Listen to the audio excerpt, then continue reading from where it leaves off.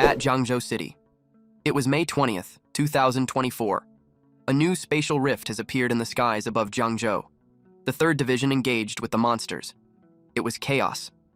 Different warriors were busy fending off these demonic creatures. One wolf-like monster complained how these lowly humans are still resisting stubbornly. He told them that eradicating them would only be a matter of time. This monster is the 6-eared wolf king, gold level. It moved fast and attacked the humans, have agility, and 5 mentality.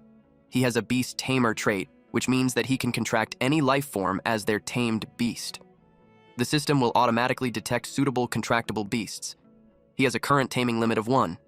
His contracted beasts can evolve infinitely. Their level can surpass god-level limits. The beast's attributes and abilities will be proportionately fed back to the host, with higher-level beasts giving greater feedback. There are also 2 prompts stated. First, the invasion of the myriad race, which is considered a global crisis, and second, the currently known levels are ordinary: bronze, silver, gold, platinum, diamond, lord level, king level, god. Each level has beginner, intermediate, and advanced stages. Yanren asked him what's wrong since he's sweating too much. Bai noticed how he's the only one who can see the status window. He grabbed her hand while telling her that he's fine.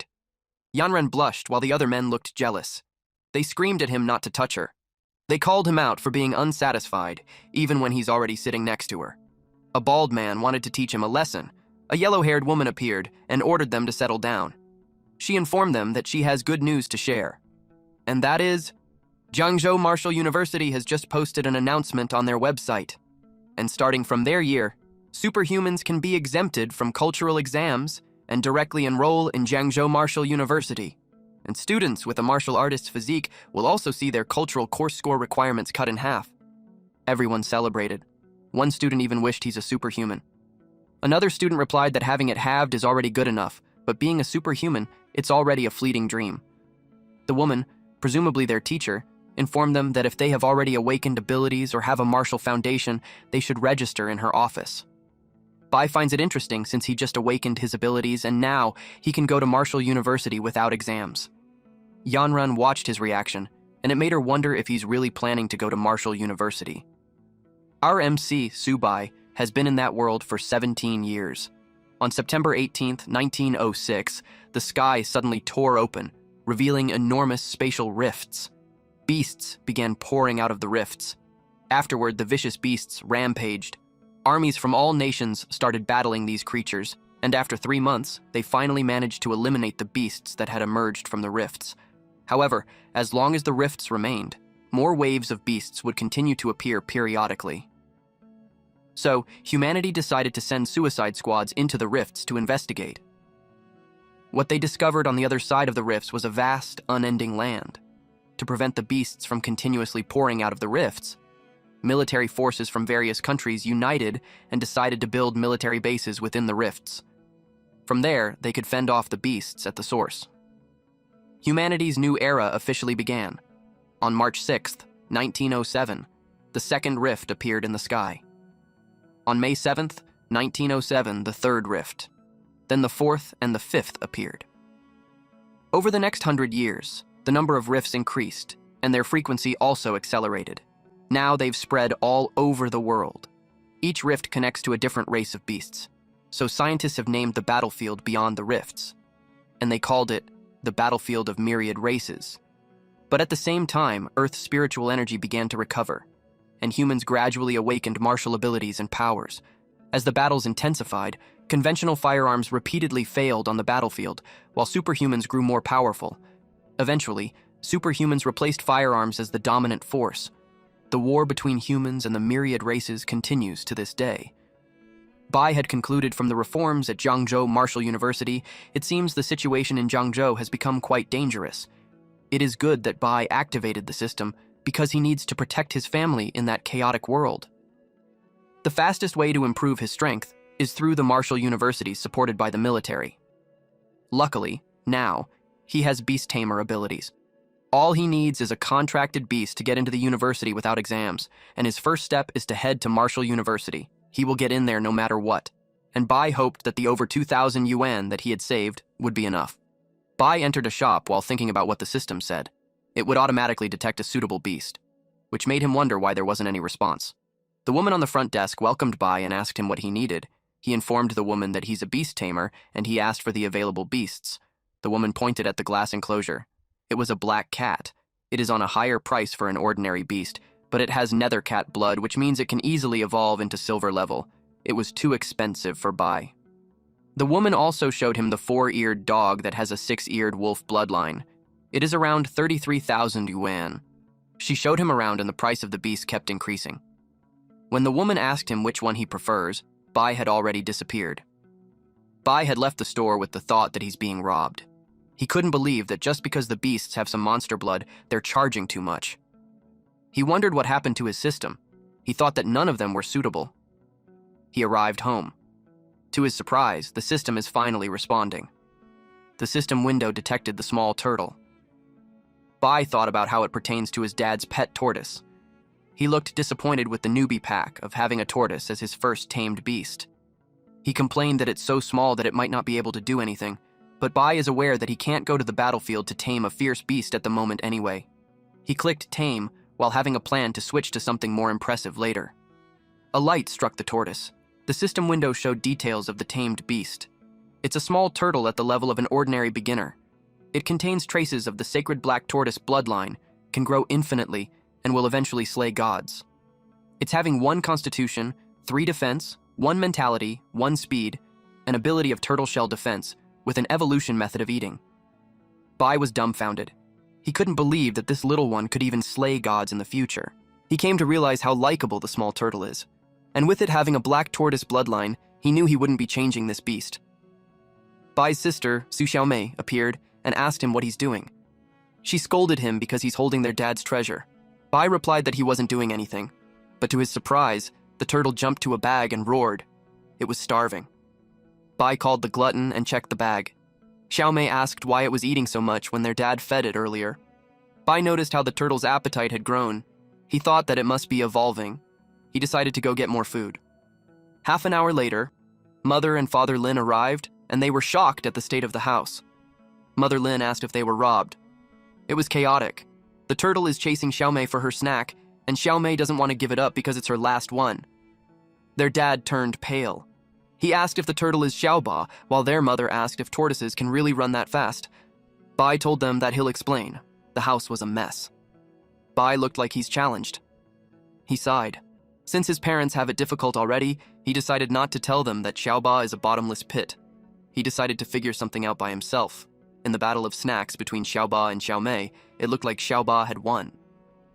Suddenly, a spirit animal appeared from Xiaoba's body. Bai wondered if it's because the glutton is now full, and the black tortoise bloodline is about to erupt. Ba's erupting shadow vanished in an instant. The black tortoise bloodline hasn't awakened yet, but he's eating even more. So, Bai decided to visit a shop. The woman remembered Bai and asked him if he had decided what he wanted.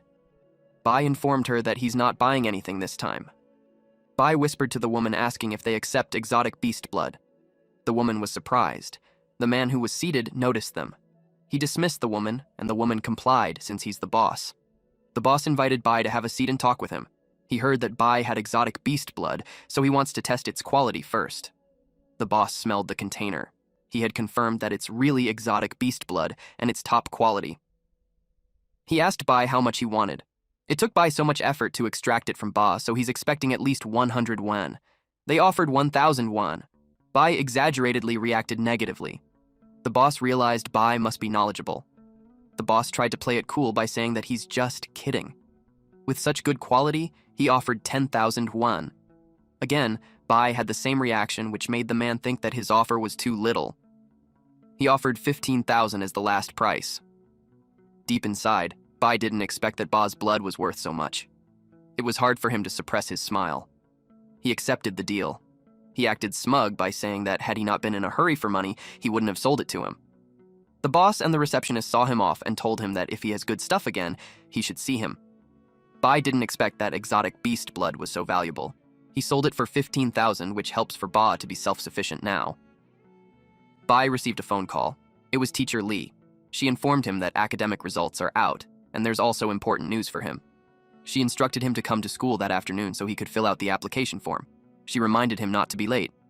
Bai asked what the important news was all about, but at that moment, Bai lost signal. To his surprise, the system window appeared in front of him to warn him that 3 humans harbor increased malice toward the host. They are within 10 meters of the host. He was advised to be cautious. It happened so soon, so Bai assumed they had set their eyes on him. It was the man that was with the owner of the shop earlier. This bald man had deduced that Bai must have something valuable based on the pet shop owner's attitude. Bai acted meek and explained to them that he went to the pet store to sell stuff and not to buy. Bai thought of how unlucky he is, but if there's only one primary warrior among them, he won't be afraid. The man demanded that he hand over the money. Bai slowly takes out Ba, who is hidden in its shell, while saying that he will hand it over now. Then he threw Ba at them. The man gripped his Morgenstern and assumed a stance like a baseball player waiting to hit the ball. But the man suddenly felt immense pain. He screamed loudly. It was because, unexpectedly, Bai kicked him in the balls. The 2 men with him got concerned. They angrily charged at Bai. While running away, Bai thought about how Ba's defense is really no joke.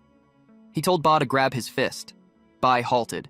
He turned around to punch them with Ba on his fist. The hard shell must have hurt a lot. The bald man angrily announced that he will kill Bai. Bai told Ba to pull back and he grabbed the turtle like he's going to throw it. Bai threw Ba towards the bald man with all his might and it hit him on the face. The bald man fell on the ground, his golden tooth came out. Bai told them that they brought the situation on themselves. He noticed Ba crawling on the bald man. It grabbed a red thing. Bai hurriedly ran towards Ba and asked what he was eating. To Ba's surprise, it was gone from its flippers. Bai realized it's a key and blood potion. The bottle is worth tens of thousands. A warrior needs to absorb that for over a month, and yet Ba ate it all in one go. He asked if Ba could even digest that. Ba is trembling while his body glows. Bai was surprised. His body glowed too. He felt stronger. His level turned normal mid-level. The host's level increases as the tamed beast's level increases. His physique attribute increased to 16 points. 6 of those points are inherited from tamed beast. He also has 2 talents. First is evolution, where the tamed beast can evolve infinitely. Level has no cap. Second talent is the turtle skin defense. It consumes some stamina to activate. When activated, the host's outer skin is covered with turtle skin, with excellent defense. Bai exclaimed how powerful the QE and blood potion is. His stats had increased and he gained a new talent. While the small turtle has 32 physiques and 38 defense. Its size has increased too. Bai remembered his lesson from class that even strength-type exotic beasts at normal high level only reach 30. It just means that the small turtle is strong even without its activation. It made Bai wonder what it would be like when activated. Since it had eaten enough, they decided to get out there quickly. The academic results have just been released and they need to submit their application. There's also an important notice. In school, the female yellow-haired teacher informed them that tomorrow, the special admissions teacher from Marshall University will come to their school to conduct an ability test for the candidates. As always, there are 2 guaranteed spots for that year. Yanran asked Bai if he had decided whether to go to the Humanities Institute or Marshall University. Bai had made up his mind to get into Marshall University. Yanran didn't expect that since she told him to apply to the Humanities Institute with her. She told him that Marshall University sends students to the battlefield, and he confirmed with him if he truly understands how dangerous the battlefield is. And she also mentioned his grades. Bai replied that someone has to go to the front lines, so it's a good thing. He informed her that he's going to the front, to protect someone important. Yanran thought to herself that it could be her. The professor asked him where she would apply. She thought about it. Bai, who watches her, knows that she hasn't awakened her ability, and she never trained her body, so she's likely to choose Humanities Institute. She replied that she needs more time to think about it more. The female professor reminded them that this is an important decision. She instructed them to take their report card, go home, and discuss it with their parents. And by tomorrow, they must submit their application. After that, they were dismissed. We then see Yanran remove her clothing, dipped into the tub with flowers, while her servant tends to her. She called Bai on the phone. She informed him that she also decided to go to Marshall University and that she has a surprise for him. Meanwhile, Bai, who was cleaning poop at that moment, was surprised. He confirmed with her if she's not joking. She replied that she made up her mind. Bai replied all right and explained that he needs to go since he has things to take care of. At that time, Ba is rummaging through a paper bag. Bai complained how Ba is such a troublemaker for eating and pooping so much. He complained how the turtle is killing him. The students are gathered for an event. They have a guest named Instructor Zhang Kai from Marshall University, who has traveled a long distance to speak with all of them. Zhang Kai is their senior and a martial artist who graduated number 1 in their school. He told them that a year ago, 126 students from number 1 high school was admitted to Marshall University, and only 65 now are still alive. He continued sharing that 2 years ago, 98 students were admitted to Marshall University, and of them, 32 are still alive. Then 3 years ago, 86 students were admitted to Marshall University, and only 11 of them are still alive. He clarified that he's not telling them to scare them, but to make them understand that being admitted to Marshall University is not something to brag about. He told them that what lies ahead of them are tasks, responsibilities, dangers, and the duty to protect the country. He said to them that Marshall University is a place that nurtures the strong. He asked them if they want to become strong. The students replied yes, enthusiastically. Kai looked forward to seeing their performance in the exam. Bai was stopped by his teacher. Kai asked him if he's Subai. He replied yes, and they told him that he has been selected for direct admission to Marshall University. He was instructed to head there immediately to prepare for the entrance test. Bai couldn't believe it. He was then informed that a bus was waiting for him at the school gate. The other students were envious. The students were informed that they had arrived and were asked to exit the bus one by one. They had their luggage with them and were asked to follow behind. They didn't miss the large stone monument. The woman ushering them informed them that it's the Marshall University motto. She planned to take them to collect their training uniforms, and after that, the dormitory. She pointed to her left, which is the male dormitory. She told them that they can go to their dorms to rest and change into the training uniforms that they just received, and then later, someone will announce the time for the exam. They thanked her. Bai had arrived at his room.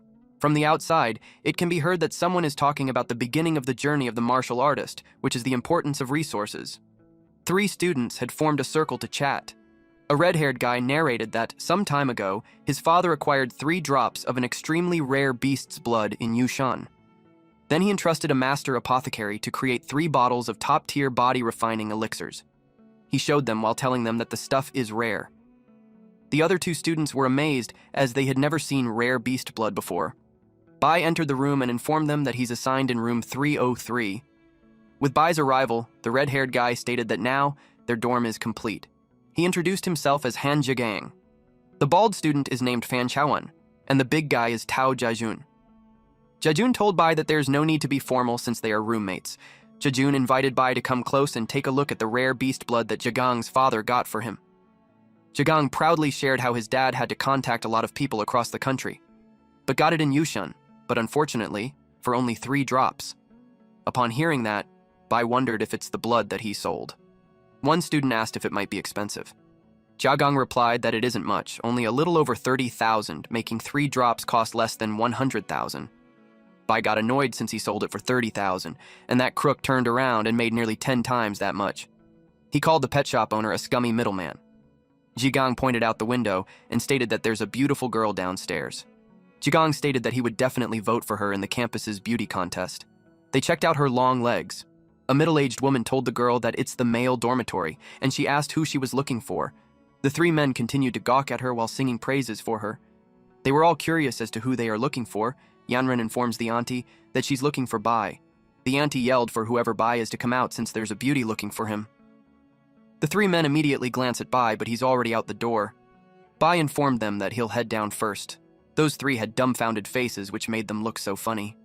Yanren commented how Bai looked sharp in his uniform. She taps his chest while telling him that it made him look handsome. Seeing how Yanran fixed his collar, everyone at the dorm protests. Everyone looked like they'd die of jealousy. It's funny. Yanran asked him if he's not angry about the direct admission. Bai replied no, and shared that he plans to take the exam. But since he knew she did it out of goodwill, he thanked her while patting her head. Yanran was surprised that he's thanking her. She's worried that he might be mad at her. Since the entrance test is the day after tomorrow, she gave him some elixir that she prepared. Bai replied that she already helped him so much, so she should just keep it for herself. But to insist that he would take it, she immediately said her goodbyes. Everyone watched them from the building and expressed their dissatisfaction and jealousy. When Bai came back to their room, the 3 men crowd over him. They pampered him while asking about the beauty. He told them that they are high school classmates. Jiagang told Bai that they are dorm brothers, and with his connection to the goddess, it would be easy for him to introduce them to some of her friends. Since it was their first meeting as dorm brothers, Jiagang invited them to have dinner together and chat. The three left to prepare while they encouraged Bai to take a rest. Bai commented on how interesting they are. He took out BA from the bag, and he also wanted to see what kind of elixir Yanran gave him. Ba saw it, and his eyes sparkled. Bai examined the vial and found out that it's blood chi powder. Ba is in for a treat again. Bai had a devilish grin while he reminded Ba that he should know what to do after eating blood chi powder. The night came. Someone told Jiagang that the restaurant is a bit too much. Jiagang replied that Bai only needs to eat and drink well, and leave everything to him. They had a toast while Jiagang made his speech. He told Bai that coming to Marshall University and meeting a brother like him, especially someone as capable as him, Bai felt really lucky. Bai told them that since they are all brothers now, there's no need for formalities. Bai told them that he went to high school with Yenrin, so having her introduce them to some friends shouldn't be a problem. He told them that they'll talk about it later. Bai told him that he needs help with something. Jiagang was up for it. Bai told them that it's not a big deal. It's just that he had some rare beast's blood and he'd like his help selling it. Jiajun commented how that beast blood is even higher grade than what Jiagang had before. Jiagang examined it carefully and said how he hasn't seen one that has a high grade like that. Since the beast blood is so rare, Jiagang admitted that he can't judge its price accurately, so he has to call his dad to assess it. Bai replied that it was not a rush and they could eat first. When Jiagang made the call, right after picking up, his dad scolded him for spending all his allowance again.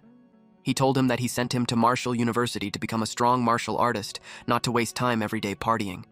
Jiagang clarified that he didn't call to ask for money. Instead, he has a serious business. He explained that a classmate of his has 7 drops of rare beast's blood and wants to sell it. He explained that it's even better quality than the 3 drops that his dad brought, but Jiagang couldn't estimate the price. His dad was surprised and asked if he's sure about it. Jiagang swore and told his dad to come see it for himself. His dad ordered him to send the address, and he'll have Master Chow right away. An hour later, Master Chow exclaimed how top-notch.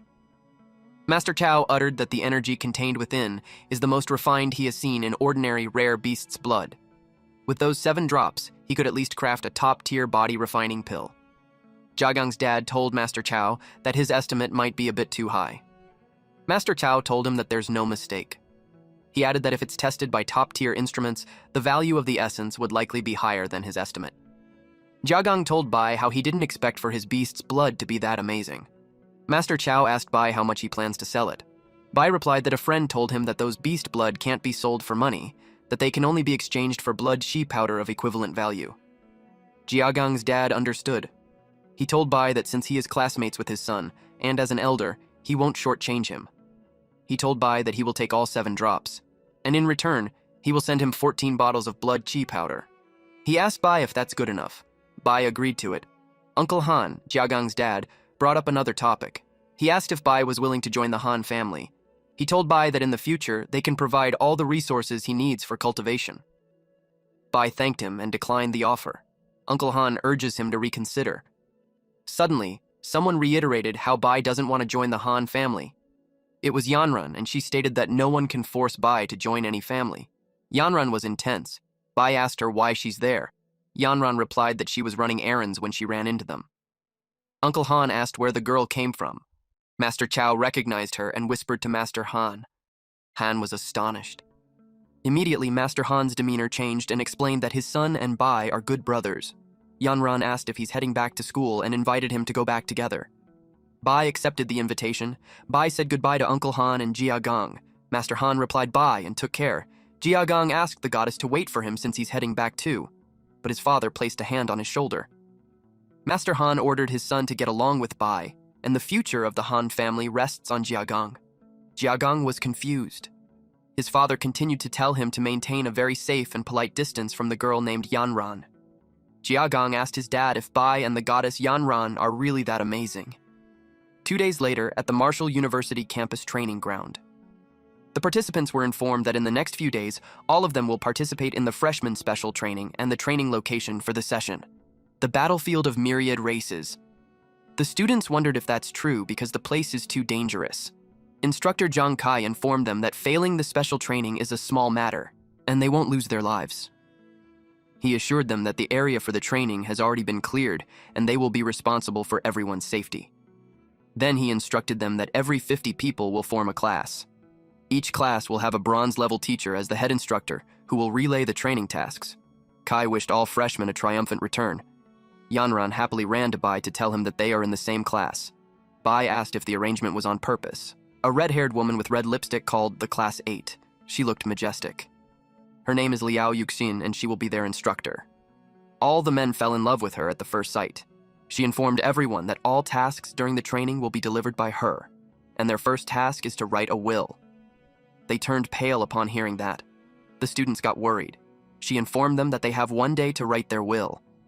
And tomorrow at 8 a.m., they have to gather at the teleportation plaza. He told them not to be late. A student asked if there's a risk to their lives. He's worried since he wants to carry on his family name. Another student reacted how there's so much that she wants to say. Yanran asked Bai for his plans. Bai replied that he doesn't have much to prepare, so he'll head back to the dorm. Yanran told him that she'll see him tomorrow. Since they're heading to the battlefield tomorrow, they invited Bai to have a fun night with the guys. Bai replied that he has something to do, so he won't go.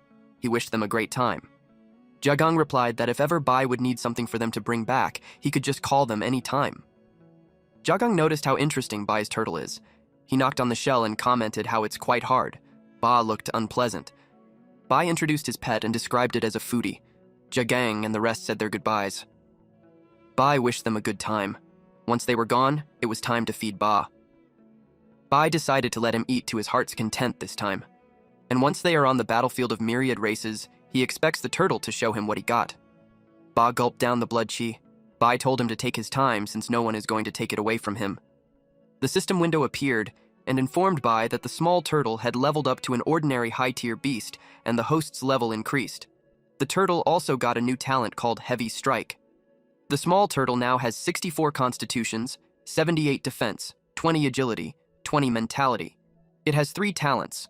First is the shell defense, wherein when fully retracted into its shell, it forms a defensive stance, increasing defense by 300%.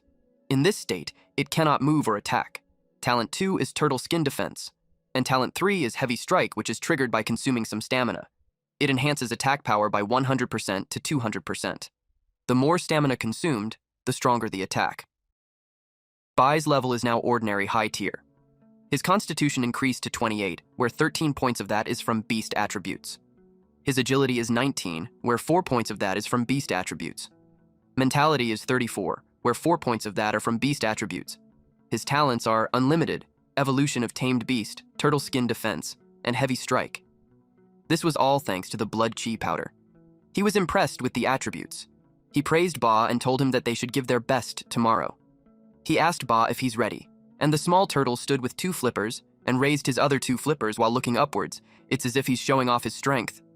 The next day, they were all gathered at the designated location. All students are ready for battle. The men were just awaiting orders. Kai announced that teleportation array number 1 is activated and everyone is advised to prepare for teleportation. Jiagang commented on how massive the teleportation array is. It's something that can only be seen in the Martial University. Yanran was concerned with Bai, so she told him to be careful. Bai told her not to worry. Yuxin advised them to relax and prepare for teleportation. With that, they made it to the other side. They looked around and asked if it's the military base inside the battlefield of myriad races. They couldn't believe that they really got teleported. Everyone was amazed. Yuxin instructed them to quiet down. She addressed Deputy Commander Liatao to excuse them and explained that they are all new recruits who haven't seen much yet. Deputy Commander Liatao introduced himself as the Deputy Commander of Military Base F-269. He can be addressed as Deputy Commander or Sir. He made it clear whether they are students or instructors. On his turf, they follow his orders. He asked them if they understood. In unison, everyone replied, "Understood." He told them that they are in luck since his team just finished a battle. Jiegang complained that he's just a deputy commander. He asked what's special about him. Bai replied that from the scar on his face, he looked like an experienced officer. He ordered them of their first task, to clean up the battlefield. And while cleaning the battlefield, they'll be clearing out some of the remaining shadow cats. It's perfect for new recruits like them who are stepping onto the battlefield for the first time. He explained that eliminating shadow cats earns them merit points, which they can exchange at the logistics department for blood chi powder and various grades of body refinement elixirs to help improve their strength. Jiajun exclaimed how fortune favors the brave. Knowing that, Jiagong now realized why there's so many people willing to risk their lives to come to the battlefield of myriad races. The deputy commander commented how the youngsters are ready for action. He ordered them to follow him. Bai planned to accumulate merit points in exchange for potions. Ba would be in for a feast. The deputy commander showed them the wonder fresh off the battlefield. They were in agony and pain from losing their limbs and arms. Jiajun asked if they were injured while clearing out the shadow cats.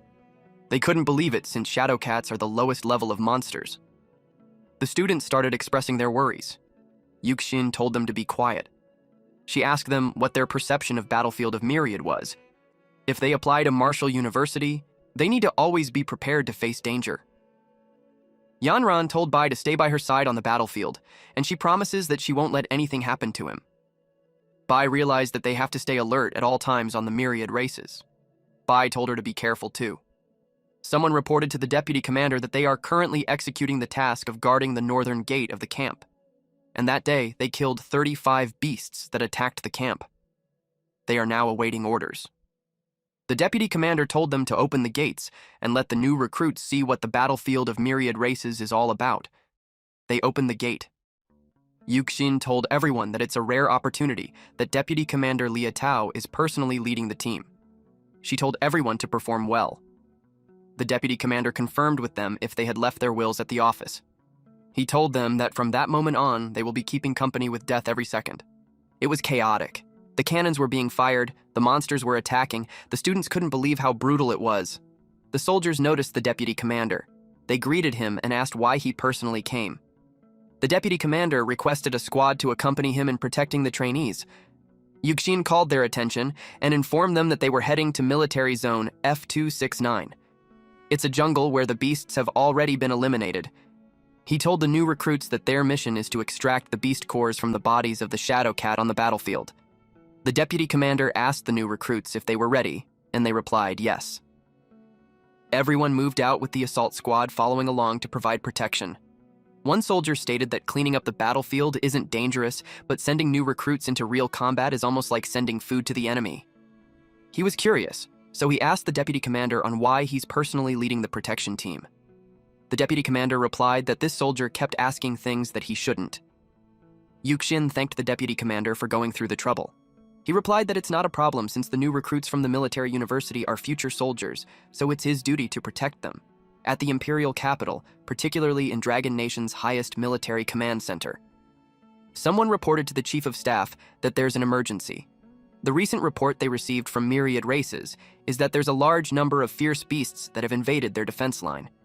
Currently, 12 golden-level strong members of the Shadow Cat clan have joined the attack, targeting 12 southwest border military bases such as D-128 and D-140. The chief of staff ordered to immediately determine the movements of the fierce beasts and instruct all military bases to increase defenses. He told them that the first-year students from various Marshall universities are undergoing training in the battlefield of myriad races. They are the future of the nation and must not suffer any losses. At military zone F269. Yuxin instructed them to clear the battlefield immediately. Every extra minute in there brings added danger.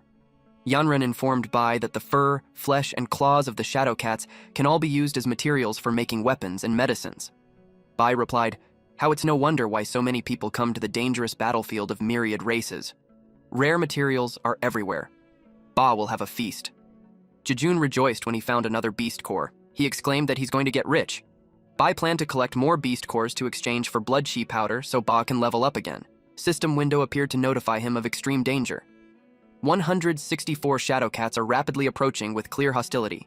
Threat is detected 3 kilometers southwest in the forest. Threat level is 5 stars, extremely dangerous. Deadly threat level is 4 stars, extreme danger. Bai was rattled. Yanran asked him what's wrong. He immediately went to Yuxin. He informed her that he sensed a large group of fierce beasts rapidly closing in on them from the southwest. Yuxin was on a branch, so she looked around, but there was silence. She scolded him for messing around. She asked him if he realized the consequences of causing a panic among his classmates. He insisted that he's not joking and that there's a really large group of fierce beasts coming. The deputy commander joins the conversation and guarantees that there's no beast within 2 kilometers. Bai argues that he's not joking and that there's 100 shadow cats 3 kilometers away from them. The deputy commander took it as Bai saying that his abilities are superior to the deputy commander. Yuxin made up an excuse that Bai must have been overly nervous that he imagined things since it's his first time on the battlefield. She asked him not to take it personally. Yanran allied with Bai, and she argues that no one should jump to conclusions until they have clarity. She firmly believed in him. Again, Bai informed them that the beasts are coming closer. He shared that he's a beast tame with a special crisis sense, so he asked them to believe in him. That was news to Yuxin. She asked why the school didn't register that. Bai explained that he was recommended to Marshall University, so the school didn't register his abilities. The crowd is starting to gather. They couldn't believe Bai is an ability user, where they haven't even seen his beast. The other students started running and reported that the shadow cats had arrived. They announced that Bai was telling the truth. The deputy commander ordered everyone to gather around him and set up a defensive formation. They moved as fast as they could. The deputy commander instructed the communications officer to contact the base immediately and request support. They reported to the deputy commander that they just received word from the base and they detected numerous signs of fierce beasts around the base, so they're unable to send support. Yuxin asked Li Dao if there were really hundreds of fierce beasts coming. She's worried because without reinforcements, the students have limited combat ability. The deputy commander admitted that Bai's sensing was correct since he can now sense a large group of beasts closing in fast. The deputy commander instructed the vice squad leader to send 4 soldiers to protect Yanran and Bai with all their might. Bai shouted that he can fight and doesn't need protection. A Shadow Cat Bronze Level 1 appeared. They counterattacked with one goal in mind, to protect the students. In just one strike, the Shadow Cat took down several men. One complained that those aren't like cats, they were more similar to tigers. The deputy commander ordered the defensive line to hold. As long as they withstand the first wave of the Shadow Cat's charge, they can defeat them. They reminded the students of their oath. They recited, "With my chest, build an unbreakable great wall for Dragon Nation." They formed a barrier, but as the Shadow Cats approached, it was hit. 2 mysterious people have joined the battle. Zhang Mani, Bronze Level 1, and Luo Yongqiang, Bronze Level 1 were on the offense. Yuxin was relieved to see Archer Zhang Mani and the naturally strong Luo Yongqiang. She told them that the students for that year are truly formidable. Bai was impressed. He also started comparing his weapon against them. Everyone was amazed at how they just turned the tide. Suddenly, they heard a loud sound. A ferocious beast came out. It's a Shadow Cat King on a silver level. Its physique is 45, agility is 88, and mental strength at 43. The deputy commander was alarmed. He immediately instructed them to call the base and request support again. Yongqiang attacked it, while Mani distracted its sight. Yuxin yelled for them to come back quickly. She was alarmed since it's a silver-level beast and shouldn't be taken lightly. It released a blade of wind which hit Mani. She crashed down while Yongqiang fell on his knees. Yuxin screamed at them to hurry back while the gunners covered for them. But the Shadow Cat King jumped at them. Mani screamed for help. Unexpectedly, something had hit the Shadow Cat King on the face. It was Ba. When everyone saw it, they asked what it was. Yuxin replied that it looked like a turtle. Then Jiagong noticed Bai. Bai utters how that kind of entrance is a bit awkward. But he introduced himself together with Ba, his beast. He told everyone to handle the small fries while he deals with the Shadow Cat King. It made them think if the turtle is really that impressive. Yanran finally found out about Bai's tamed beast. Bai told Ba to show the cat what he can do. They saw how fast Ba runs, so they hesitated if it's still a turtle. The deputy commander didn't expect Bai to have such power, even Yuxin. She expressed how Bai taming is a bit different. Yuxin ordered everyone to attack while Bai distracted the Shadow Cat King. They are to focus on the Shadow Cats. Everyone's morale was high. The Shadow Cat King raised its paw in the air. It tried to slash the turtle. But to its surprise, its claw broke. Upon witnessing that, the deputy commander's jaw dropped when he realized that the normal-grade creature can withstand the Shadow Cat King's crushing claw. It was indeed an insane defense. But he realized it wasn't the time to be shocked. He told his soldiers to cover for him, and while the Shadow Cat King is occupied, he's going to finish it. He knew that the weak spot was its abdomen. He stabbed it right there. The Shadow Cat King what he with its tail. He leapt backwards to evade it, while expressing his annoyance that he missed the spot. He attacked again, putting his life on the line. Bai requested Ba to use his ultimate move. Everyone watched the turtle while feeling puzzled as to why it was spinning in place. Bai read in the book that the weak spot of the Shadow Cat King is the abdomen. Ba kept spinning in place and Bai assumed his stance, and when he found the perfect timing, he kicked Ba. Of course, Ba went flying towards Shadow Cat King, and it hit it right at the abdomen. Ba was able to hit the weak spots, so now Bai just waited if the Shadow Cat King would survive that. It vomited blood, and it can no longer support itself up. It didn't take long before it fell on the ground. Everyone celebrated the fall of the Shadow Cat King. The deputy commander couldn't believe they won. Yanran ran towards Bai and hugged him. She told him how amazing he is for defeating the silver-level Cat King. Bai, at this time, hasn't fully processed yet if it's over. Other students approached Bai to tell him how amazing he is. One student is even curious as to where he got the turtle since he wants to get one too. Bai noticed Ba was sneaking off, and Ba got his hand on a yellow gem. Ba ate that. The deputy commander noticed the sky.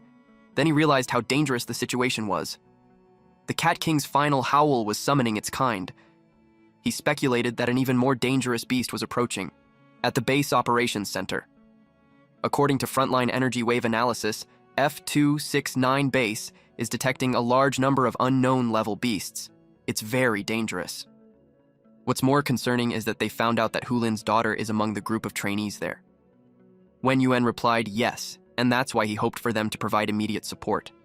The chief of staff replied that he will dispatch a scout company to escort Yuan to the battlefield, but he realized that he should go there himself. Yuan warned him that the reinforcements should have arrived within 20 minutes. The man was flustered, but he gave the order at once. The chief of staff utters how terrible it is. He knew that if Hulin goes mad, the entire Jiangzhou won't be able to handle it. The dark clouds hid a ferocious creature glaring down at those foolish humans.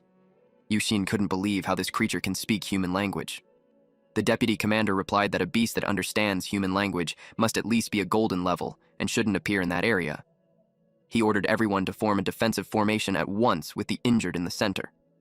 The shadowy creature landed down on the ground beside the Shadow Cat King. This creature is angry that his kind was slaughtered. They saw it eat the Cat King. Bai received a warning message that a golden-level beast is nearby. He was asked to leave immediately because it was extremely dangerous. It has a lethal threat of 5 stars. The creature is a Shadow Cat King mutated, and its level is golden with a 272 constitution, 345 agility, 275 mentality. After it sustains injuries, it enters a bloodthirsty berserk state, increasing agility and attack by 100%, with a 50% reduction in defense. The students were worried because they knew that even their teacher hadn't even faced a golden-level creature. In addition to that, they don't have reinforcements. The deputy commander ordered them to escort the wounded and retreat while he covered for them. He charges forward. But in just one swing of its arm, the Shadow Cat King mutated had injured the deputy commander. The deputy commander crashed on the ground. Bai immediately requested Ba to protect him while the Shadow Cat King approaches. Ba courageously stood on its way. The Shadow Cat King mutated noticed that the turtle's shell is exceptionally tough.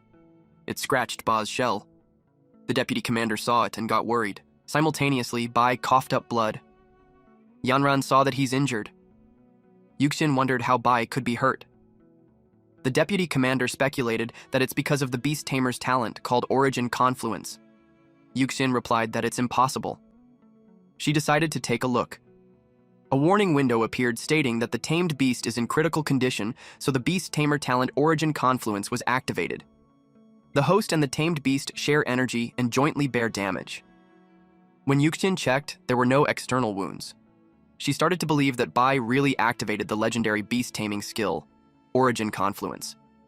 Bai is propped on Yanran's lap. She asked him how he felt. Bai replied that he's fine. Yuxin informs everyone that Bai is currently taking the attacks from the golden-level Shadow Cat King for the tamed beast, so they need to support him. Gengi agreed that they shouldn't let Bai fight alone. The Shadow Cat King mutated insulted them by calling them a bunch of ants. They all charged forward, but Yuxin noticed that the Shadow Cat King mutated went past them. It was after Bai. Yanran protected him with her body. Suddenly, a loud explosion happened. Yanran was surprised. Bai grinned while saying that the crystallization of the Shadow Cat King mutated has finally been absorbed. The small turtle has been upgraded to bronze tier. With that, the deity bloodline activated 10%, all attributes enhanced, talent was strengthened. BA has now 218 physique, 362 defense, 55 agility, 60 spirit. It has 3 talents. First is the turtle barrier, which gathers power to form a defensive barrier, increasing defense by 300%. Talent 2 is turtle spirit possession, which consumes a certain number of stamina to cover the body with energy, enhancing attack power by 100% and defense by 200%. Last talent is gravity, which launches a skill at a designated target, which will be pulled by the force of gravity. A large golden spirit came out of Ba's body. Yuxin couldn't believe that Bai's beast had evolved. The deputy commander noticed the golden light and speculated that it was an epic-level tamed beast. Bai can now stand up. Yunran noticed how his injuries were healed. Bai replied that he's feeling fine now. He didn't waste time. He ordered Ba to defeat the beast. The Shadow Cat King mutated fought against the golden spirit thing from Ba's body. The deputy commander stated how the tamed beast is only at bronze tier but exudes such terrifying pressure. He assumed that the bloodline was high. Their jaws dropped when the tamed beast knocked away the Shadow Cat King mutated. The Shadow Cat King mutated got angry. It screamed that he wanted them all dead. Everyone has to be careful because it went berserk. Several dark shadow cats came out from the Shadow Cat King mutated. It won't allow anyone to escape. Bai ordered Ba to stop it. The golden turtle spirit made a loud noise, and it froze the shadow cats.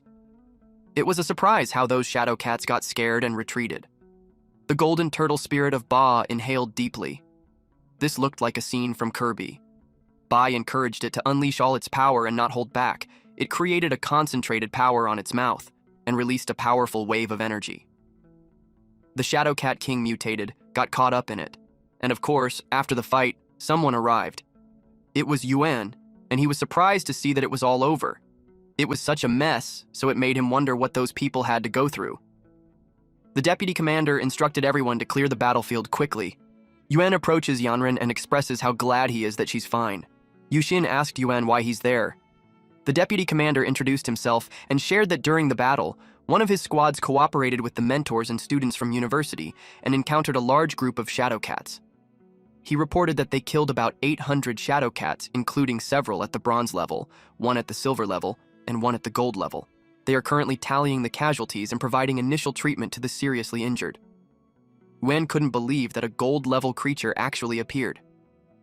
Yuan inspected the aftermath of the battle and expressed that it was unbelievable that they killed the gold-level beast. The deputy commander told Yuan that it was Bai and his tamed beast that did it. Yuan turned to Bai and asked him if he's the one who killed it. Bai humbly replied that it was a joint effort between him, the deputy commander, and the mentors. He's saying that it wasn't solely his achievement. Yuan was pleased with that answer. Yuan invited Bai to Jiangzhou Fortress after he graduated from university. He even initiated to personally guide Bai. Bai thanked him for his kindness and admitted that he hasn't made a decision yet. The deputy commander reported to Yuan that the battlefield has been cleared, and they are awaiting his orders. Yuan ordered everyone to return to base. They were instructed to count the numbers while candidates entered the portal in an orderly fashion. Students were told to go back and train well, and that they are so far the strongest group that has been there. The deputy commander and Yuxin stand on the side while the students enter the portal. The deputy commander expressed how those kids are special, especially the one named Bai since he has great potential. Yuxin agreed with him and expressed that Bai is powerful even as a freshman. The deputy commander said goodbye to Yuxin and added that he owes his life to Bai. Yuxin bids goodbye too. They are finally back at Marshall University. One student exclaimed how thrilling the trip was. Someone yelled to welcome the heroes back. In front of them are banners welcoming them as heroes, and they were given flowers. One student was flustered because he thinks it was Bai who is the hero, and they are nothing else but some cannon fodder. Another student agreed with that thought and expressed how he's glad just to make it back alive. One student even uttered that if he hadn't lost so many classmates, he would almost think that the experience was just a dream.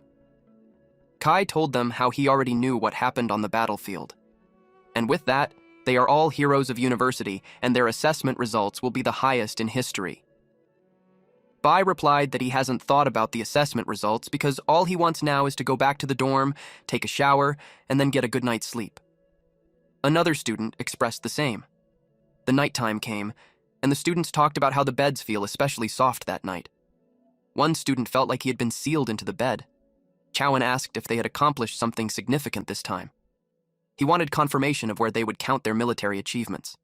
Jagang replied that their military achievement is too little, and for achievement, it was Bai who took down the god-level beast. It could be exchanged for a whole basket of training resources. Jagang asked Bai what kind of turtle he has since Jagang wanted to get himself a pet too. The reason is because just looking at a turtle makes him feel at ease. It was funny that at the exact moment, Ba is dreaming of kissing a female turtle. A few hours later, there was a loud knock on the door. Jiagang was still sleepy as he made his way to the door. He wondered who's knocking so early. He didn't know the people on their door. There were 4 girls. They are their seniors, and they are from the Jiangwu Student Council. They brought breakfast for the heroes that came back from the battlefield. Then they asked who among them was Bai. Jiagang happily received the lunch boxes. He assured them that they won't let them down with their kind intentions.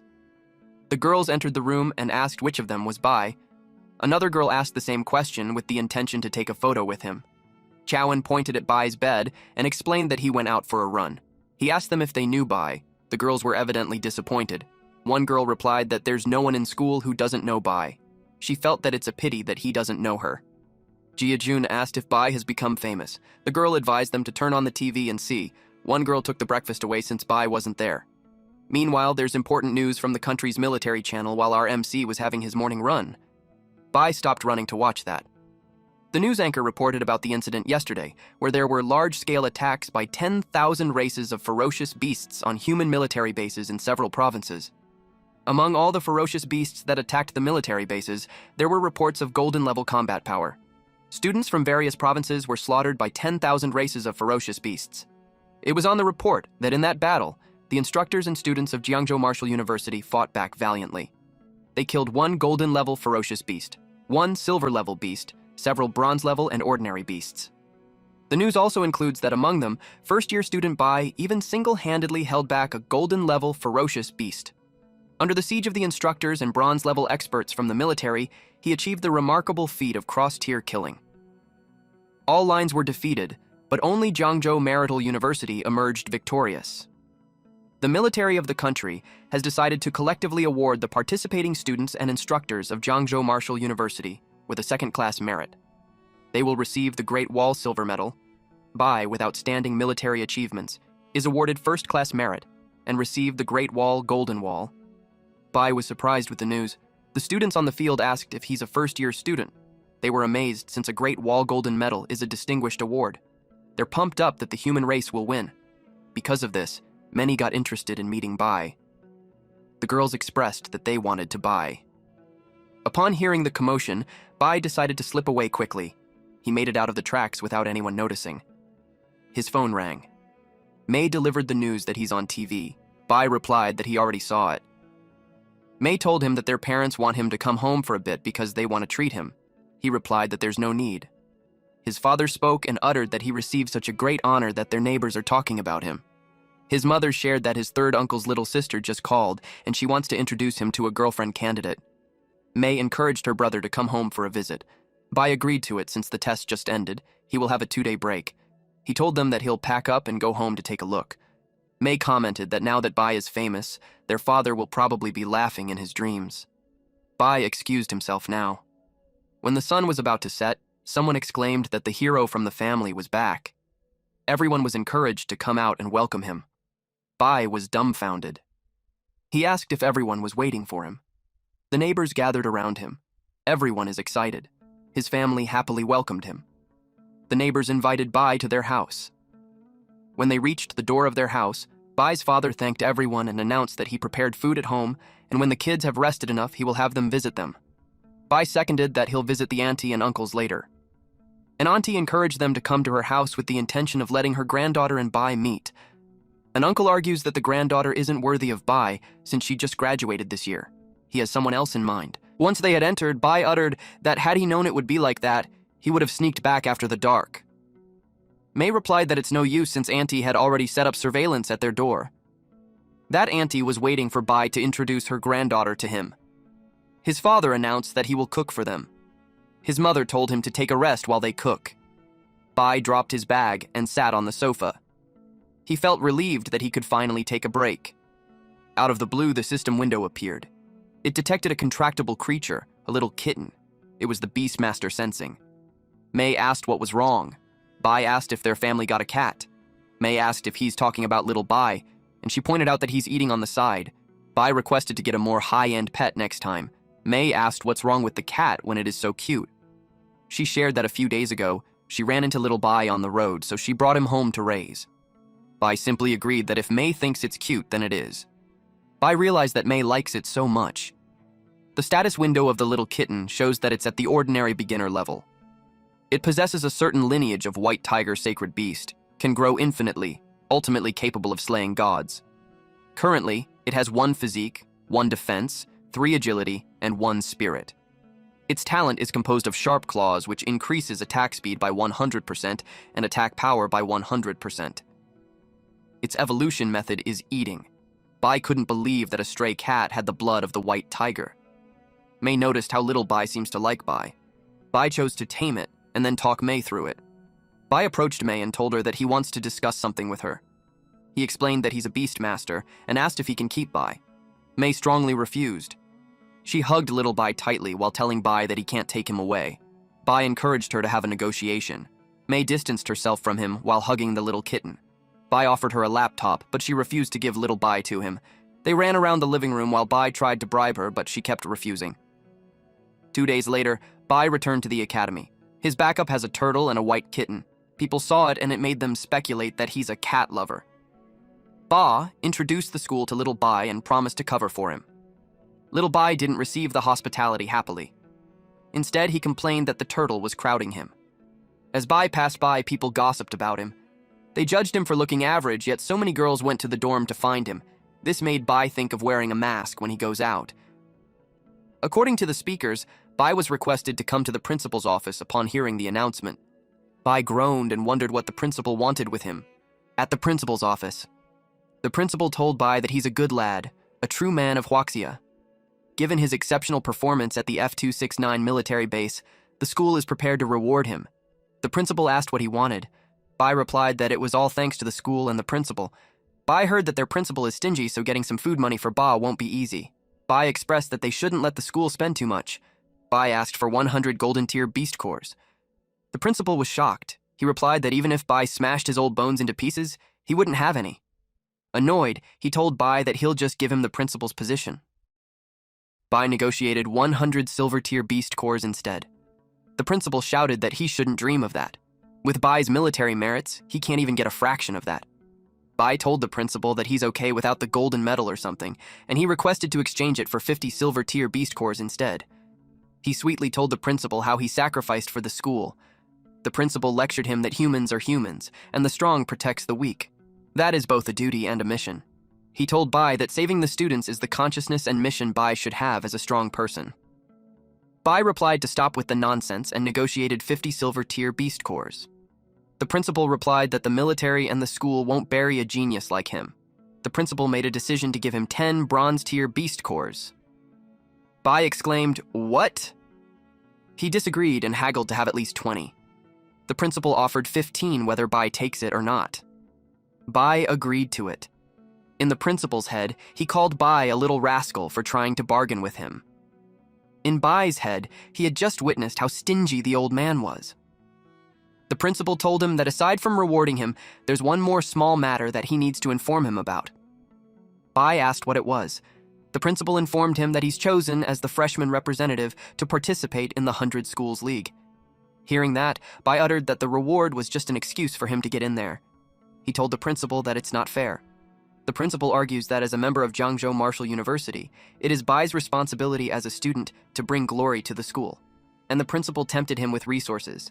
He told Bai that it's simple. The rewards from the league are quite generous. Bai talked back, saying that the league is packed with skilled players, so getting a rank won't be easy. In short, it's definitely not simple. The principal called him timid and sent him back. He instructed Bai to go to the training room tomorrow morning. In the principal's head, young people nowadays are getting harder and harder to fool. In Bai's head, he recalled the rumor that the principal is a cunning old fox, and he just witnessed that it's true. The next day, inside the training room, the principal stood before a few men to tell them that the 100 Schools League was organized by the military. although the resources allocated to their school by the Ministry of Education aren't as abundant as those given to the prestigious schools like Imperial City Martial University and Magic City Martial University, he hopes that the students can still achieve better results. They started the roll call.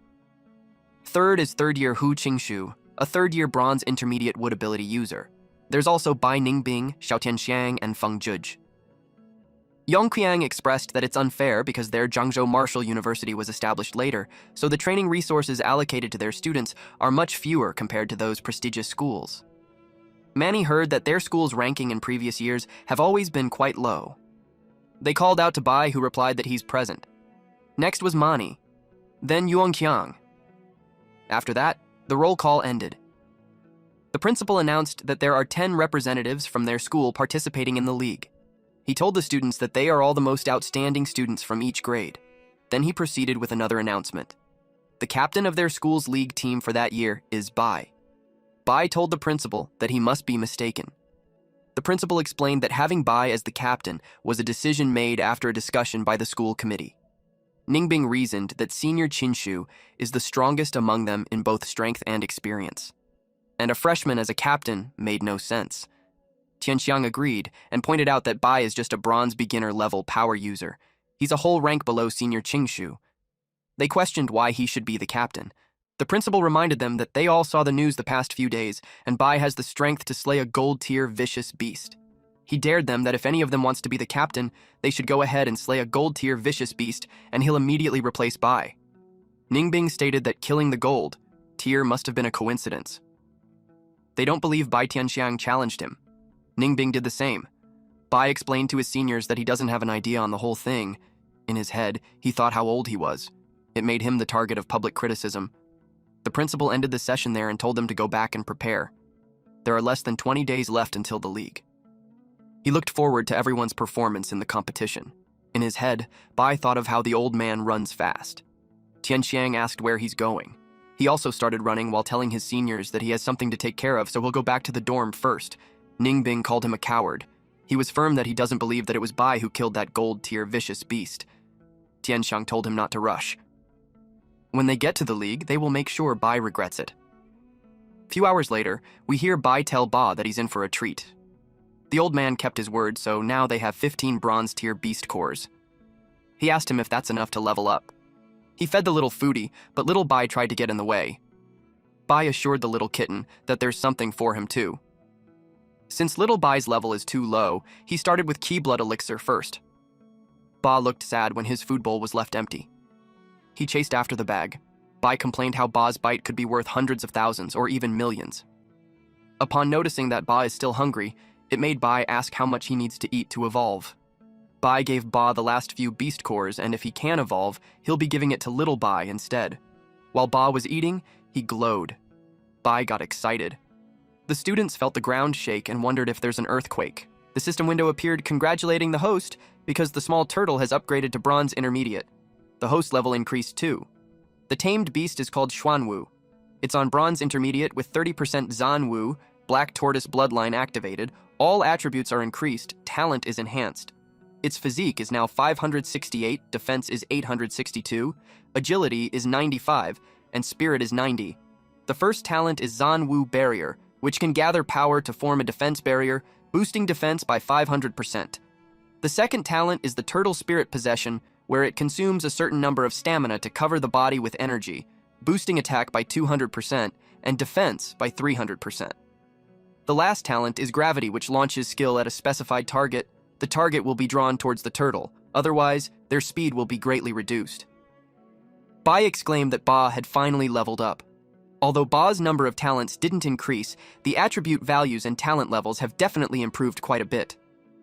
Little Bai leveled up too.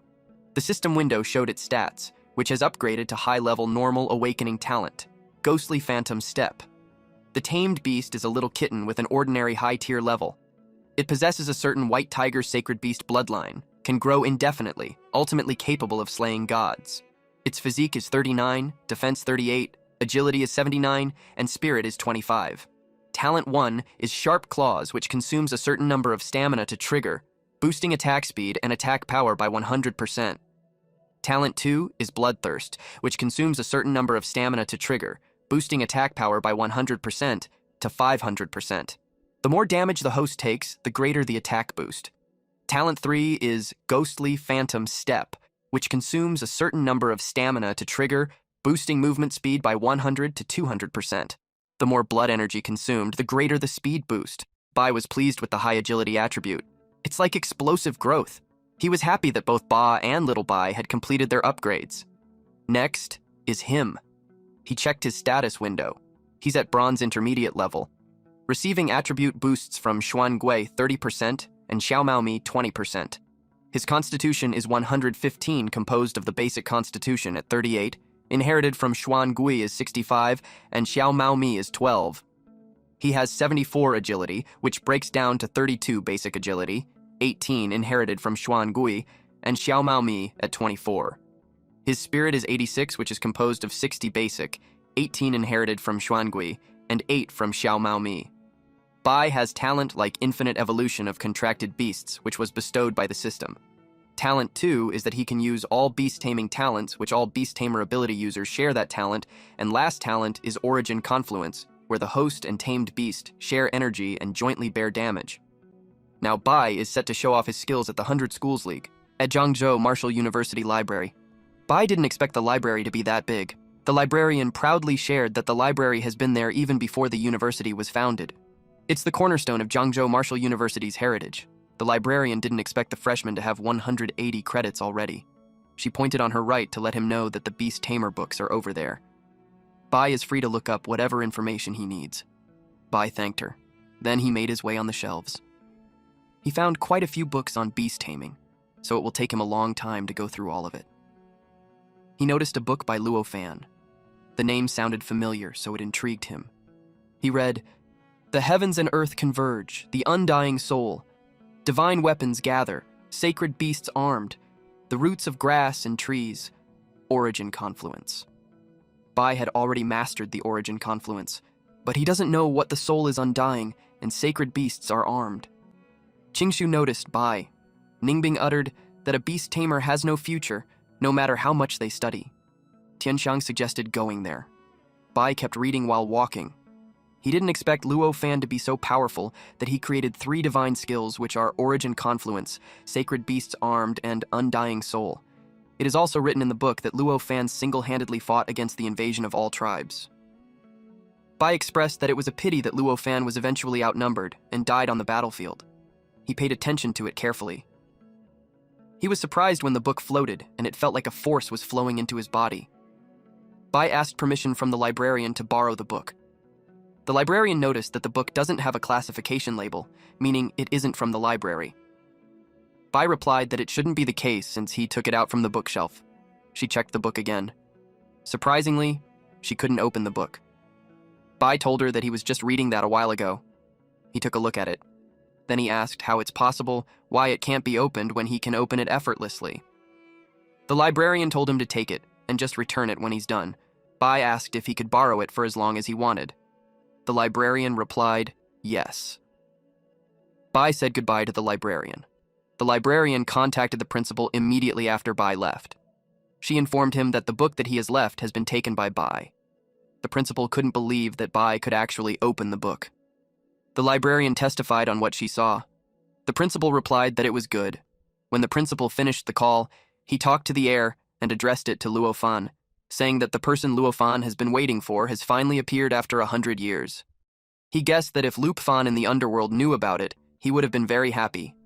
2 weeks later, the 100 Schools League is divided into 5 major battle zones: East, South, West, North, and Central.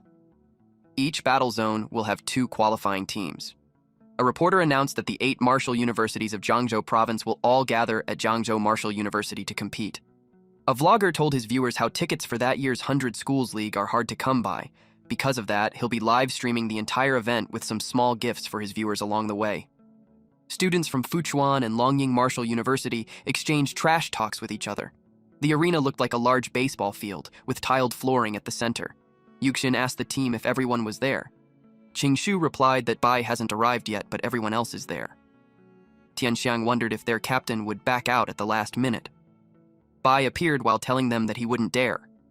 Yuxin noticed how Bai's strength significantly improved even when only a few days had passed by. Bai announced that he had arrived. Yuxin was glad that he's there. The match is about to start, and they need to arrange their lineup. Bai assured her that he got it all planned out. The host of the event invited everyone to be quiet. He narrated how, just a month ago, the myriad beast clans deployed large-scale forces to pin down the military's frontline capabilities. Meanwhile, smaller groups of vicious beasts bypassed the front lines to attack several provinces' rear military bases. The Martial University students in the attacked provinces were nearly wiped out by the myriad beast clans, with less than 1 in 100 surviving.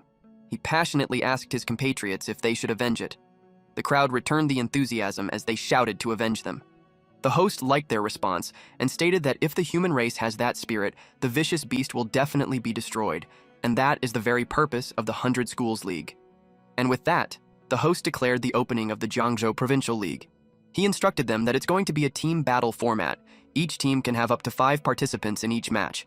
The loser is eliminated, and the winner continues. The team with the last remaining participant wins. They proceeded with the draw for the matchups. First is the Longying Martial University and Xinmin Martial University.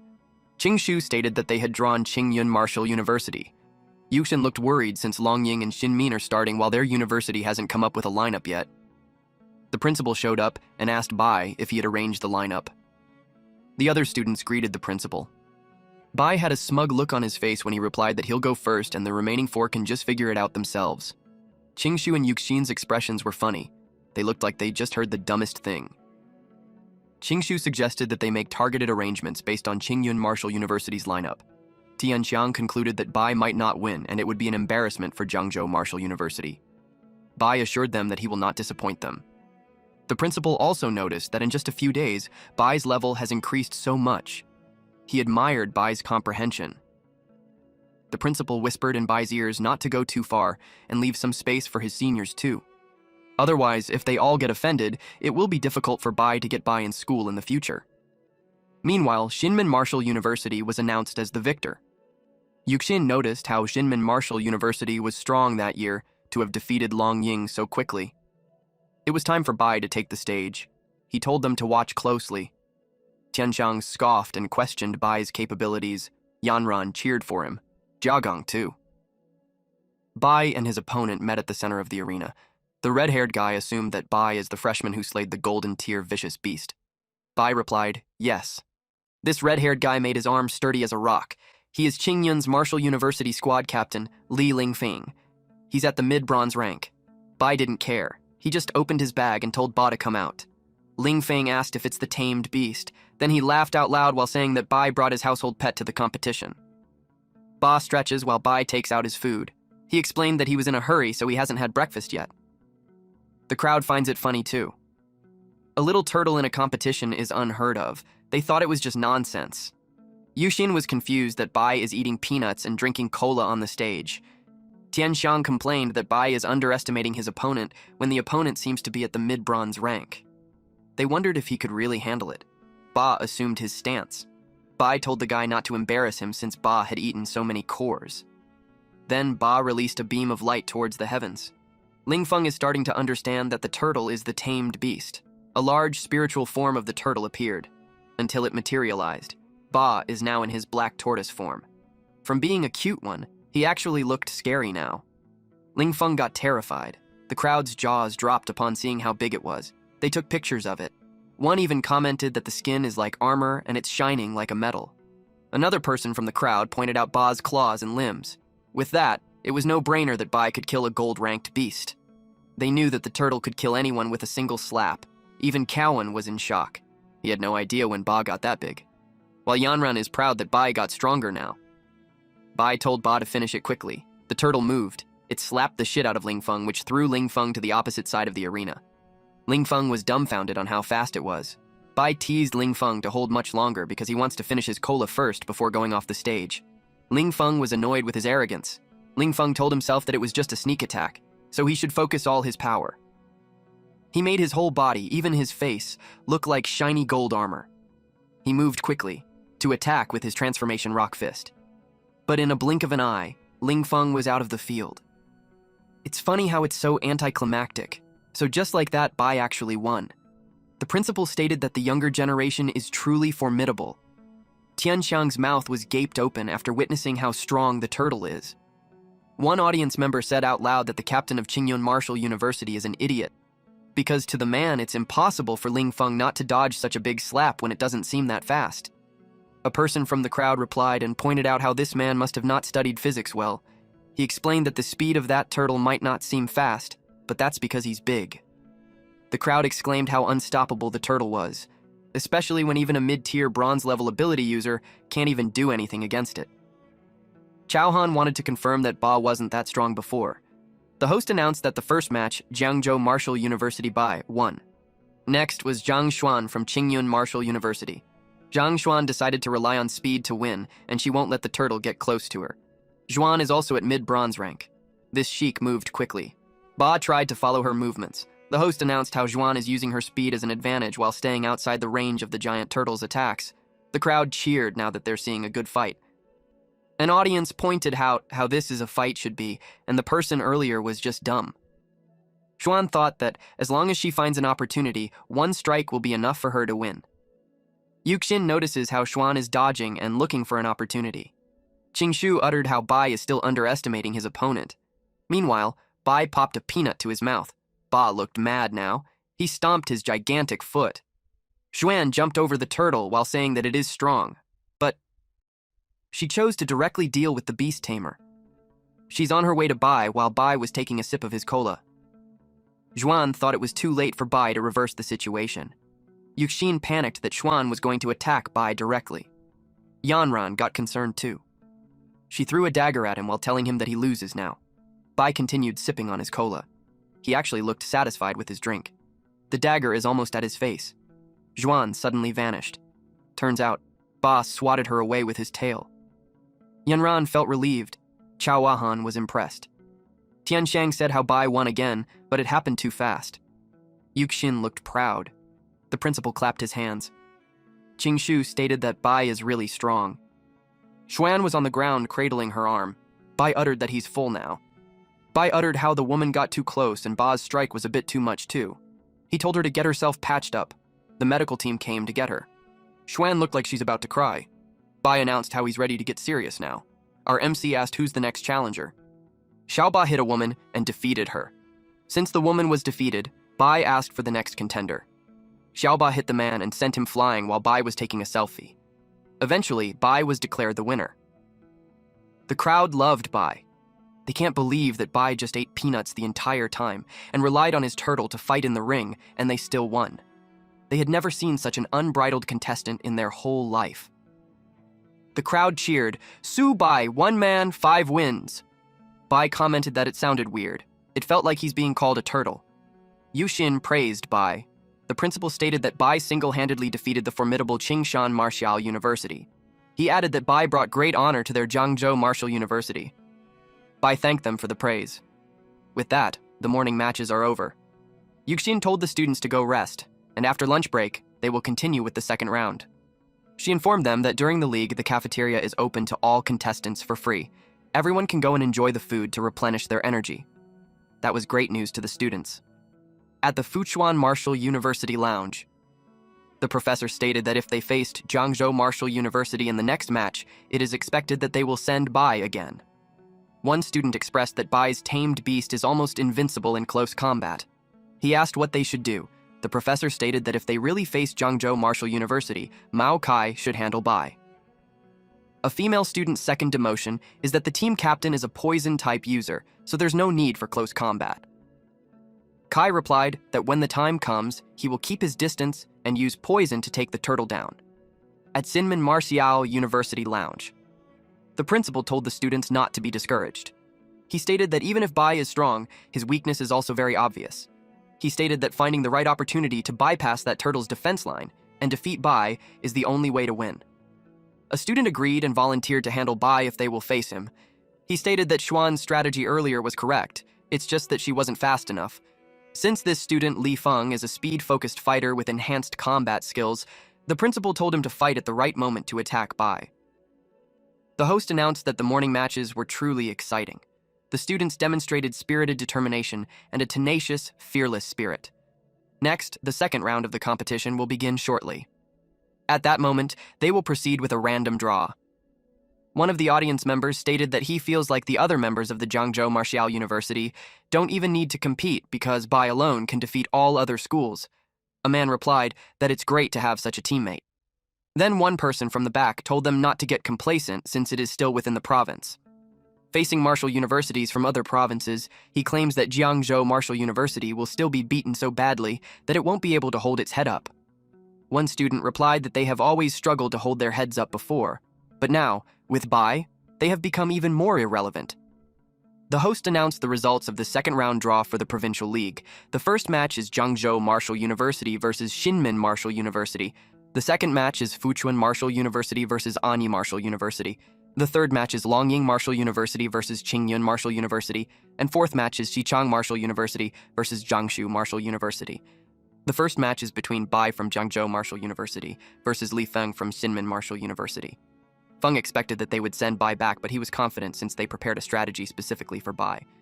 Bai was smug when he told the guy not to be nervous and endure it for a bit since it will be over soon. The match started. Feng told Bai not to be arrogant. Li Feng is the captain of Xinmin Martial University. He is a high-level bronze rank. He used the clear wind step. He ran towards the turtle. When the turtle attacked, he moved quickly to evade it. Then he kicked the turtle. That turtle was just confused about what he's doing. Feng realized that he can't even break through its defense at all. The turtle tried to hit him using its tail, but Feng evaded it.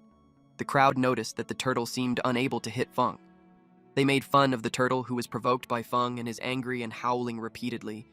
One of the audiences wondered if Feng has a chance of winning if he suddenly charges it. Bai. One guy replied that Feng might actually have a chance. And it could be that Feng is bullying Bai's turtle for being so dim-witted. One of the audience members admitted that Feng was too much, but he liked it, so he cheered for Feng. Another woman cheered for Feng too. Feng taunted the turtle to chase him. Qingshu noticed that Feng was trying to lure Xiaoba away from Bai. Yuxin wondered what Bai is doing since he's not coming up with a solution. A student replied that Bai seemed to be looking for something. Bai found it in his bag. It was a soda since his lunch was a bit salty. He drank it while Xiaoba was busy with Feng. Feng was confident that with his distance, even a tail swipe won't work. He closed the gap with Bai while saying that he's looking at them too much. Feng was about to kick Bai. Bai simply called for Xiaoba. A wave of yellow light appeared. Bai looked smug while Feng was confused as to why he couldn't move. Feng saw an armored turtle and thought it was an illusion. Bai told Xiaoba to stop playing around and finish the battle. Xiaoba used black tortoise gravity. Feng panicked. The armored holographic turtle released a powerful beam. Feng was sent to the wall where the audience were. He made a hole in it. The crowd was overwhelmed. They said that it isn't even about Feng being not strong enough, it's just that Bai is too overpowered. One man expressed that if it was him, he would just surrender right away when facing Bai. They had no idea how to fight against him. A woman asked the principal what they should do since Feng has already been injured so badly. The principal's head hurt, but he had no choice but to give up. The host announced that Xinmin Martial University has chosen to forfeit. Next to face Jiangzhou Martial University is Fuchuan Martial University. The crowd couldn't believe that Xinmin forfeited without even fighting. One man replied that forfeiting is better than being humiliated in vain. Yuxin stated that since Xinmin has voluntarily forfeited, Bai can conserve his energy for Fuchuan. Qingshu stated that the captain of Fuchuan is a poison-type user, so he won't be easy to deal with. The match began. Kai told Bai not to rush to the fight yet. He admits that Bai is very strong, and he might be no match for him, so he offers him a deal. Mao Kai is the captain of Fuchuan Martial University. He is also a mid-level bronze rank. Bai asked what the deal was. Kai told Bai that he wanted to discuss the issue of beast tamers with him. Bai had no idea what this guy was talking about. Little did he know that the guy was preparing something. Bai realized that Kai was just trying to stall for time. He knew that poison-type users take a long time to activate their powers. Our MC then ordered Xiaoba to attack. Kai told him that he realized it late. He told Bai that he won't be able to escape his poison mist. A student knew that there's no way to avoid that at all. Qingshu got worried. He stated that Bai underestimated Kai. He heard that Kai also poisoned quite a number of high-level beasts in the previous trials. Yuxin got worried about what they should do now. The principal told them not to panic since the outcome hasn't been decided yet. Kai was unaffected inside that poison mist. He wanted to see how long Bai would last inside the poison mist. He was under the impression that Kai is too careless because once Kai released the poison, he thinks that it's already a win for him. He saw a silhouette and he asked Bai if he's meditating to resist the corrosion of his poison mist. Kai knew that the poison mist wasn't the only thing there. He yelled at Bai to die as he attacked him, but Bai blocked his attack. Bai realized that Kai's plan was to attack from behind while in that poison mist. He stated that it's too bad since Kai ran into him. Kai couldn't believe Bai withstood his full-power poison claw attack in that poison mist. The principal stated that its origin confluence. It is a high-level beast tamer talent. Bai had already learned to transfer the beast taming defense onto himself. Bai told Kai that they should wrap it up since the poison mist smells terrible. Kai realized that his location was exposed. A silhouette of the turtle appeared. Kai was thrown out of the arena. Chowan exclaimed that Bai is too overpowered. Bai knocked the poison-type user out of the poison mist. Yanran yelled that she won't let him leave her too far behind. The crowd cheered for the turtle. The host announced that Kai from Fuchuan Martial University is unable to continue fighting, thus, Fuchuan Martial University had chosen to forfeit. He announced the winner of the Provincial League. It's Jiangzhou Martial University, Su Bai. Bai was relieved that it's over. The principal told Bai that he brought glory to Jiangzhou University. Bai suggested that the principal should allocate some additional resources for his cultivation. The principal realized that the brat wanted to take advantage of him. He refused to be easily tricked. The principal stated that since Jiangzhou Martial University won the Provincial League championship, the military will award them military merit points. He instructed them to go to the logistics department to exchange for resources when the time comes. One student felt bad since only Bai participated in the competition, and he questioned the military points and its relevance to them. The principal had no answer to that. So he announced that 3 days from that, they will be heading to Luo City to participate in the regional league. He asked if everyone had confidence. Bai replied that he has confidence. The principal told them to go back and rest well, since they will still need to prepare for the regional league in 3 days. Bai tries to bring up the matter about the resources.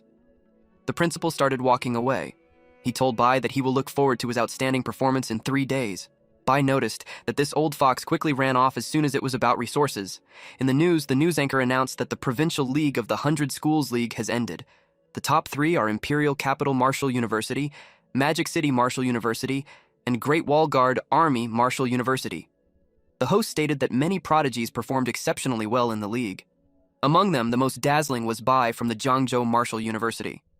He won the Jiangzhou Provincial Championship by defeating 5 opponents alone in all 3 battles. The host stated, "A strong youth will make a country strong." He hopes that students from martial arts schools will learn from Bai and strive for first place and bring glory to their schools. People were impressed that Bai is on the news again. It made them want to meet him at the training room. Bai was relieved that he finally found a quiet place. He let out little Bai and promised him that there will be opportunities for him to take the stage later. Bai only managed to exchange 4 silver high-tier beast cores with his military points, so he told little Bai to eat it sparingly. Bai gave it to his cat.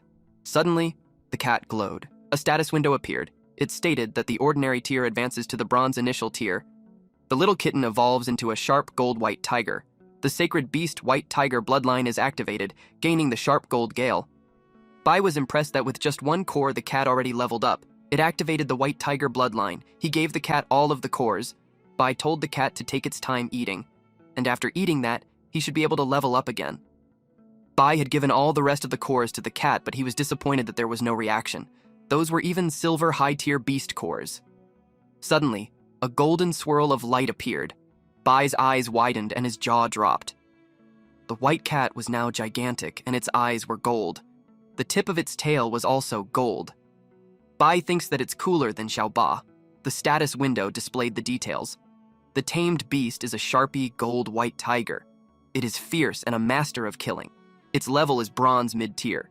30% of the white tiger bloodline activated. Significant boost to all attributes. Enhanced talent. Its physique is 158, defense is 105, agility is 295, and spirit is 60. It has 3 talents. But I ain't gonna read all of these, so you guys could pause the video first. Bai commented that it was worth giving little Bai 4 silver high-tier beast cores. He described the attributes to be simply heaven-defying. He pets little Bai and tells him that he's a good Bai. Little Bai looked happy. Bai told him that the regional league will depend on his performance at the imperial capital. A person watches Bai's match on the screen and comments that he is interesting. He said that Bai seemed to have a lot of secrets. He ordered his subordinate to investigate Bai. He had a feeling that Bai's turtle is even more outrageous than the one Luo Fan had back in the day. 3 days later, at the Luohe Marshall University competition venue.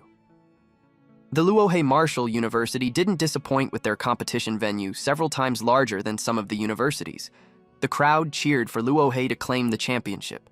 Jiang Zhou noticed that the Luohe Marshall University is trying to intimidate them. Bai noticed an empty area, so he asked why it was empty. The principal replied that only 9 Marshall universities are participating, and 1 voluntarily forfeited. Bai asked that since there are only 9 Marshall universities participating, it would be that 1 university would have a bye during the random draw.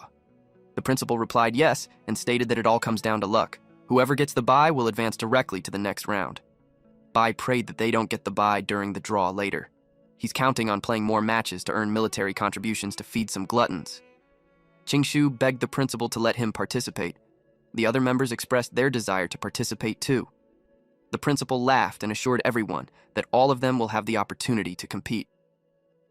They waited for Bai to draw lots first. The host announced that the draw is complete, and she'll be announcing the matchups. The first match is Luohe Martial University versus Fuchuan Martial University. And the university with a bye that round is Jiangzhou Martial University.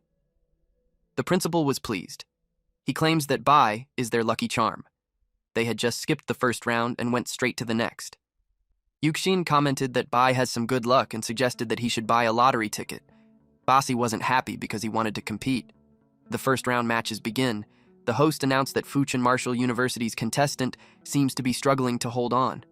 And Luohe Martial University's contestant is pressing the attack. 2 hours later, the host announced that the first round quarterfinals have concluded. They will announce the results of the second draw. The host was puzzled since the university with a bye that round is still Jiangzhou Martial University. It was unbelievable that the crowd thinks that there's some kind of shady business going on. They questioned what was going on. They uttered that Jiangzhou Martial University hasn't done anything, just sitting in the audience watching the matches. One guy complained that he traveled all the way just to watch Bai sitting in the ring eating peanuts and drinking cola. One was understandable, but another was questionable. A woman speculated that it must be because Luohe Martial University is afraid of facing Bai directly, so they deliberately gave Jiangzhou Martial University a bye. A woman agreed to that and yelled that the competition was unfair. It was questionable as to why a strong competitor like Bai is getting a bye. She claimed that it's disrespectful to the opponents. The military representative claimed that after a thorough inspection, there is no evidence of any bias or foul play by Jiangzhou Martial University. He announced the continuation of the competition. The principal was happy about it. It means that they have ranked 3rd in the competition zone, and as long as they can win one more match, they can participate in the final of the 5 major competition zones. Bai asked how it happened that it's another bye. An hour later, the host announced that an exciting moment is coming soon. The final match of the round's competition is about to begin. The next match is Jiangzhou Martial University versus Lanzi Martial University. Everyone was hyped to go. The principal told them to calm down. He told them that even if they have been lucky, they still can't be complacent. He instructed Luo Yongqiang and Bai Ningbing to go up first and second. Then it's Wang Qingqing, Hu Qingshu. Then Su Bai goes last for the grand finale. They were all determined to bring glory to the school. Bai realized that there might not be a chance for him. The match began. First up was Luo Yongqiang, who tried to take on a bronze mid-level opponent with his bronze low-level strength. In the end, he narrowly lost. Next, Bai Ningbing stepped onto the stage and immediately went into a berserk state, completely abandoning defense and fighting recklessly. He forced her opponent to retreat continuously. Wang Qingqing, the school beauty, showed that her combat skills are no joke. With a soft whip technique that combines both offense and defense, she sent her opponent flying out of the ring. With that, Jiangzhou Martial University wins. They won again. Bai suddenly felt like the strength of other students had skyrocketed. He wondered if it's because Bai has influenced them. He wondered when it would be his turn. He wanted to get some military contributions. Next up was Jiangzhou Martial University, Hu Qingshu.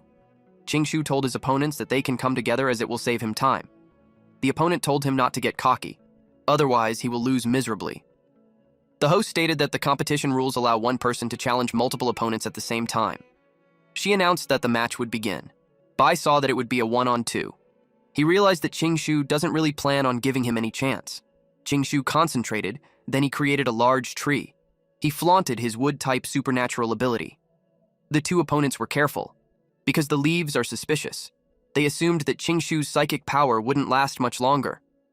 Bai watched carefully and commented that a wood-type user, able to summon a millennium-old maple tree like that, it appears that Qingshu's psychic power is terrifying. The principal was thinking how Qingshu's strength has increased again, truly living up to being from that bloodline. One member of the crowd expressed that Jiangzhou Martial University's current batch is truly full of hidden talents. One dark horse after another keeps emerging.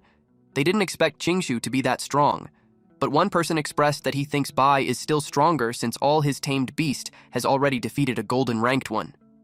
The opponents realized that there were no signs of weakening at all. Qingshu gathered the leaves and activated his skill, Breakthrough. The opponents lost their balance. The host announced that the round's competition was won by Jiangzhou Martial University. Jiangzhou Martial University and Lohei Martial University are advancing to the national finals. The principal told Qingshu that his performance surprised everyone. He praised him for it. Qingshu thanked him. But the principal stated that the real hero of the competition is still Su Bai. Bai felt puzzled. He wondered if the principal was making fun of him for not being able to go on stage. The principal stated that if it weren't for Bai getting 2 consecutive buys in the draws, they wouldn't have won so easily. The principal acknowledged that everyone must be exhausted. He told them to get some rest and get ready because 1 week from that, they will be heading to the national finals. He informed them that in addition to the military contribution rewards earned by each student in the competition, the school will provide them extra resources as training rewards. The students loved that. Bai, on the other hand, wasn't pleased since he will be coming back empty-handed. He will have to figure out how to gather some resources to feed the 2 gluttons at Lin family mansion. Yanran was called to eat. She replied to her uncle Wenyuan that she's not hungry yet. She wanted to practice for another hour. She was battling several robots at the same time. Wenyuan stated that ever since Bai participated in the 100 Schools League, Yanran watches Bai's matches and practices like crazy. He complained that she completely ignores the balance between work and rest. Yanran told Wenyuan that the pills he gave her are almost used up. She asked for his help in getting some more from her father. She explained that she wants to increase her strength as quickly as possible. Wenyan replied, "Okay." Wenyuan brought up the topic that so many top families in the imperial capital have proposed marriages to her father, but Yanran rejected them all with a single word. He expressed that Bai must have given her some kind of potion. 7 days later at Magic City. The students were impressed since the university's gate is made of solid gold. It felt luxurious. Bai assumed that it must have cost billions and commented that it was such a waste. The principal told him that the materials alone cost 1.8 billion. The principal added that the gate was built in 1 day by 20 gold level and 5 platinum level experts working together. He directed Bai's attention to the motto of the Magic City Martial Arts University and the Grand Gate.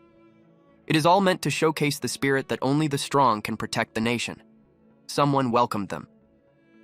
The man introduced himself as Jiang Ming, the vice president of the student council at Magic City Martial Arts University. He asked them to follow him. One student commented that the Magic City University sure knew how to put on some airs. He said that because the principal traveled all the way there in person and yet they only sent a student council vice president to greet them. A female student got a second demotion and stated that if it was someone from Imperial City Martial Arts University, she bet that the principal would come out personally to welcome them. Bai noticed a building and asked what it was. Principal Zhou replied that it's the Gravity Adjustment Training Ground. Bai stated that if their academy has one of those, they could train at least 100 silver-level students every year. The principal had a pained expression after hearing that. They were guided to the hotel that they will be staying and dining at. The guide told them that the first floor offers a 24-hour buffet, and all the ingredients are meat from ferocious beasts of various species, cooked by top chefs. He stated that it's very beneficial for enhancing a martial artist's blood energy, and there's no limit to how much they can eat. Bai asked if it was really unlimited.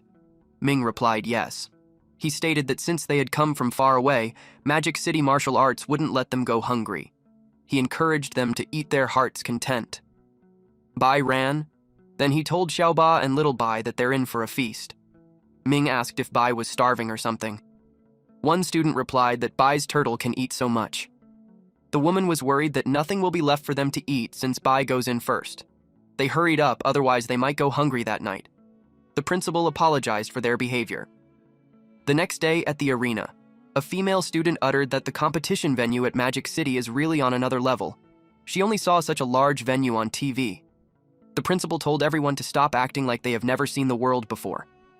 He's about to explain the rules of the competition to them. He stated that the final tournament features martial arts universities from 13 schools competing. The Great Wall Guard's military academy, being directly under the military, automatically enters the top 4, so there will be no buys. One student questioned why the Great Wall Guard's military academy got a free pass to the top 4. They think it's unfair. The principal replied that the Great Wall Guard's military academy is a military genius training base. The students may not know, but it's the only martial arts university located on the front lines of the battlefield against the multiracial invaders. They were surprised to find out about the military genius training base. An academy located on the front lines of the battlefield is quite intense. The principal pointed out that it's exactly why the national finals are full of hidden talents. He warned them not to underestimate anyone. He told them that Bai will take the lead and Qingshu will anchor and Jiangzhou Martial Arts University will win. The host told the teachers and students to settle down as the 100-school competition finals are about to begin. The draw for the first round of the matches was posted on the screen. 3 matches will happen simultaneously. The first match is Jiangzhou Martial Arts University versus Yokohama Martial Arts University. The second match is between Imperial City Martial Arts University and East China Martial University. The third match is between Magic City Martial Arts University versus Nanjing Martial Arts University. The principal told them their luck isn't so bad since they didn't draw any of the top 3 universities in the first round. One student replied that Yokohama Martial Arts University is about on par with them. He volunteered to go first, but Bai wanted to go first. He claims that he wants all the schools to know Jiangzhou Martial Arts University's attitude. Qingshu doubted that it's the real reason, though. The match began. The student from the other school asked if he's Bai. Then he gave him a thumbs down while saying that Bai's university made it to the finals, and that's impressive enough, but it will be the end of the road for him. Bai called for Xiaoba. The turtle appeared at the center of the arena. The crowd was surprised that Jiangzhou Martial Arts University actually sent a beast tamer to compete, and he actually brought a turtle. They got excited. They even noticed that the turtle was bigger than before. The opponent got terrified given that the turtle was huge. He claims that it's cheating. He got thrown out of the arena. He yelled that he couldn't accept that. Bai was surprised that he's that weak. Bai hasn't started eating his peanuts yet. The guy expressed that he thought beast tamers are supposed to be weak, but Bai is handling martial artists like it's nothing. A woman in the crowd couldn't believe that Bai actually even brought a small stool when they were in the national finals. One man replied that it's too disrespectful. One member of the audience told the opponent that he must have not watched Bai's previous matches. That turtle of his has insane defense and strength, and it's definitely at silver level. One person agreed that if someone has a beast like that, that person would be crushing bronze-level martial artists like it's nothing. Bai ate his peanuts as another opponent arrived. She claims that the Jiangzhou Martial Arts University is humiliating them. She charges at Bai, vowing to make him pay. Bai didn't pay her much attention. He just read comics on his phone. Xiaoba fired a beam, and just like that, Jiangzhou Martial Arts University was declared a winner. One student from Jiangzhou Martial Arts University pointed out that not only does Bai snack on peanuts, but he even brings his own stool. It must have been the attitude that he talked about. The principal replied that Bai really doesn't know how to keep a low profile for him to humiliate his opponent like that. He laughed when he asked how he's supposed to face Yokohama Martial Arts University's Principal Chen after that. Qingshu told him not to celebrate too early since Bai might meet a real challenge soon. He saw the team captain from Imperial City Martial Arts University. A man was charging at a red-haired guy. Then a loud explosion happened, followed by the announcement that Imperial City Martial Arts wins. The man with red hair was left standing. He apologized if he had hit too hard. The principal commented that it's a fire attribute martial artist, and the guy is at the peak of silver level. A student beside Qingshu commented that a silver level fire attribute martial artist is terrifying. He just witnessed the strength of Imperial City Martial Arts University. Qingshu replied that if the Great Wall Guard's military academy doesn't step in, only Magic City Martial Arts University might be able to match them. The host announced that Jiangzhou Martial Arts University wins. A student told his principal that he wants to handle Bai. The person who expressed that is Wang Mingkun, a silver rank. He plans to let Jiangzhou Martial Arts University taste the feeling of 1 versus 5. The principal of Luohe Martial Arts University replied that Mingkun should use his speed to win and not go head-to-head with the turtle. Mingkun told the principal not to worry. The match is between Jiangzhou Martial Arts University and Luohe Martial Arts University. The match begins. Ming-kun told Bai that Bai only got lucky last round the tornado traveled to Xiao Ba. Bai noticed that the Earth's gravity can't even lock onto the guy. He can't even react before the guy is out. Ming-kun attacked Bai with a wind blade. Bai was thinking how the wind is ruining his snack time. Ming-kun released more wind blades that filled the area with dust. He then descended safely. He arrogantly uttered that he couldn't help but hit a bit too hard. He told Bai to go rest and recover. But when the dust cleared, it showed Bai perfectly fine under the golden shell. Ming-kun was surprised to see the source synchronization. He asked how it was possible. He couldn't believe that someone actually mastered Luo Fan's divine technique. Bai acknowledged that the guy was confident in his speed. He told Xiao Ba to come back. Since the guy wanted to play with speed, Bai decided to play with him. Little Bai stepped out of the bag. It was his time to shine. Ming-kun laughed at him for bringing his pet cat. That caught the interest of the crowd. They find the cat cute. The students from Zhengzhou Martial Arts University were also confused as to what Bai was doing. They wondered if he's trying to mock his opponent. Because first he brought a small stool, then a small cola, now he brought out his pet to mock the opponent. One student was worried if that would work since his opponent is a wind attribute ability user. The principal told them not to rush and watch since it's no ordinary cat. Ming-kun told them to bring out the turtle. Bai reminded Little Bai not to hit too hard, especially since it's just a match, not a battlefield. Little Bai growled. Its aura as if a large cat appeared. Ming-kun wondered if that shadow he saw was just his imagination. Then he saw the cat get bigger. The crowd claims that it's not a pet cat, but a tiger. Even the crowd hasn't seen that big in zoos. One student from Zhengzhou Martial Arts University couldn't believe that Bai's cat transformed into a white tiger. Qingshu asked if that tiger is Bai's second tamed beast. That caused more shock and disbelief to the audience, because even for a silver rank beast tamer, taming a second beast is extremely difficult. The principal replied that Bai has more secrets than they know. The wind slithered, as Ming-kun tries to hit Little Bai, but quickly learned that it was just an after-image. He questioned how a white tiger could be that fast. He couldn't believe how it even surpassed the wind.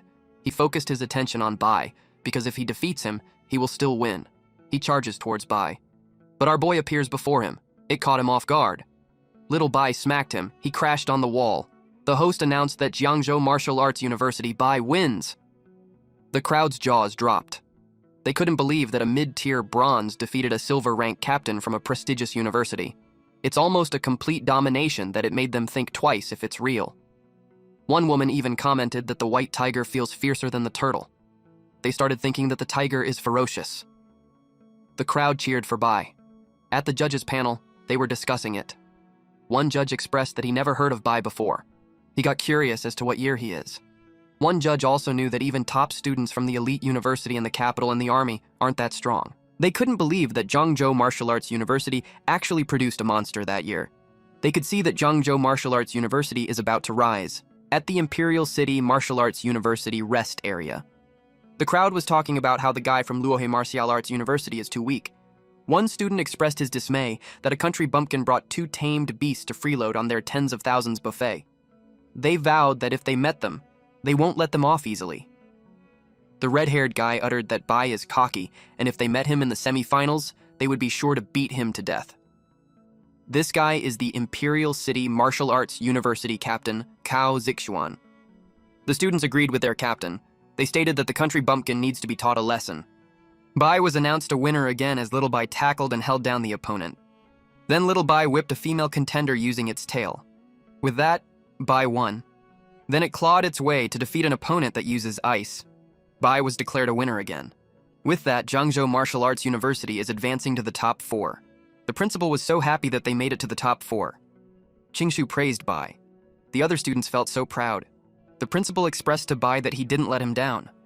Bai is the greatest contributor to Zhengzhou Martial Arts University in centuries. Bai replied that it's his duty. The principal stated that making it to the top 4 completes their mission, and it will be the most glorious page in the history of Zhengzhou Martial Arts University. The principal assured the other students that their contributions to the university will be richly rewarded.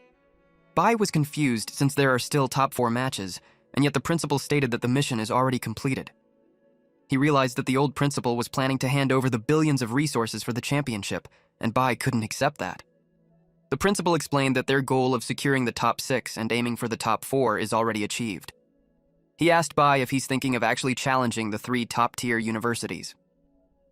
That statement alone was a surprise to Qingshu. Bai asked why not. Bai pointed out how the Modu Martial Arts University has a gate that costs 1.8 billion. He stated that if Zhangzhou Martial Arts University becomes the fourth top school, they wouldn't dare to be so extravagant. Bai expressed that they should aim for the first place and rebuild their university's gate. He stated that they can't let down the expectations of the people of Zhangzhou. He insists that they strive for first place. Qingshu agreed with him that they couldn't just give up. Bai had also convinced the other students. The principal acknowledged that their enthusiasm and courage is commendable. He told them to go back and rest to prepare well for tomorrow's top 4 matches as they strive to be in the first place. Deep inside, the principal actually felt happy that the kids are still young and impulsive, that they actually want to challenge the 3 top-tier schools. At Dragon Nation's Supreme Military Command, one person stated that the 100 Universities League is about to enter the top 4 finals, expected to conclude in 2 days. The man reported that the military preparations for the counterattack against the myriad races are complete and gathered at the front lines, ready to launch the counterattack at any moment. The leader of the meeting told them that once the 100 Universities League concludes, the counterattack against the myriad races will officially begin. He uttered that all students must go to the battlefield and fight. The members of the meeting replied, "Yes, to avenge the tens of thousands of students and mentors who died. Those who offend the Dragon Nation, no matter how far, will be punished." Next morning, at Modu Hotel, Bai meditated while his beasts were eating. He activated the Holy Beast armament. Little Bai was spooked. Xiaoba and Bai traded places.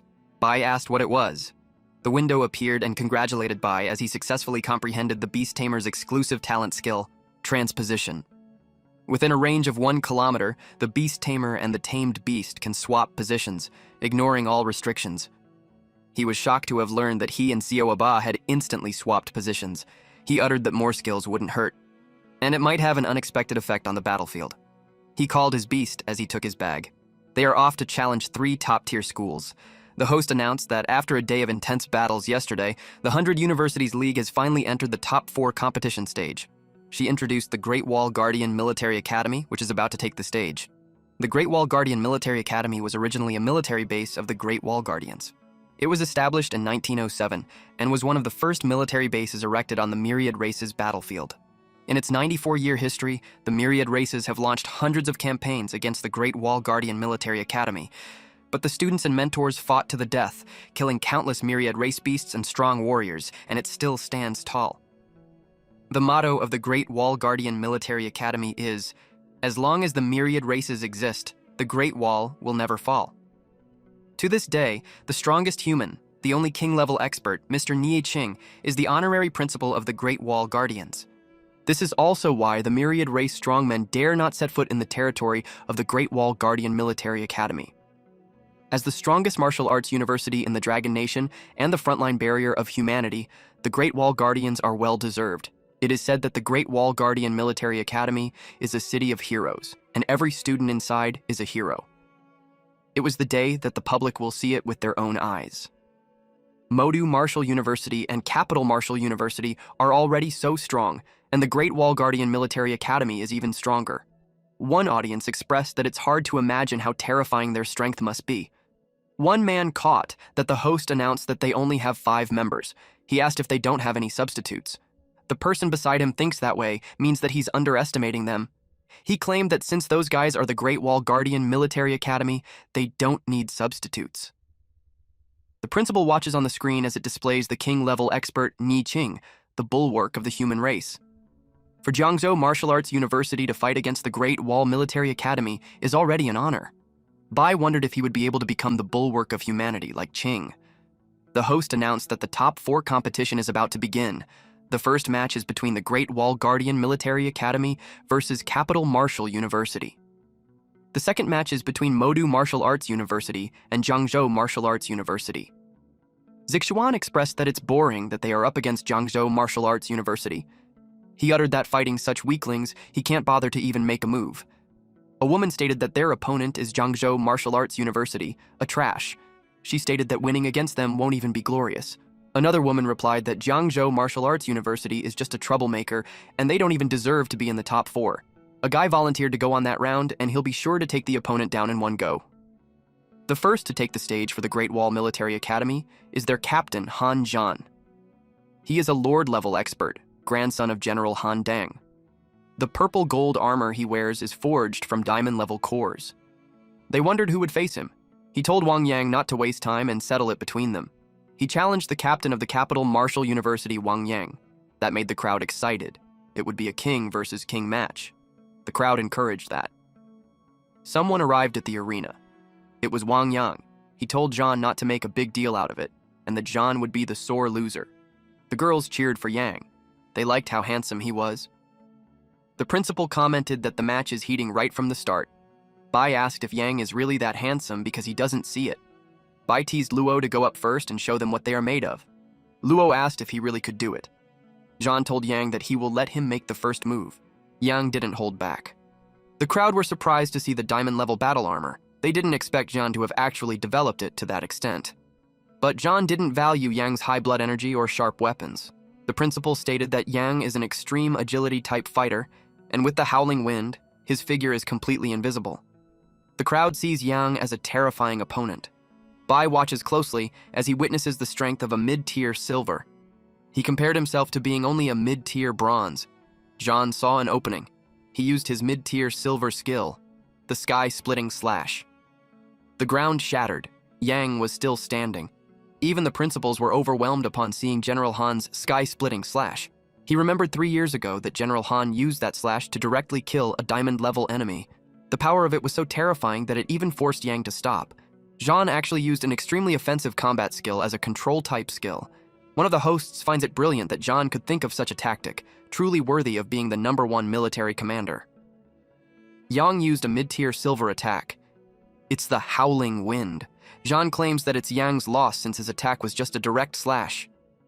An explosion happened at the center. When it was clear, it revealed Yang being hurt. His spear was broken too. One of the female audiences commented that it's way too harsh. One guy added that it happened with just the back of the blade. If it had been the edge, Yang would probably be a corpse already.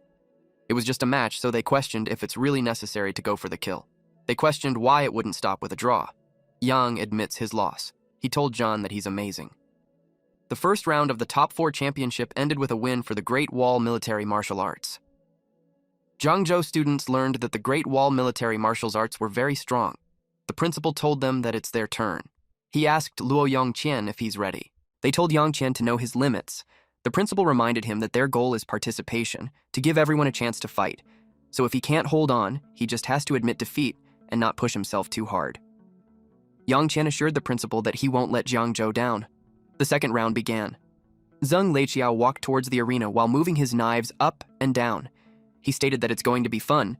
He asked his opponent how he wanted him to play with him. Yongqian told him to bring it on.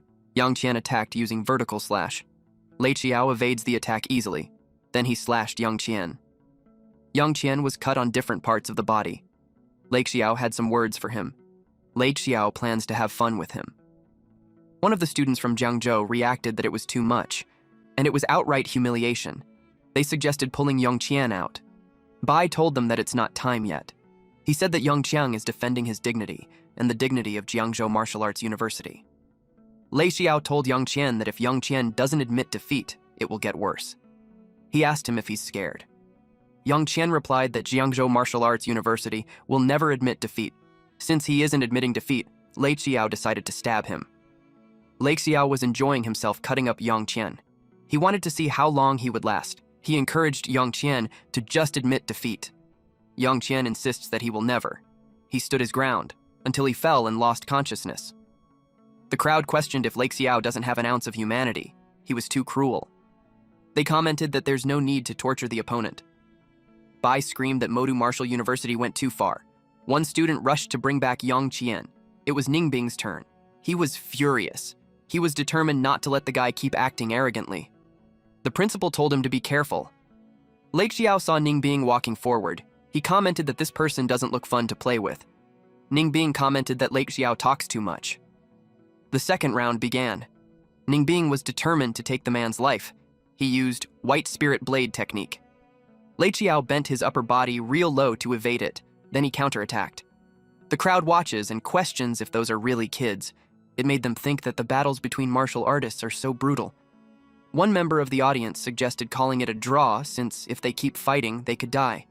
One woman expressed that even from 100 meters away, she can smell a thick scent of blood. It was terrifying. Lei Xiao asked Ningbing if he's that desperate. Ningbing insists on taking the guy's life. Lei Xiao was amused with his tough talk, but he got behind Ningbing, almost slashing the neck. Ningbing blocked the attack using his sword. Lei Xiao told him that in the end, Ningbing is just a bronze-tier trash from a no-name martial university. He claimed that Ningbing lost. Ningbing asked if Lei Xiao had forgotten something. Ningbing uttered that Jiangzhou Martial Arts University never admits defeat. Ningbing stabbed himself, but the sword also got through Lei Xiao's body. Lei Xiao was surprised. He asked Ningbing if he's crazy. Ningbing is committing suicide. Ningbing replied that killing Lei Xiao was enough for him. Ningbing stated that it's how Jiangzhou fights.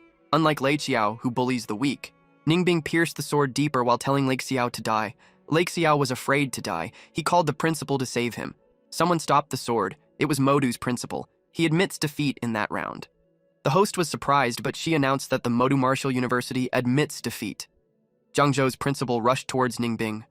Modu's principal pushed the sword out. Jiangzhou's principal catches Ningbing before he falls to the ground. Jiangzhou's principal asked the Modu's principal if that is how their students behave. They humiliated the opponents in the arena, crying for help in life and death moments. Modu's principal called Jiangzhou's principal Old Jiang and warned him not to think that just because they made it to the top 4, Jiangzhou Martial Arts University has the right to challenge Modu. Principal Zhou yelled that not only the lives of Modu students are precious, but so is Jiangzhou.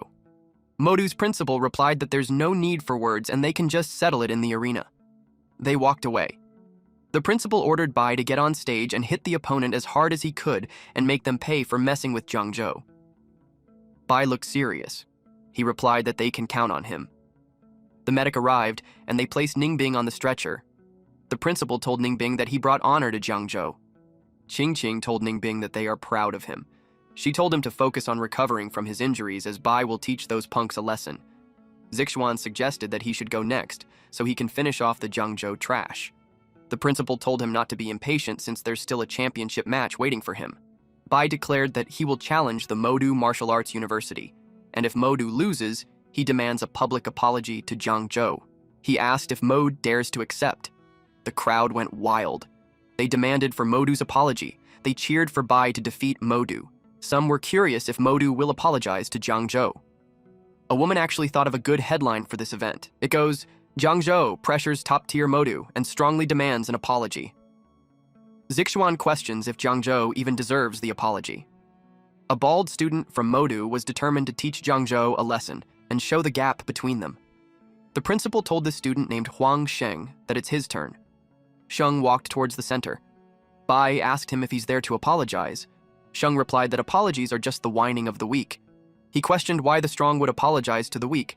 He claims that strength is right and power is truth. Bai agrees. Then Bai suggested to the host to let Modu send another contender. He reasoned that fighting one by one is too time-consuming, and he's in a hurry. One of the audience members expressed that the Modu's captain, Zixuan, hasn't even stepped up yet. It made him think that Bai is way too arrogant.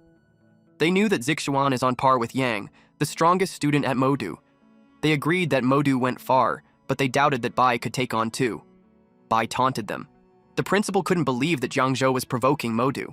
He ordered Zixuan to use his strength and teach Jiangzhou that Modu's dignity cannot be trampled. Zixuan entered the arena and uttered that since Jiangzhou is so arrogant, they will grant their wish. Zixuan vowed to make this kid understand that barking without strength is just self-humiliation. The crowd noticed Zixuan's twin swords. It even caught the judge's attention. One judge saw that the swords are forged with such rare materials, millennium cold iron, molten lava iron, and the cores at the hilts are platinum-level cores from powerful beings. An older judge replied that the Kao family and Modu are really willing to invest in Zixuan. Each of those swords is worth a fortune.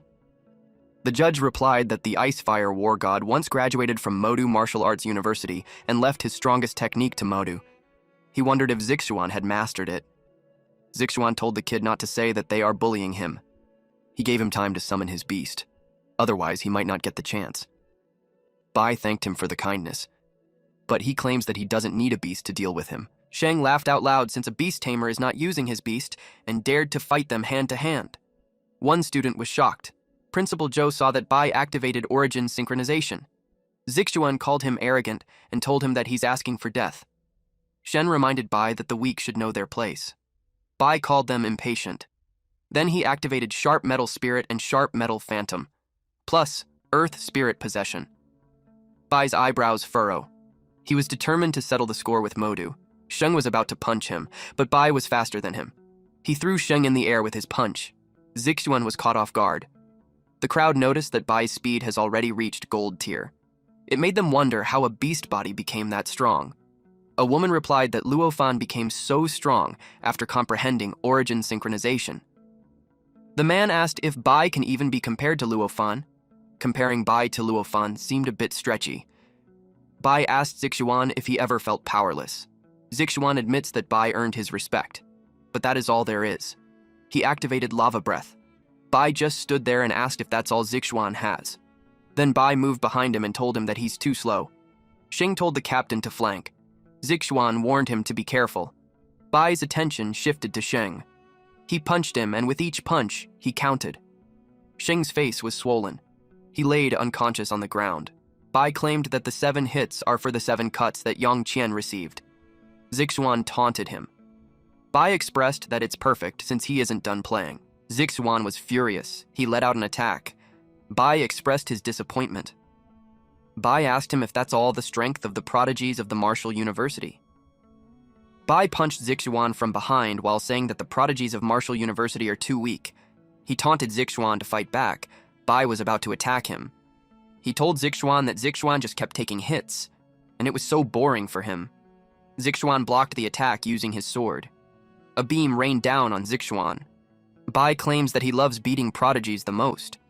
Bai stepped on Zixuan's face. Zixuan yelled that he would kill him. Bai was slightly caught off guard. His shoes had caught fire. He commented that Zixuan doesn't have much skill, but he has quite a temper. Zixuan yelled that he would kill him. The Zhangzhou team got alarmed since Zixuan is using a killing move. They realized that Bai went too far with his taunts, and now it's dangerous.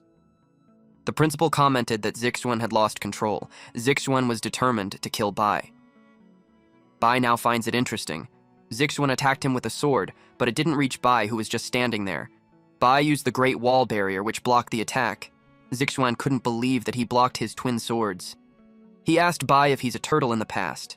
Bai asked him if that's all the strength he has. It was time for him to strike back. His attack made Zixuan drop his swords. It pierced the ground as Zixuan fell with a loud impact. The old judge couldn't believe that Bai actually has a terrifying move. He stated that the battle between Bai and Zixuan has even cracked the golden level.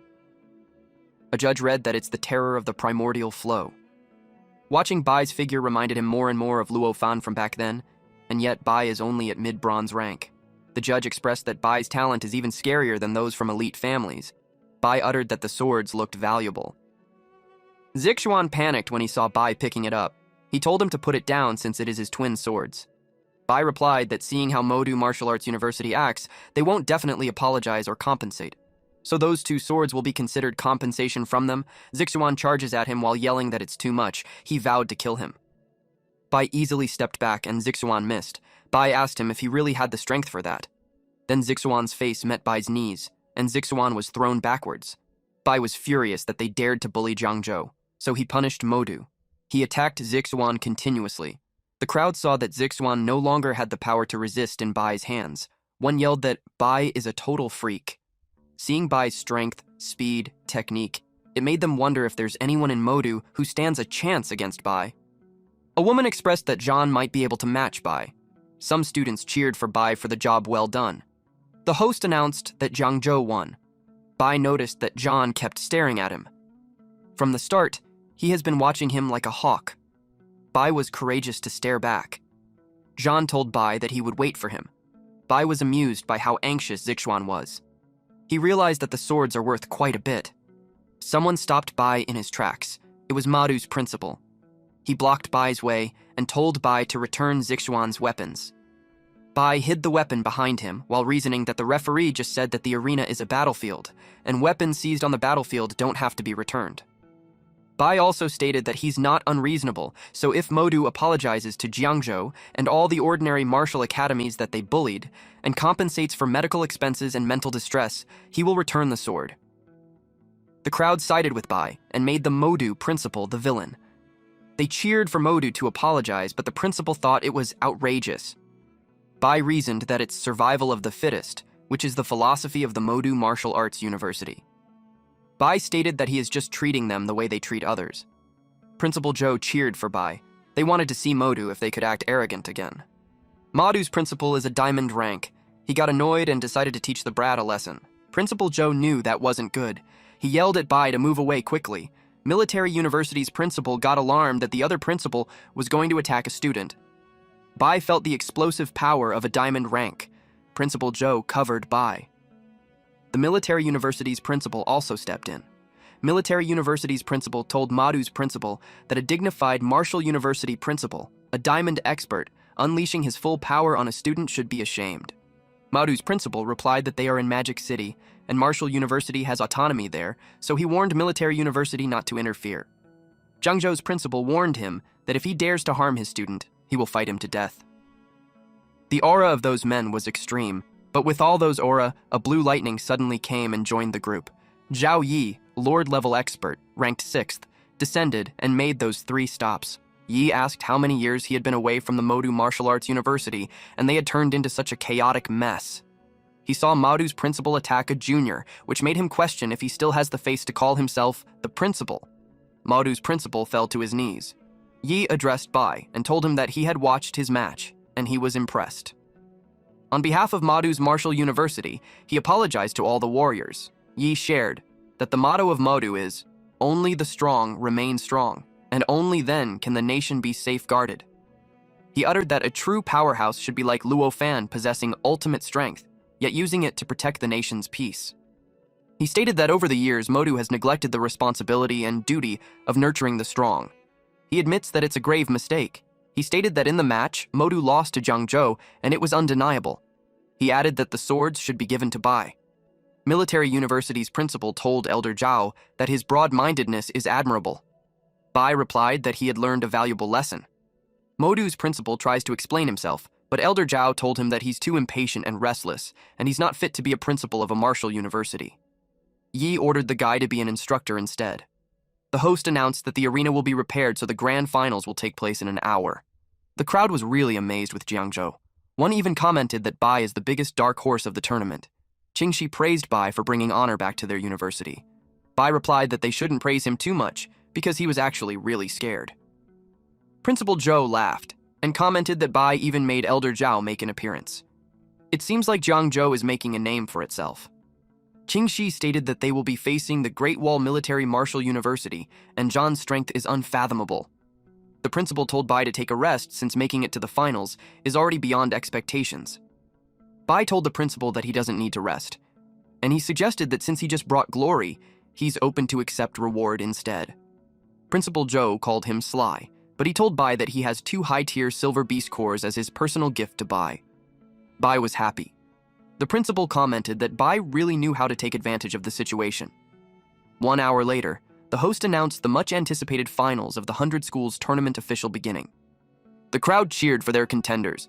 The match is between Great Wall Military Martial University versus Jiangzhou Martial University. Zhan told Bai that he has been waiting for him for a long time. He suggested having 1 round to determine the winner. Bai expressed that it's exactly what he wanted. Bai made the system scan Zhan's attributes. Upon reading the stats, Bai commented that as he expected, Zhan isn't ordinary.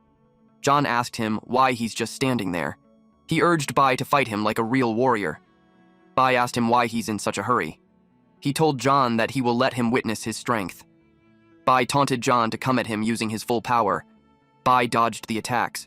Bai uttered that Zhan was holding back when fighting Yang earlier. The judges were surprised. When Zhan fought Yang last time, he wasn't that fast. They realized that Zhan actually hid his true speed against Yang.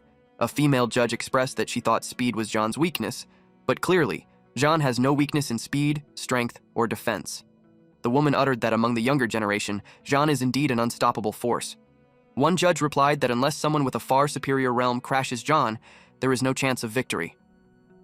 The older judge sighed as he expressed that Jiangzhou Martial Arts University can only settle for second place. They assumed that Bai was no match for John. Bai punched John. John told him that it's far from enough. Bai stated that, as expected from a man who has fought on the battlefield against countless races, John had no weakness at all. Bai told him that he won't be able to dodge his next move. He told him to feel the most sinister attack. John was in pain. Bai targeted his manhood. The crowd laughed. It was too underhanded, but Bai was so shameless that it made them like him. One guy asked if that's against the rules. Another guy responded that the vice commander already said that it's real combat and winning is what matters. Jean couldn't believe that Bai used such a shameless attack. Bai defended that it's a battlefield. He claimed that he should strike when his enemy is down. Bai's attack pushed back Jean. Jean announced that he's going all out now. He had gathered enough intel already. He wanted to see if Bai could actually dodge his next attack. He released several strikes simultaneously. Bai challenged him that if Bai can't dodge, then they will learn who's tougher. A judge was surprised that Jean had learned that move. That was General Han's signature battle technique. A woman shared that she remembers 3 years ago, when General Han unleashed a single strike, thousands of ferocious beasts were instantly obliterated. One judge added that among those enemies were even a diamond-ranked and 3 platinum-ranked warriors from other races. Bai felt that Jean really went all out. His barrier broke. Jean encouraged Bai to show his full strength. He doesn't believe that Bai is that weak. Qingshu asked if Bai lost. The principal understood that with such a powerful attack, no one could possibly withstand it. Bai stated that he had no choice. He called his beasts to help him beat up John. John was pleased that Bai finally revealed his true power. All 3 attacked at the same time, because Xiaoba hit him with his tail. John's purple gold armor broke. John told Bai not to force himself, and admitting defeat isn't shameful. John didn't want to use that move because he can't fully control the power. But now, he had no choice. He exudes immense power that it prompted Bai to ask if John is still human. Bai asked if it was really a gold-level battle. He commented that it was terrifying. The system warned John of extreme danger. John told Bai that in that round, Bai would lose. One of the audiences stated that there's a saying, "Below the level of gold, everyone is an ant." The man in front of him replied that the gold level is the true dividing line for the strong, that John is probably at the peak of the gold level and Bai is only at the bronze level. No matter how strong he is, they think Bai can't compete with the gold level. John knew that Bai couldn't withstand his final strike. Bai was certain that he couldn't take that head-on. He yelled at Xiaoba to save him. The beam hit at something, and it caused a huge explosion. Then he told little Bai to go since John could be exhausted now. The surprising events made the judges stand from their seats. They asked, what power is that? It's something like spatial power. The old judge recognized it to be the characteristics of origin synchronization. It's a power that can only be touched by platinum-level abilities. It made them question if Bai is really just a bronze level. They couldn't believe it. The shifting technique is a celestial tier skill, and Bai actually modified it. One judge thought that Bai's talent could be rivaling the great Luo fan of the past. Some students felt puzzled if they were still in the gold-level league. Ming was worried that their magic martial arts university would break. The smoke filled the area. The host asked if the outcome had been decided. When the smoke cleared, it revealed John under the tiger's paw. Bai told John that he's a freak. John admits that Bai won. The Jiangzhou student took the time to process that information. The host announced that the overall champion of that year's league is from Jiangzhou Martial University, Su Bai. Jiangzhou cheered. Principal Zhou fell on his knees and stated that he wasn't wrong about Bai. The crowd cheered for Bai. The majority of those who watched live or on screen were impressed with Bai.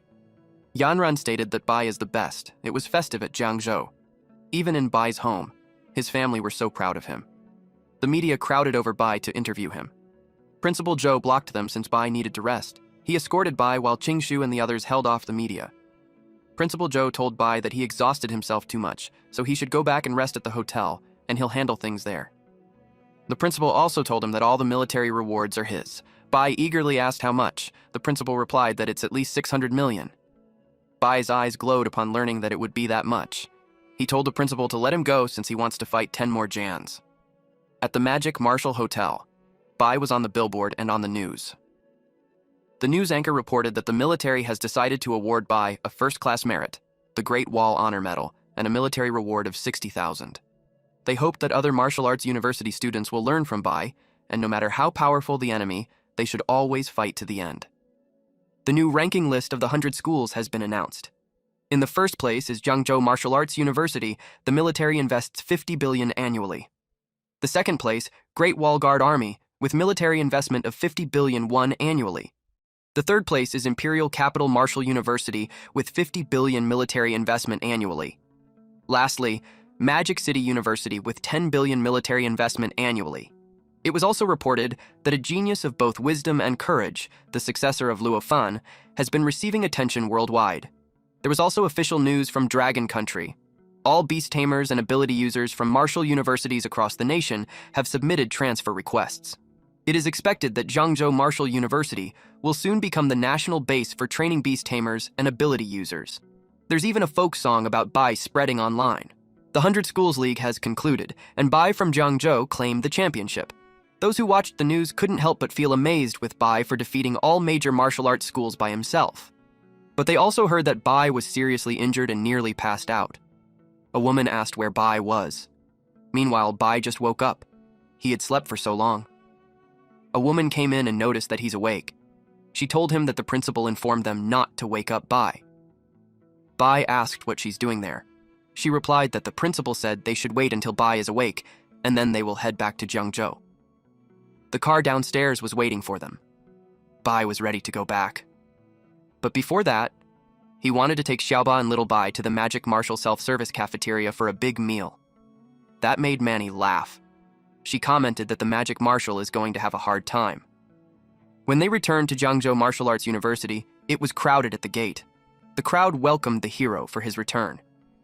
The principal was at the stage, and since the students had already heard what happened, he told them to welcome the heroes back. Then the principal called Bai, who performed the best in the league, to give a speech.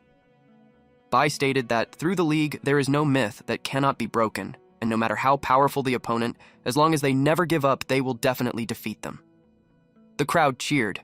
The principal stated that because they won the championship, the funding for their school has increased.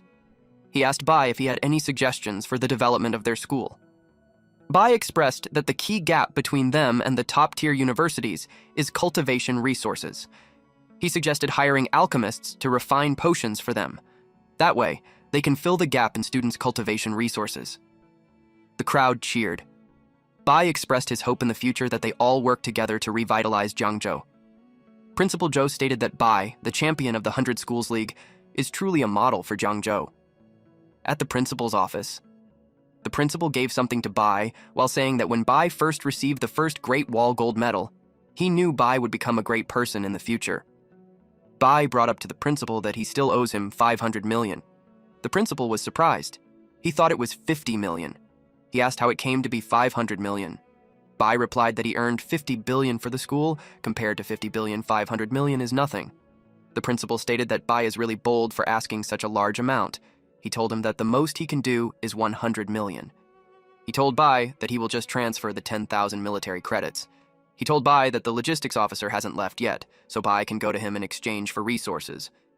Bai complains that he will only receive 100 million. He stated that the principal is treating him like a beggar when he bled for the school. Bai didn't want to leave. But the principal grabbed him and threw him towards the exit. Bai kept complaining. The principal told him to rest early. Bai was annoyed. Bai walked the hallway while saying that a gentleman takes revenge even if it takes 10 years. He took the 100 million won. For now, it was enough to level up his tamed beasts. A lot of women gathered at the entrance of Bai's dorm. The landlady told them that they got the place wrong and blocked them from entering. Meanwhile, inside the room, Bai was telling his tamed beasts to eat slowly so they wouldn't choke. He laid on his bed while talking to the two. He told them that they performed really well in the league and they must keep up with the good work. A golden light made him rise up from his bed. Xiaoba glowed. The status window showed that the Earth Mystic Turtle has upgraded to Silver Initial Stage, evolving into the Earth Spirit Turtle. Earth Mystic Turtle bloodline activation is at 40%. Acquired talent is Power of Natural Elements. 10 origins. The heist level increased to the Silver Initial Stage. Its constitution is at 378. Defense is 862. Agility is 120. Mental power is 120. Bai got down from his bed. He was impressed that Xiaoba instantly leveled up to the Silver Initial Stage. He commented that the money was well spent. He encouraged Xiaoba to keep eating. Then little Bai glowed.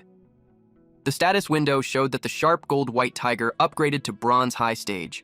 The tamed beast is the sharp gold white tiger with a bronze high stage level and white bloodline activation at 30%. Constitution is at 258, defense is at 261, agility is at 395, and mental power is 80. It has 3 talents, namely Sharp Gold, 100 Claw, Sharp Gold Spirit, Sharp Gold Lightning. Bai laughed at the idea that John worked hard training until he was 20, and he's only at the silver initial stage. But with his 2 gluttons, Bai is skyrocketing to silver. Bai pets his tamed beasts.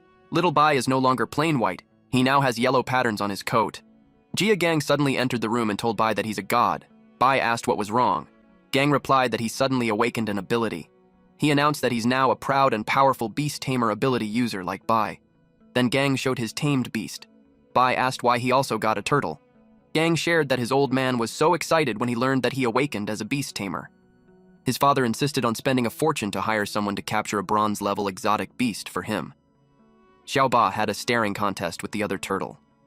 Gang asked Bai on what future a bronze-level exotic beast would have. Gang uttered that if he's raising a beast, it has to be a turtle. He claims that a beast tamer who doesn't raise a turtle isn't a good beast tamer. Bai wanted to correct him. When suddenly he saw a notification window congratulating him. A new talent activated. It was Dominion. He can use the sacred beast blood essence to help those who deeply admire him and subconsciously desire to become beast tamers awaken their abilities, granting their tamed beasts sacred beast bloodline, making them descendants of sacred beasts. Bai read through it and was surprised that he can help others awaken as beast tamers, and their beasts to become sacred beasts' descendants. He saw it as Xiaoba and Bai are going to have disciples and grand disciples. Gang asked Bai what was wrong since Bai looked more excited than him. Bai replied that it was nothing, then Bai told him that he was right, it had to be a turtle.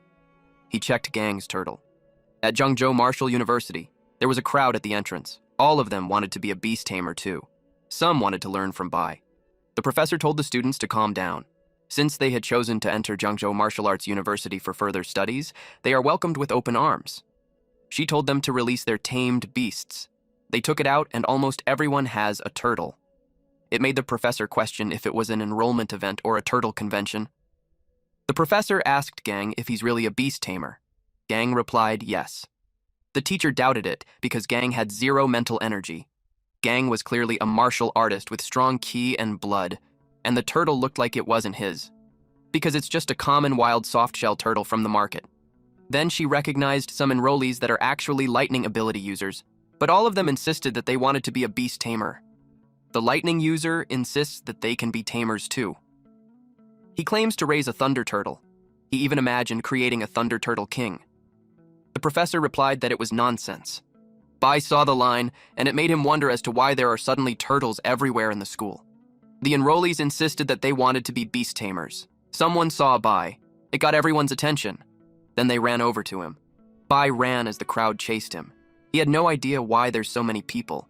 He asked the headmaster for help. At the frontline military conference room, it was reported that according to the Renaissance reports, the myriad races have detected their movements. They sent 13 clans, including the Nethercat clan, Six-Eared Demon Wolf clan, and Drilling Bear clan, to gather near their base.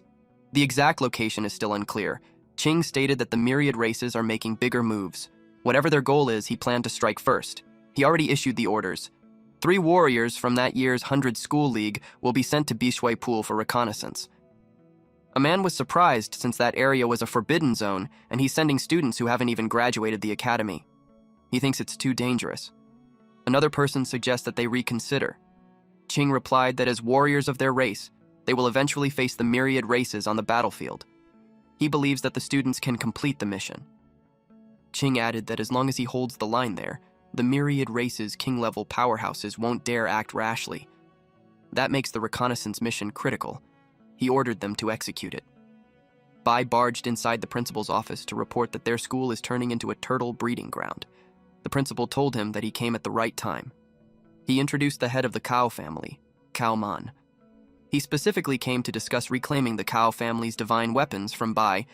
The principal stated that the others in the room are all Cao family honored guests. Bai replied that the Magic Martial University's elder said that it was a gift to him. The members of the Cao family were reactive. They yelled that it was outrageous because those divine weapons belonged to the Cao family. He uttered that if not for Elder Zhao, they wouldn't be there discussing that matter with Bai. They expressed that they came today with sincerity, but blamed Bai's attitude. Bai was amused that those guys are slamming tables at Jiangzhou Martial Arts University. The principal slammed the table too, and lectured those men that they are in Jiangzhou Martial Arts University and not the magic capital. He told them that whether Bai sells or not, and at what price, it was entirely his decision. He encouraged Bai to speak his mind. The man told Bai to name his terms. Bai told them that he finds the weapons handy lately. A woman told him that in the future, they will all have to go to the battlefield against the myriad races, and enhancing strength is the most valuable choice. She suggested that rather than keeping 2 pieces of useless scrap metal, it would be better for Bai to exchange them for valuable cultivation resources. Bai replied that they make a bit of sense. He thought about it, and suggested 10 billion. They were all surprised. The woman complained that even forging new divine weapons wouldn't cost that much. Bai told them that they might be mistaken. Those 2 weapons might not be that useful in his hands. But he knew that in Zixuan's hands, they were his lifeline. He asked them if they're saying that Zixuan's life isn't worth 10 billion. He asked them how long it would take to forge a new divine weapon. They yelled that it was an outright robbery. The principal was watching from his desk, but he was glad that those people finally saw that kid's merchant mindset.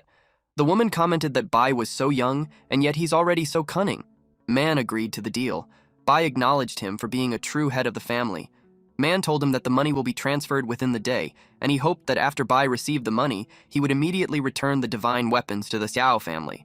They walked away as Bai assured them that it will be an exchange, and no deception will happen. The principal also guarantees it. Bai told the principal that the Cao family is desperate to spend such a fortune to reclaim the weapons. He asked if something big was happening in the front lines. The principal replied that Bai is sharp. The principal shared that the military has officially issued orders. All selected students and instructors must report to the myriad races front line within 3 days. The principal will also be going.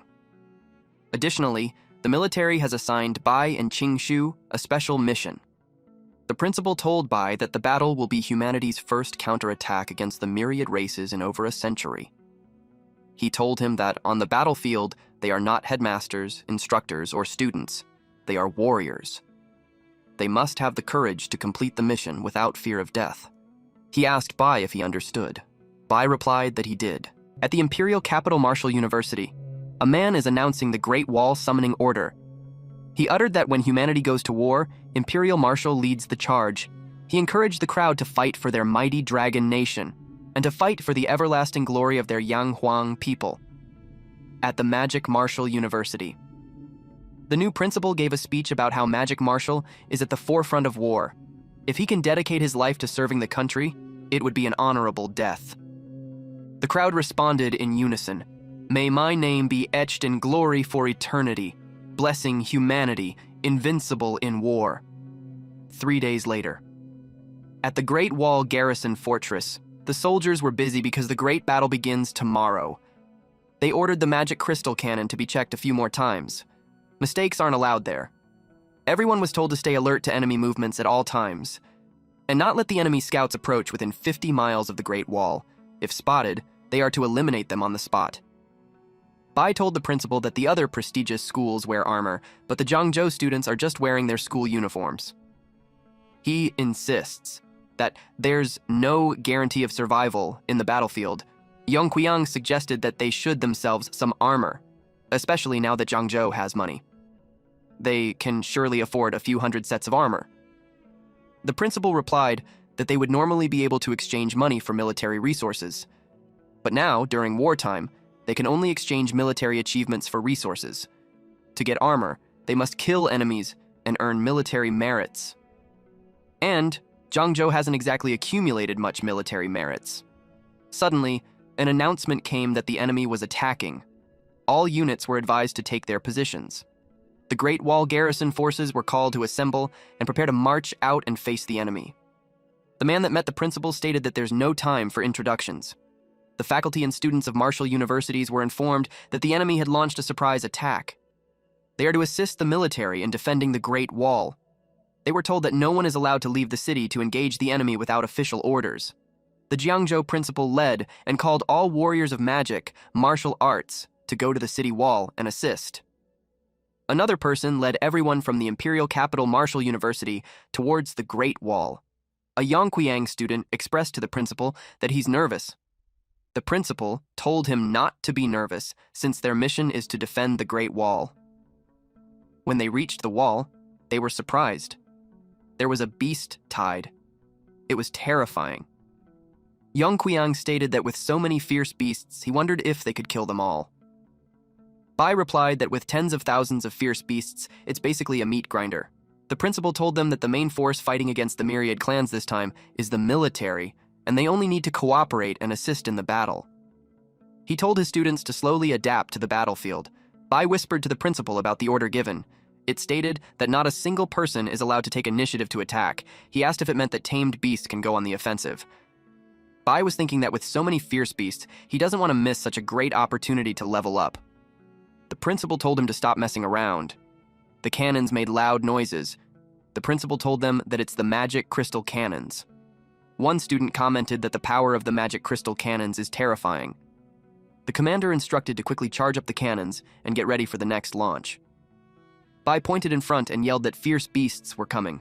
The principal told everyone to get ready for battle. The commander deployed those platinum-level warriors. They set out and attacked. Then the gold-level warriors are also deployed. Everyone was told to pay attention and defend the wall. The beasts roared loudly.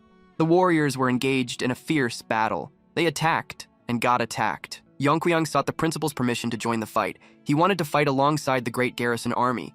Another student expressed that it's too frustrating to watch from where they are. The principal told them that it's the battlefield and not a place for them to act on impulse. He reminded them that their task is defending the Great Wall. The principal told them that the military issued the order to protect them all. If they were sent to the battlefield at that moment, it would be a needless sacrifice. He told them that once they become qualified soldiers, there will be plenty of opportunities for them to kill enemies. Suddenly, a beam was fired. The warriors at the front line were confused because from what they know, they already stopped firing the magic crystal cannons. The commander wondered why they were still firing, and the power seemed a bit off.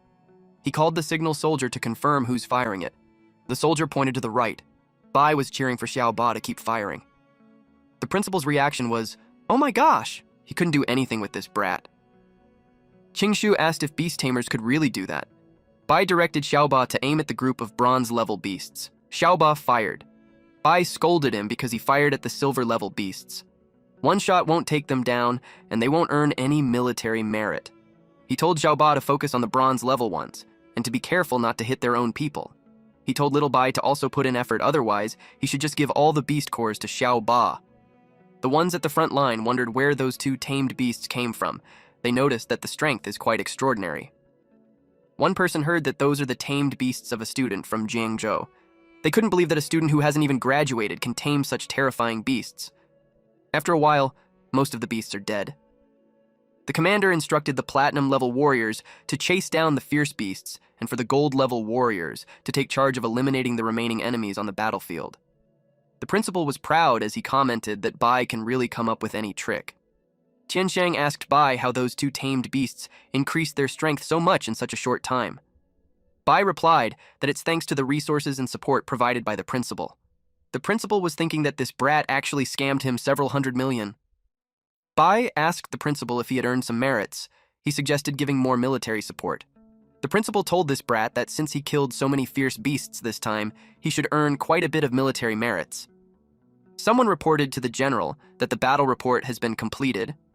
It was reported that their army lost a total of 568 soldiers, and all 200 magic crystal cannons have entered the cooldown and charging phase. They will be available for use again in 5 hours and 40 minutes. And in that battle, the army eradicated over 125,000 fierce beasts.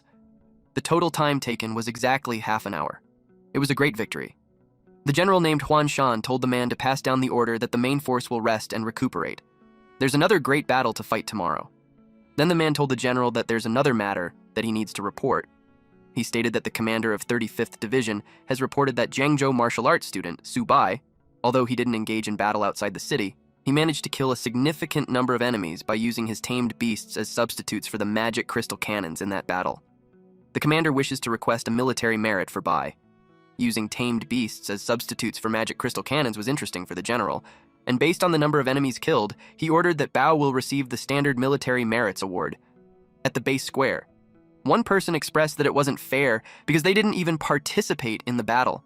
Because of that, there isn't a way for them to earn military merits. One person replied that if they have Bai's strength, they could do it too. They watched the screen and saw that Bai, a student like them, earned so many military merits. It was a puzzle since he's also forbidden from leaving the city. It made them think that there must be some insider deal. Zixuan was annoyed at Bai. It was also shocking that he gained 40,000 merits. That's more than 400 million. One man uttered that even a gold-level warrior would probably only earn that much. They were curious what Bai did. Zixuan claims that he will surpass Bai. Bai suddenly appeared and greeted Zixuan. He asked him how's it going with his twin swords. Bai expressed that he owes a big part of his military merits because of Zixuan's father's support. Bai placed an arm around Zixuan's shoulder. Then he told him that if he ever needs anything in the future, he should just say the word. Bai stated that they're good friends after all. He reminded him not to keep that grumpy face all the time. Zixuan tries to push him away and states that he will never be friends with him. Bai asked him if he's having trouble wielding his weapons. Bai stated that he has been reading tons of books on forging lately, and he got some real insight into divine weapon upkeep. He suggested to Zixuan that he will help him maintain the weapons for a reasonable fee. Zixuan scoffed and walked away.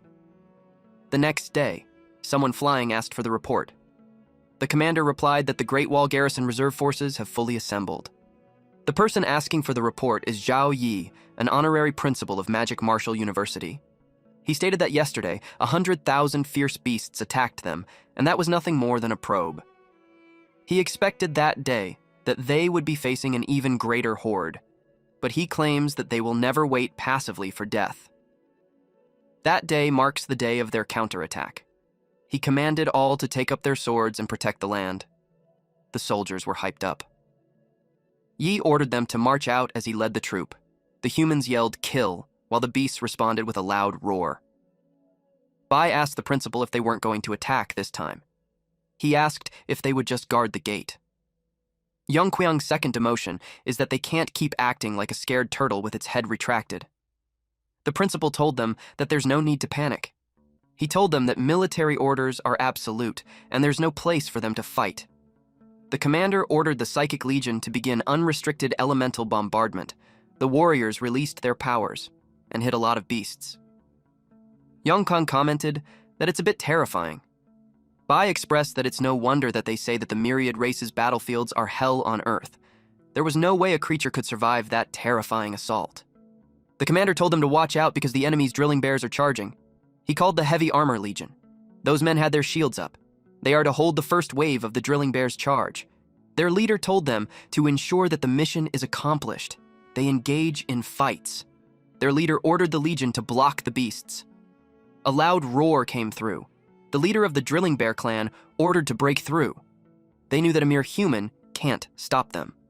Bai was surprised to see that the leader of the myriad races is humanoid. The principal replied that the platinum-level experts of the myriad races possess the ability to shapeshift into humanoid form. Once they reach the Diamond Realm, there's almost no difference from humans. Even if they live with them, as long as they don't show any flaws, it's nearly impossible to detect anything unusual. Bai admitted that he didn't expect the myriad races to have that kind of ability. Yongqiang asked when they would be given a mission. The principal replied that the battlefield is already heating up, so he believes that the mission will be coming soon. A soldier came and announced to all reserve team members to assist the main forces in rescuing the wounded and cleaning up the battlefield. Bai expressed that the mission has finally arrived. The soldier told the members of the marital universities that they will divide into small teams to cooperate and execute their mission. The team assignment list is being announced. Team 1 is Bai, Qingshu, and Zhan. The team leader is Bai, and he had no mandatory tasks. They were told to assist with the cleanup of the battlefield or head to the Misty Mountain Range to join the main forces. The team leader may arrange as needed. Team 2 is composed of Wang Yang, Cao Zixuan, Guan Jin, and Zheng Lexiao. The announcement went on. Then Team 52 was announced. It is composed of Bai Ningbing, Wang Qingqing, Luo Yongqiao, Lei Yunqiao, and Zhang Mani. The team leader is Ningbing, and their mission is to assist the Great Wall Garrison Reserve in cleaning up the battlefield. All teams were instructed to assemble immediately and execute orders. They wondered as to why the teams aren't formed from the same school. Everything was almost split up. They also questioned Team 1, where there's Bai, Qingshu, and John all together. They wondered if there's no mistakes. John approached Bai and greeted him. He asked when they would be having their next big fight. Bai replied that they will talk about fighting later. Bai asked what was the deal with the mission. Qingshu pointed out how 3 of them were assigned on one team, and the mission is really vague. He finds it strange. John replied that Bai is the team leader, and even he doesn't know about it, so John had no way to know about it either. Bai realized something. He uttered that the military orders say the team leader can arrange as they see fit. He stated that he seems to understand a bit. Qingshu asked him what he understood. He told them to come with him. Bai informed the principal that they will head out to carry the mission. The principal told him to be careful, and at critical moments their lives are the most important. Our MC replied that he got it. He told John and Qingshu to follow him, then he jumped down. Then they sprinted away.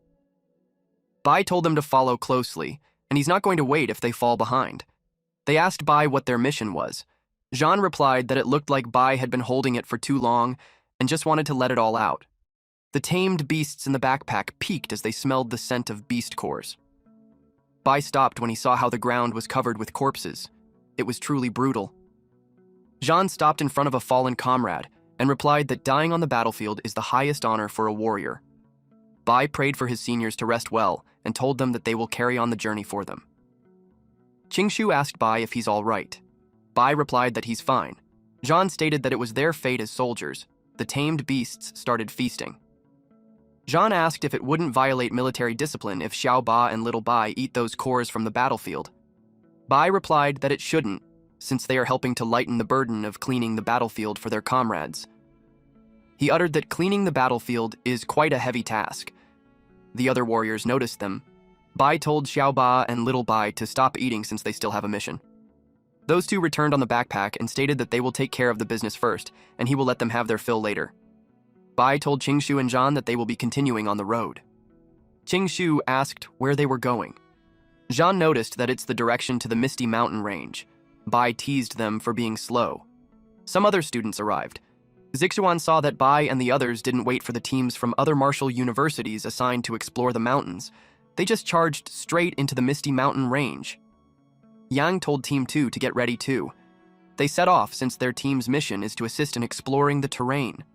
The Misty Mountain Range is still somewhat dangerous, but as long as they stay away from certain hazardous areas, they should be fine.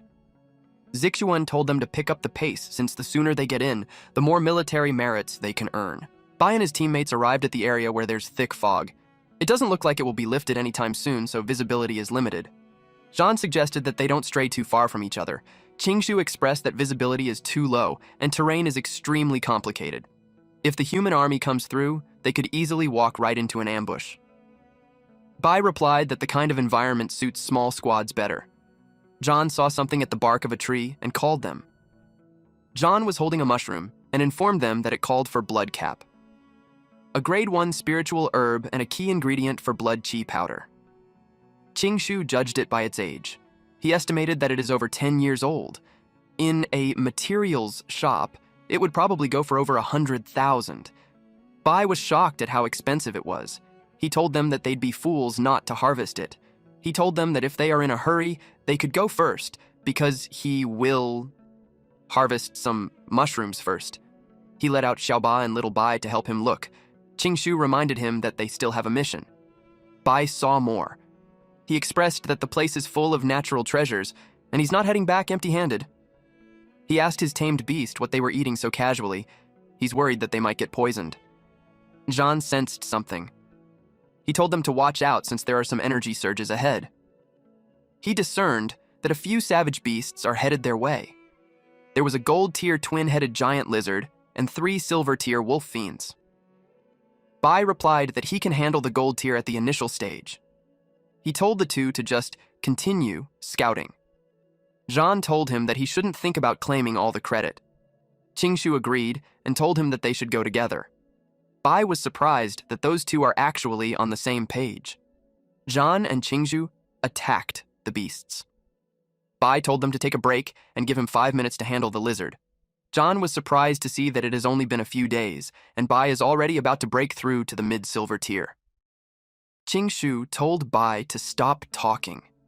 He suggested a challenge to see who's got the skills to take down those fierce beasts. Zhan told them not to kill them all, and to leave some for him. They were having fun. Suddenly, there was a loud roar.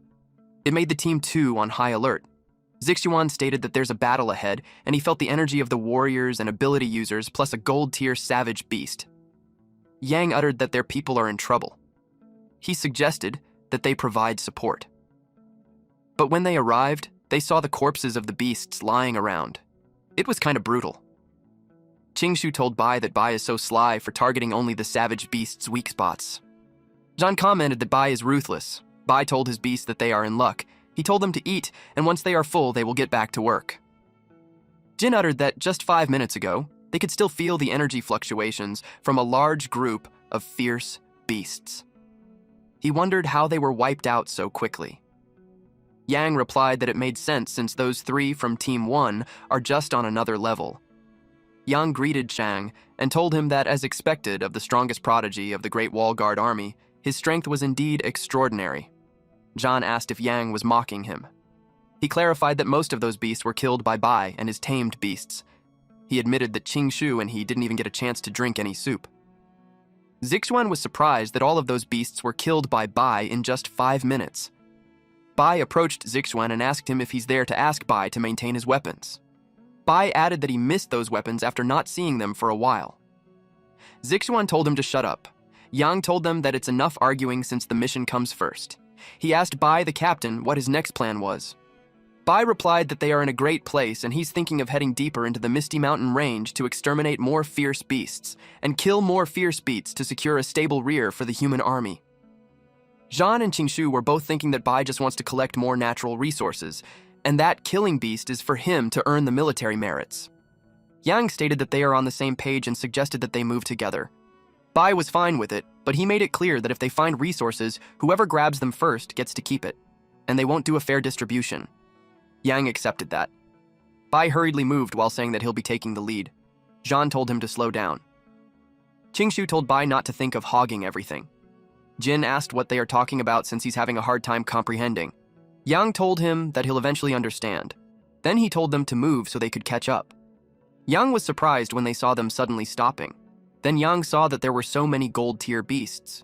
He wondered why it showed up all of a sudden. Zixuan stated that there's 2 at the beginner stage, 1 mid-tier, and even a gold tier at a high stage. Those beasts of different stages are all orangutans. One person with a fang called the beasts a useless bunch. He said that because they let those humans get that far. Bai was surprised to see a humanoid fierce beast at a platinum tier. Zhan replied that those beasts look like they are from the Dzang Mystic Snake clan, one of the 3 royal clans, the strongest subordinate species under the 9 hells devouring heaven boa. He stated that it's a noble bloodline among the 10,000 races. It is capable of transforming into a human at a lower tier. Their combat power also far exceeds that of the same tier. He claims that it is the hardest one to deal with. The creature from the Snake clan ordered the beasts to kill all humans and not let a single one escape. A lot of beasts suddenly appeared. Team 2 were surprised. They were surrounded. Zhang told Yang, the fastest to go get reinforcements. Yang agreed. He told them to hang in there. He activated Earth Tier Battle Skill and Wind Spirit Possession. The beasts leapt and blocked Yang's path. Yang was surprised that the beasts are actually faster than him. He had no choice but to try his best. As they engage in a fight, Zhan asks if Bai can handle the Black Serpent alone. Zixuan was determined to slaughter all those beasts. The Black Serpent guy asked Bai as to why he's not making any move. Bai uttered that the guy isn't easy to deal with. He called his tamed beasts to go to work. Xiao Bai used Xianwu Barrier and Xianwu Gravity Pull, while Little Bai activated Sharp Fury Claw and Unyielding Metal Spirit. The guy released several snakes. Xiao Bai fired a beam. Little Bai clawed at the snakes. Qingshu stated that the high-tier golden power is truly extraordinary. Zhan saw that Yang lured 3 of them, and he's worried that Yang is actually in danger now. Zhan told Bai to finish the battle quickly since Yang might be in danger. Bai struggled to keep the white snake's mouth away from him as he acknowledged Zhan's message. Bai ripped the jaw of the snake and told his tamed beasts to finish the fight quickly. The serpent was annoyed at this pathetic human for speaking so arrogantly. The serpent felt a strong energy, and a beam was fired from Xiaoba. Bai uttered that if it were an ordinary gold tier, that strike would have been enough to take out those beasts. One snake hissed loudly. The humanoid earlier went back to its true form. It looked fierce and scary. It acknowledges that Bai is strong. He can't believe that he actually forced him to reveal his true form. Bai saw that the snake's head is huge, bigger than Xiaoba. The snake slithered quickly to eat Bai, but Bai immediately used Golden Ghost Shadow. Bai told the snake that it looked like it had some brains since it knew that it needed to target him, but its speed can't catch up to Bai. He rode Xiaoba's back and ordered an attack. Xiaoba roared loudly. It activated Xianwu Charge. Then it tackled the snake, causing it to cough blood. The snake tried to wrap its body around Xiaoba. Bai asked what Xiaoba was waiting for. He ordered it to attack and finish it quickly. Little Bai had come to its rescue. Little Bai grabbed the snake's body. Zhan, who was busy fighting, couldn't help but express that Bai's 2 tame beasts are incredible because they actually managed to torture a mystic snake leader to the brink. Qingshu expressed that they had been fighting for so long and he's worried if Yang can hold up. Bai landed a kick on the snake's head while telling his tamed beast to quit fooling around since they have other tasks to take care of. Xiaoba leapt. Bai told Little Bai to move aside. At this point, the snake was already dizzy and had a large lump on its head. Xiaoba used Xianku Gravity Pull. It used Xiaoba's whole body to hit the snake. It was like a powerful punch at the gut, and they finally got rid of the snake. They hurriedly moved to rescue Yang, but they got confused when the snake's body showed orbs all over it. Then it exploded. Qingshu and Zhan got worried for Bai. Fortunately, Bai had put up a barrier on time. He was annoyed that it actually had another trick up its sleeve. But to his surprise, the snake slithered away. He was confused that it wasn't dead yet. Zhan told Bai to stop chasing it since it's already crippled because of Bai. He pointed out that rescuing Yang is more important. Bai decided to let go of the snake. Bai told the two to hold the beasts there as he went to rescue Yang. Zhan assured him that they got it covered so Bai should move quickly. Yang admitted that he underestimated the speed of the gold-tier fierce beasts. He knew that the arm-extending white apes aren't an agile type of beast. Their physical strength is incredibly formidable. It made Yang think that he might meet his end there, but he was determined that before he dies, he'll at least take one down with him. He used the sky-shattering spear technique, but he got punched by the ape. The 2 others are on their way to him. Then, they punched him, used him like a punching bag, until he crashed on a tree. He thought that it was the end for him. He taunted the beast to kill him, but he claimed that one day, the human race will slaughter them all. An ape was about to stab Yang. Yang thought of Zhan and Bai and the lost chance to spar with them again. But suddenly, the spear flew away. Bai deflected it. He told Yang to hang in there. Yang asked him if he's there to collect his corpse. In his weakened state, he told Bai to take revenge for him. Then he lost consciousness. Bai panicked and told him to wake up. Bai shifted his attention to the beasts, determined to tear them apart. Bai grabbed the spear. The 2 tamed beasts engaged in a fight with the apes. The other one who lost its arm attacked Bai. Bai told the beast to die. Then he threw the spear and hit it directly. It crashed on a tree. The spear pierced right through its heart. Little Bai growled. Bai told Yang that he had avenged him, so he better wake up.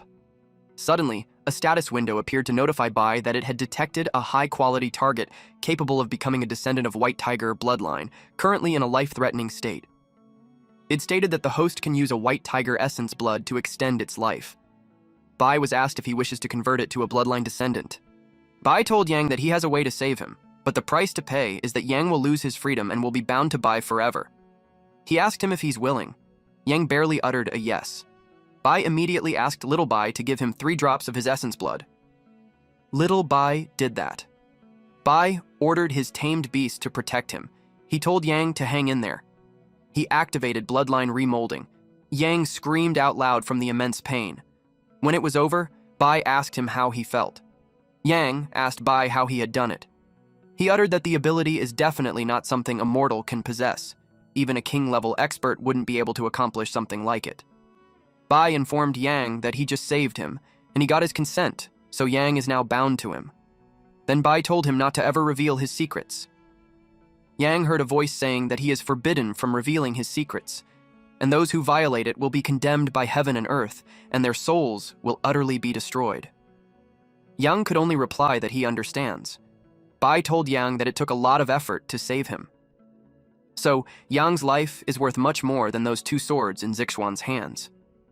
He told him that the cost for it isn't cheap. Yang was confused as to what Bai was saying. The ground rumbled. Yang got in front of Bai and told him to watch out. Suddenly, snakes have popped out from the ground. Bai regretted leaving that damn beast to escape earlier. Bai ordered Little Bai to get rid of those disgusting things. Little Bai slashed those snakes. Then Bai saw that those snakes aren't a physical entity. Then more snakes popped out. The snakes multiplied the more they killed it. Zhan and Qingshu arrived. Qingshu immediately asked if Yang was all right. Bai asked them why it took them so long to arrive. Yang replied to Qingshu saying that he's fine. Qingshu told Bai that it looks like those snakes are endless, but someone must be controlling them. He told Bai to find out who it was. Bai speculated that it's the snake that they failed to kill earlier. Bai borrowed Yang's gun. Bai saw someone behind the tree. Bai fired the gun. The black serpent immediately evades the attack. It even stated that Bai and the rest are a bunch of insects daring to challenge his 9 Hells clan. Qingshu knew that Bai hit that black serpent earlier back to its original form, and in a short time, it had already regained its human form. He wondered how it's possible for the black serpent to recover so quickly. Bai replied that it seems like the enemy isn't that simple. The black serpent replied that it was just his clone. He asked them if they thought they could kill him. He commented that it was such a wild thought. Then they saw that the black serpent in human form was holding Lake Xiao. Lake Xiao was skin and bones. It looked like life was drained out of him. Zixuan yelled that he's going to kill it. Zhan asked when it happened. Zhan warned everyone that the black serpent is stronger than before, so they had to be careful. Zixuan told Bai to kill the black serpent for him, and he'll pay Bai whatever it costs. Bai told Qingshu and Zhan to deal with the others while he focuses on the black serpent. The black serpent told Bai that he has a big mouth. Bai told the black serpent to watch him slay him and take him back to make snake soup.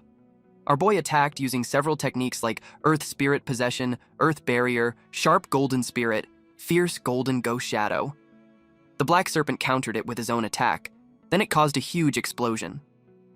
The black serpent was amused with Bai. He admits that Bai is quite something. He called Bai an insect and told him to come out. Little did this fucker know our MC was already behind him. Bai punched the black serpent and sent it flying. It eventually gained its footing. Bai noticed that the black serpent is stronger than before. Bai called his tamed beasts to form the 7 stars, 3 evil formations. The 7 stars and 3 evil formations is the ultimate secret technique Bai can unleash by tapping into Origin Confluence. It allows him to combine his strengths of Xiao Bai, Little Bai, and himself. The 3 surrounded the black serpent and unleashed their attacks. The black serpent commented that Bai's attack is quite creative, but he told Bai that Bai's is weak.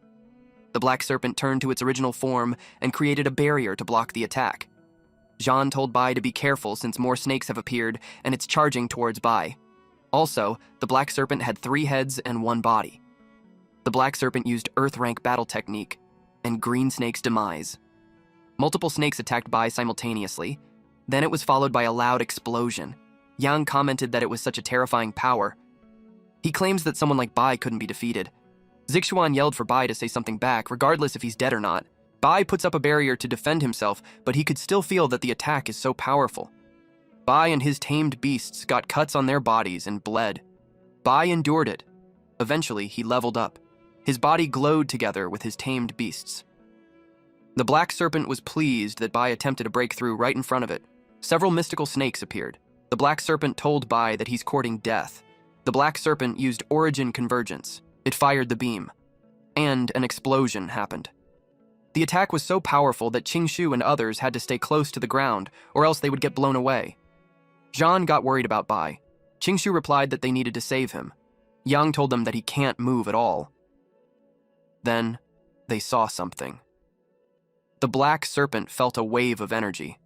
Bai and his pets rose up, and the energy with them was unimaginable. Apparently, these three were starting to merge into one. The white tiger will serve as his blade, and the turtle will be his armor. Bai's expression was fierce. His outfit changed because of the sacred beast's armament and mortal realm descent. He also declared that he will now kill his enemy without mercy. Zhan recognized that. Zixuan's jaw dropped. Qingshu asked if it's the legendary sacred beast armament. Yang replied yes. He was excited, since it is what Luo Fan used to charge thousands of miles, facing countless strong opponents and single-handedly defeating two king-level supreme forces, the sacred beast armament. The Black Serpent knew that it was the ultimate technique of that person from 100 years ago. He wondered how it was possible. The window system appeared and displayed a congratulatory message to the host for awakening the sacred beast armament. The host is Su Bai, a beast tamer on the silver mid-tier level and 18 years old. There was a reminder that the sacred beast armament has awakened 80% of the sacred beast bloodline early. This power is too overwhelming, far exceeding the host's current limits, and will rapidly consume both the host's and the sacred beast's vitality and mental strength. There is also a warning that the host is currently unable to fully control this power. When the host's vitality and mental energy reach a certain point, the state will end, and the body will enter a period of weakness. The estimated remaining time is 3 minutes. Bai was advised to finish the battle within the time limit. Bai asked the Black Serpent if it was ready to die. The Black Serpent released another beam. It questioned how it was possible. As it got hit with the beam, it yelled for the Lord of the Nine Hells to avenge it. The beam was so powerful that it split the ground. At the Great Wall. Guard Fortress. Qing commented that the kid grew too fast. Qing glanced to his side, acknowledging the presence of the mighty king of the Nine Hells. He commented that it's mighty, yet it's attacking a mere youngster. He asked if it really thinks that he's dead. Qing released a slash attack. The King of Nine Hells countered it with the same attack. The King of Nine Hells told Qing to not be so arrogant. He knew that Qing's time is running out, and once he's dead, the human race will be left without the protection of a king-level expert and will surely be destroyed.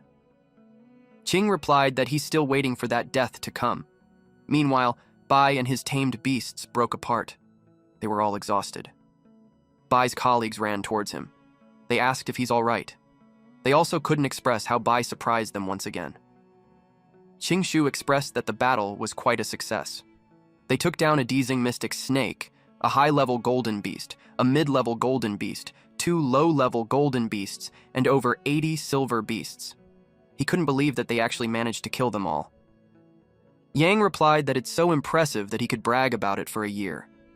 Zhan expressed that the battle was dangerous. If Bai hadn't unleashed the sacred beast armament, they might have been wiped out completely.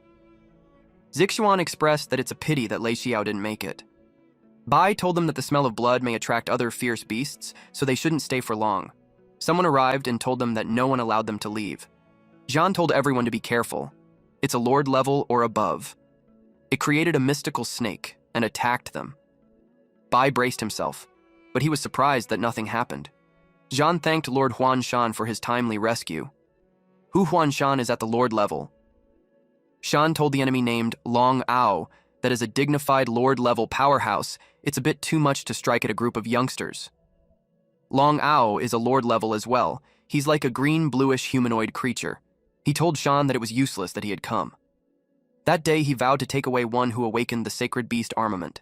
Ao declared that his race would never allow another Luo fan to appear. Shan told him not to even think about it. Ao created a condensed beam of light. He challenged Shan if he could protect the guy. Ao used the skill Myriad Snake Domain. So many snakes appeared. The snakes are at least gold level in the initial stage. There were even platinum level ones. That was Huanshan's cue to stretch some muscles. He used his ability called Parasol Tree Under the Moon, and it was like the sun was behind him. Upon witnessing that, Bai's jaw dropped. He was amazed. It was Zhan's first time seeing that too. Even Long Ao couldn't fathom how he could use the power of a law. Long Ao felt it eroding his vitality, and it made him think that it's impossible to defend against it. He opened a rift in space and admitted that he's no match for him. He warned him that he can protect the brat at that moment, but it's not forever. Before the rift closes, he advises him that the Myriad class will surely kill him. He told him that as soon as the brat appears outside the Great Wall, his people will send powerful experts to eliminate him. Huan Shan released a gust of wind, and it instantly eliminated the snakes. Zhan questioned if that's how a battle between strong opponents are supposed to be. He stated that each move feels as though heaven and earth itself is at work, and its might is vast and boundless. Bai wondered when he'd be that powerful. Huan Shan reminded them that no matter how strong one's power is, there will always be opponents that will be stronger, so the only person they need to surpass is themselves. All three students replied that they will keep it in mind. He then created a magic circle beneath them so they could all head back. And just like that, they were gone. Even Bai thinks that was too fast. Zhan was impressed.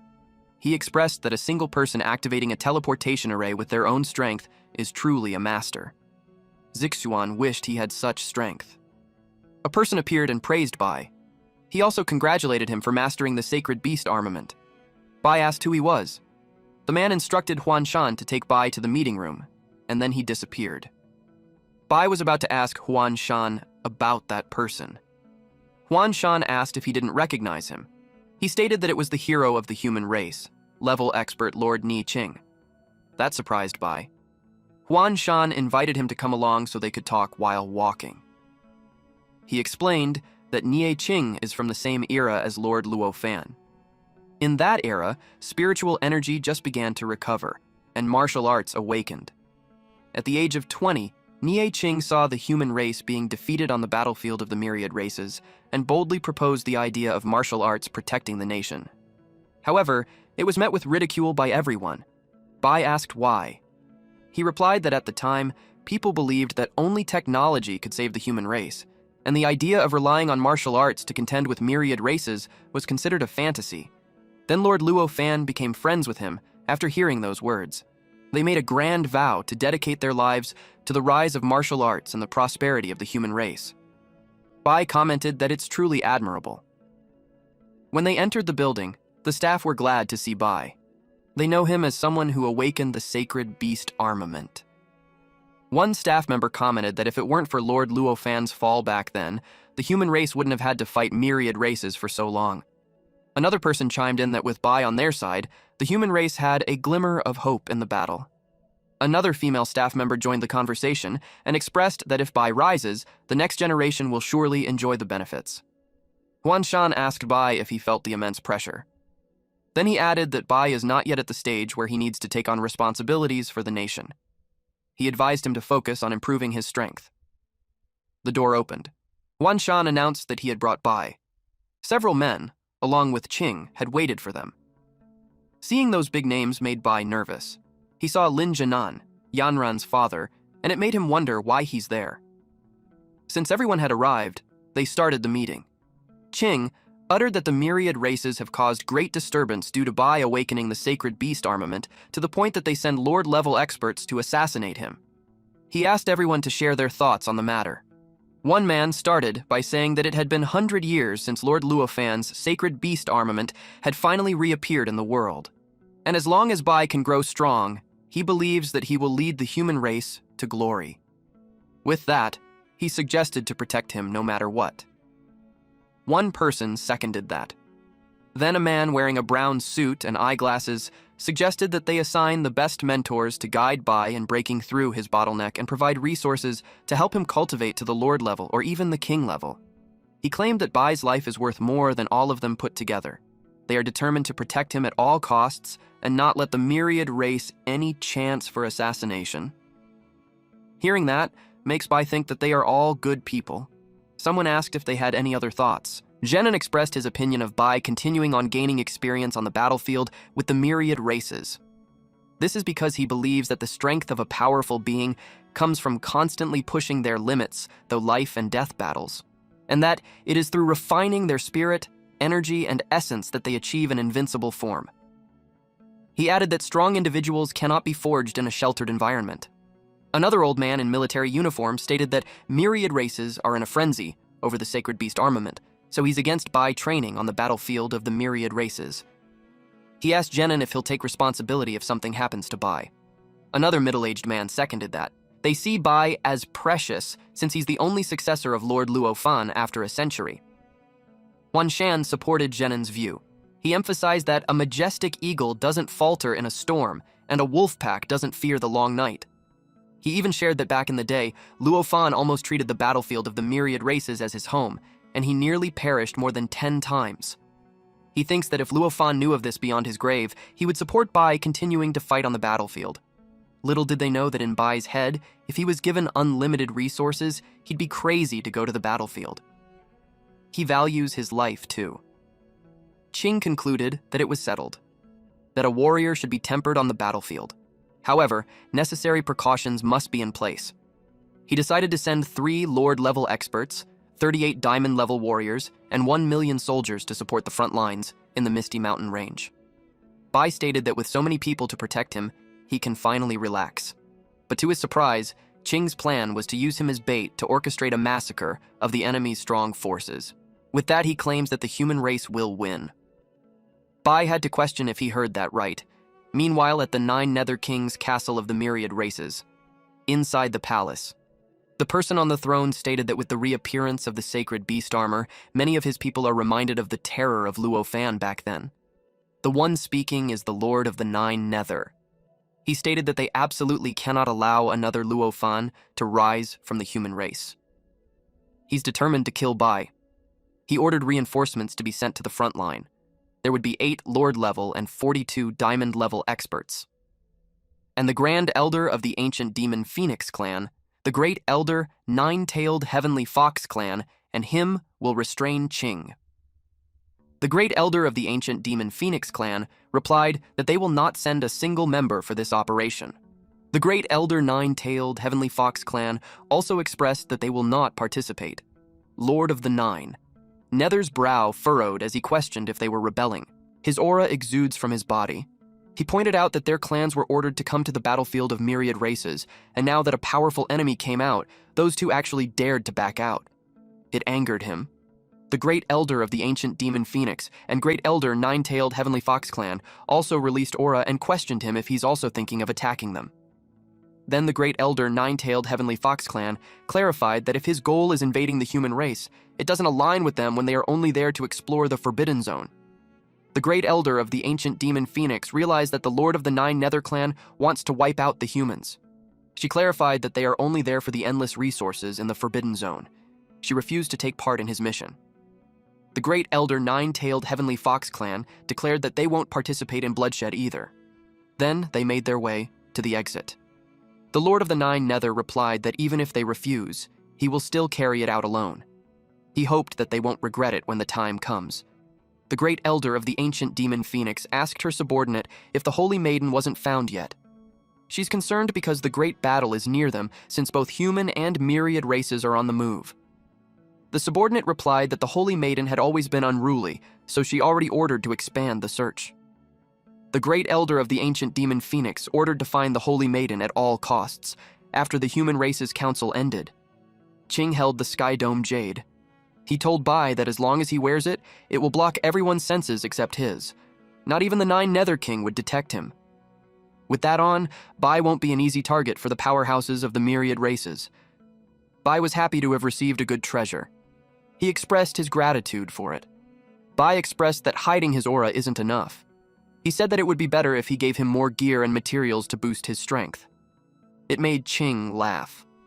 He replied that Bai's principal is the best at taking advantage of a crisis. Qing showed him a treasure chest. Bai's eyes sparkled. In it is a diamond-grade armor, 10,000-year ice heart, 10,000-year dragon soul glass, and some lord-grade cores. And also, tons of medicines. He asked if these are all for him. Qing replied yes. But giving it all at once is like spoiling him, so he will give it to him sparingly. Bai's smile turned into a frown.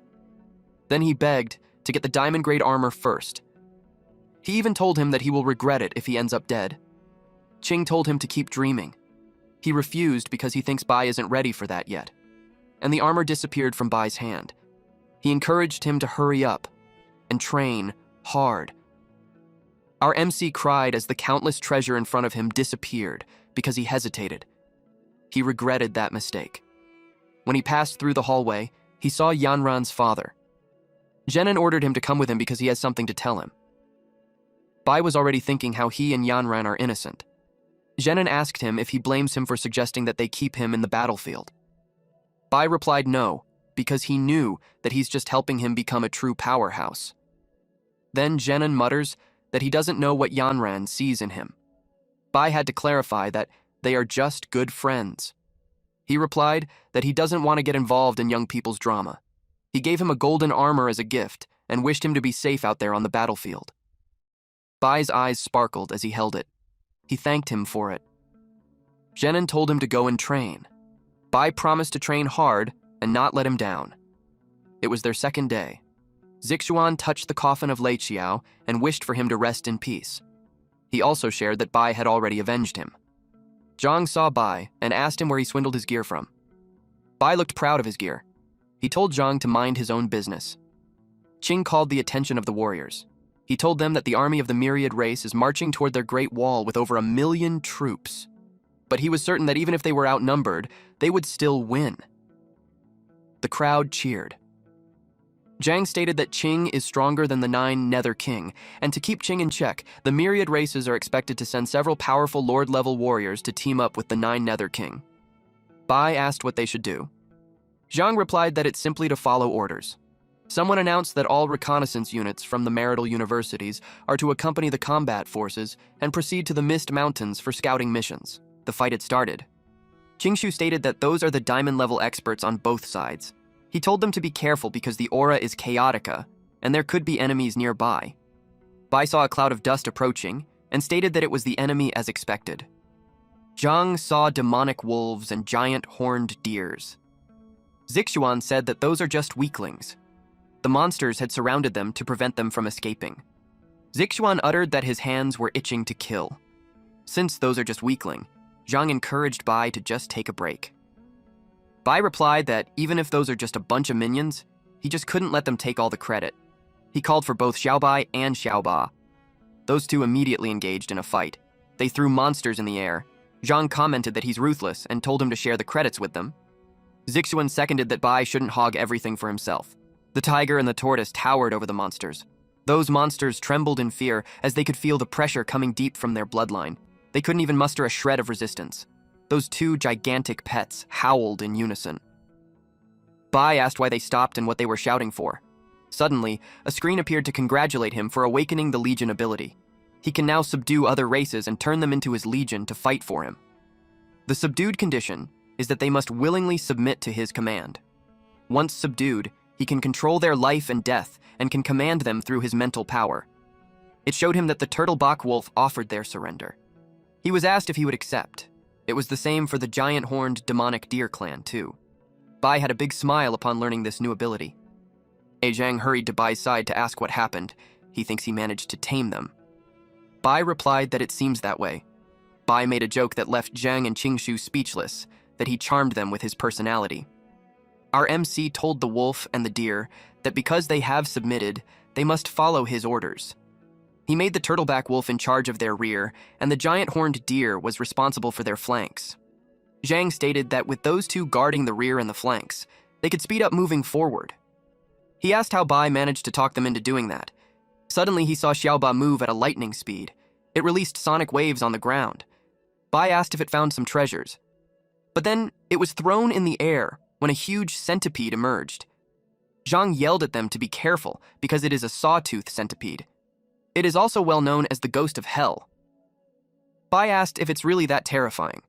Qingshu explained that its body is like a centipede. It is able to burrow and vanish underground without a trace. It has legs which are like blades. Zhang added that where the sawtooth centipede passes, not a single blade of grass remains. It is an epitome of disaster. Yang elaborated that once its legs wrap around a target, those sharp many feet can instantly slice the target into countless pieces. Bai thinks they are just exaggerating. He couldn't believe them because it's different from what he's seeing. Those centipedes are actually in love with Xiaobai and are clinging to it. And the turtle enjoys their company. A screen appeared saying that the centipede is offering their allegiance. Bai didn't expect that it was also possible. At the Misty Mountains, a valley deep within. Someone reported that the human ants have already entered the Misty Mountains. The gorilla believes that those humans will pass through that area tomorrow. They saw 3 creatures moving underground which made them alert. Then the centipedes emerged and attacked the gorilla. They were surprised to see the sawtooth centipedes. The sexy leader asked how it was possible that they were there. She immediately ordered a distress signal to the Nether King. But when she looked at her army of gorillas, they were all engaged in a fight with the centipede. She used her ability called Green Snake Domain. She ordered the ground to open for her, and the snakes rose from underneath. But in an instant, the centipedes cut those snakes in half. She got furious. She turned herself into a gigantic snake, but the centipedes flocked to her. They bit her. She couldn't believe they pierced her so easily. Eventually, her body was shredded to pieces. Not long after, the humans arrived and inspected the scattered pieces of body. They are curious as to what creature strangled the mystic snake. They realized that it must have been a sawtooth centipede. That made the humans worry. Their leader ordered them to report the situation immediately. He ordered that if they encountered them, they should flee immediately and avoid fighting with it. Meanwhile, Bai, Zhang, and Qingshu kept walking. Zhang told Bai that according to the map, the entire Misty Mountains stretch just over 300 kilometers, and they have been traveling for quite a while already, and yet they haven't reached the Clearwater Lake. Bai asked him if he's questioning the route that he planned. Qingshu agreed that they were lost, but Bai refused to believe that. He blamed the map. Zhang replied that it can't be wrong since it's a military map. Bai wondered if it's really a mistake. He did admit that he's hopeless when it comes to directions.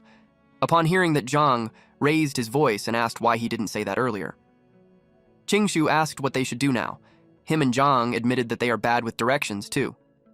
Hearing that, Bai made a scowling face and told them to stop blaming him when they're bad at it, too. It was funny how those two evaded his gaze. Zhang uttered that they are done for because they are three directionally challenged people. Bai told them that they had no choice but to use their last resort. He brought out Xiaoba. He expects Xiaobai to know. He gave it a pill and instructed it to lead them to the Clearwater Lake. Xiaoba happily chewed. Qingshu felt relieved that Xiaoba was there to help them. Zhang checked the map and stated that it looks like they are in the right direction. He appreciated how reliable Xiaoba is. Bai got annoyed because it seemed like he's relaying that he's no better than a turtle. While Xiaoba leads them, they noticed that the mist has thinned out a lot. Qingshu replied that it seems like it. They were glad to have made it out of the Misty Mountains. Bai praised Xiaoba for doing well. But Qingshu noticed that something was wrong. They were on the edge of a cliff and saw a river. He stated that it doesn't look like the Clearwater Lake. Bai asked Xiaoba where he had taken them. Zhan checked the map and he could tell that they are on the outskirts of the Clearwater Lake. Suddenly, they felt a gust of wind, and a dragon appeared before them. They had no idea what's going on. Their instincts tell them to run. Bai carried Xiaoba on his back, and as they ran, he asked this goofball where it had led them. He's hoping that they didn't go beyond the map and into an unknown territory.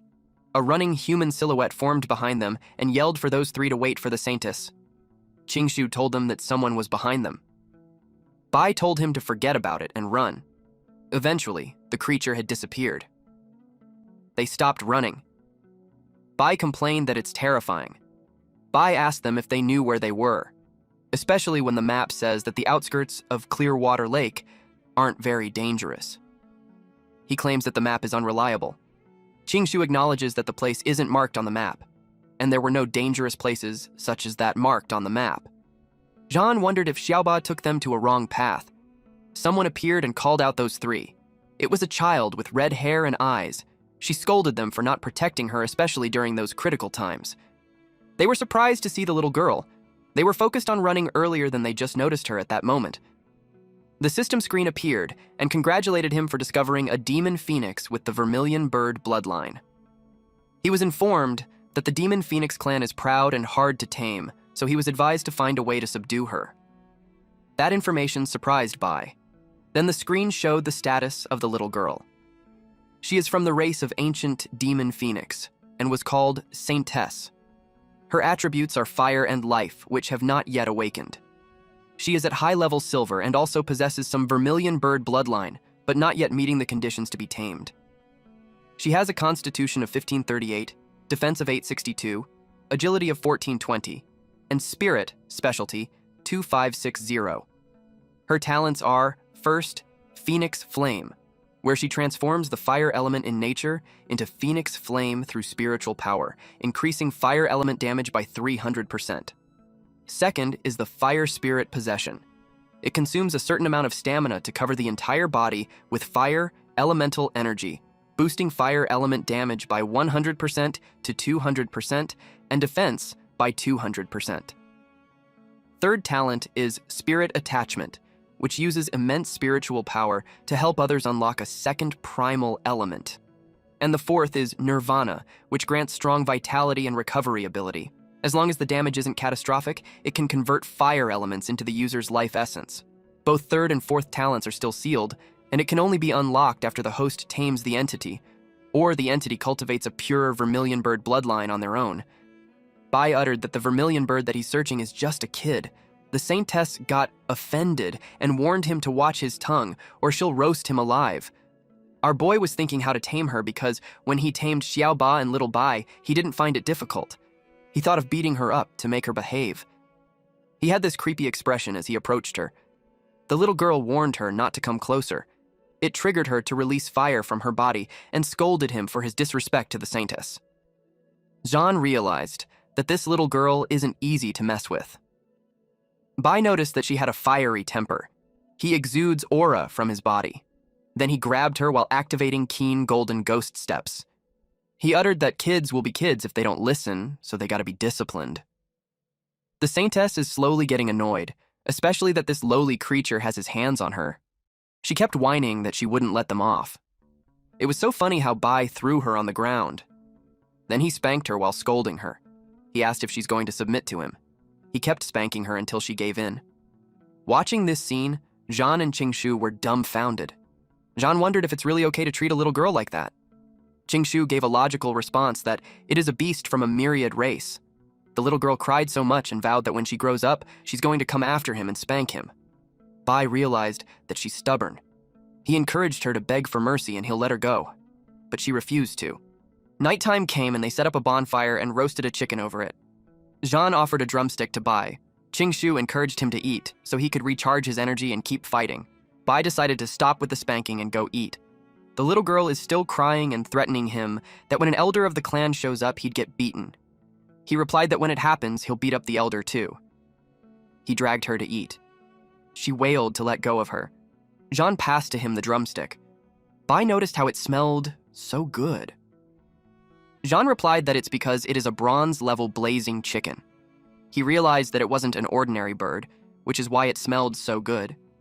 He offered one to the little girl, but she acted with pride and refused to accept it. In her head, she had already eaten all kinds of rare bronze-level treasures, but then the delicious smell caught her attention. She asked what they sprinkled on it. Then she realized that it smells better because it was roasted over a flame. Bai offered it to her again.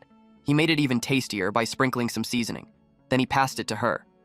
She received the chicken using both of her hands. She took a bite and finds it so delicious. She munched on it while saying that she's going to eat it every day. She added that it tastes way better than the elder's spiritual ingredients. Bai coaxed her into following him by saying that she'll give him that every meal. The little girl replied that she'll do what he says as long as he gives her drumsticks. He told her to keep her word. She assured him that she always keeps her word. The system window appeared to congratulate him for successfully taming the ancient demon phoenix. His level had now risen to the silver high rank. Bai didn't expect to tame a vermilion bird with a single chicken drumstick. He took out Xiao Ba and Little Bai to come out and say hi. He introduced them to the vermilion bird, Xiao Hong. Hong finds them really cute. Xiao Ba and Little Bai weren't pleased though. With a single roar, they were conveying that they are the senior brothers, so she should show some respect, but she treats them as pets. She couldn't help but hug the one she calls Little Turtle and Little Kitty. Bai reminded her to mind her manners because they are her big brothers. John asked Qingshu if he really thinks that Bai would raise that little girl that he tamed. Qingshu replied that it looks like it. Jean expressed that he had a feeling that Bai's intention wasn't exactly pure. Qingshu added that he didn't expect Bai to be a lolicon. Jean also noticed that Bai leveled up without them noticing, so it felt like he's hiding something from them. Jean subtly asked Bai about his advancement to silver rank. Bai replied that it was pretty easy, but Jean thinks otherwise. It prompted him to ask if he had some kind of secret technique or something to level up so fast. Bai couldn't tell him that he has a system, but he just told him that he had a secret, but with their relationship, he couldn't share it. Then he added that there's a saying that the way must not be passed on casually. He added it's not easy to share, especially when it's secrets about reaching the king level. That made Jaein intrigued. But with Bai's expression, it actually looked like he's tricking him. Jean backed off and replied that he understood. He was about to give him a gold-tier beast core, but Qingshu reminded him to be careful not to get fooled. But Bai already grabbed the core and replied that he'll be rooting for him. He told him that what he will say came from Lord Niqing, so he should pay close attention. He uttered that in martial cultivation, they are not really training their realm, instead, it is their Taoist heart. He pats him on the shoulder while saying that as long as he has the heart to seek the Tao, with his unwavering faith to grow stronger, he will be able to advance faster and further than others. Jean replied that he doesn't quite understand. Bai pointed at the bog mountain and uttered that what they see is only the mountain and not the dangers that come with it. But if he would only focus on the summit, the paths wouldn't be difficult. What he means to say is that Jean should just push forward with unstoppable momentum, straight to the top without stopping. Jean expressed that he seems to understand it, but at the same time he doesn't. It was too vague for him. Qingshu knew he totally got scammed, but Bai refuted that, saying that it was really the secret. Then Jean exclaimed that he finally understood. Bai asked him what he understood. He replied that as long as he tells himself every morning that he's going to reach the king level no matter what, nothing will be able to stop him. Jean leapt to the center of a rock. Then in a confident stance, he stated that it was just a simple path, and he just realized it, then. He was determined to use every moment to improve himself. Qingshu commented that he's hopeless. Bai didn't expect his words to be that convincing. He turned his attention to Hong and told her to stop playing around and help Xiaoba and Little Bai to awaken their second elemental power. She replied that she doesn't know how. He told her to use her spiritual power to sense the changes within her body. He knew she couldn't do it before, but he's positive that she can do it now. She stated that there's an ability that can help others awaken their second elemental power. She decided to give it a try. Her hands glowed and she felt it. She zapped Xiaoba first. Xiaoba complained that it hurts. It transformed into its original size while enduring the sensations. Bai cheered him on. Hong noticed that its tail was glowing. The tail formed another face. The screen appeared to congratulate Bai for having his mystical earth turtle to awaken its second elemental talent, the water origin. He's glad that it was a success. Then the screen showed the status of the mystical earth turtle. Its attributes are earth, water, and water origin power that can only be fully unleashed upon reaching gold rank. Its level is mid-silver rank. Since the water origin talent had awakened, the fourth talent was also enhanced. It also showed its constitution of 1538, agility of 400, and spirit 400. It has 4 talents, namely Earth Barrier, Earth Spirit Possession, Gravity Pull, and Earth Water Origin. With it possessing dual elemental origins of earth and water, it is able to absorb and manipulate both forces from nature, providing extremely strong defense and healing capabilities. Bai stated that now that the water element had awakened, the defense of the dual earth-water system got terrifying. Xiaoba was back to its little form. It got spooked when it saw the other head from its rear. Little Bai tried to escape, but Bai saw him and told him that it was his turn.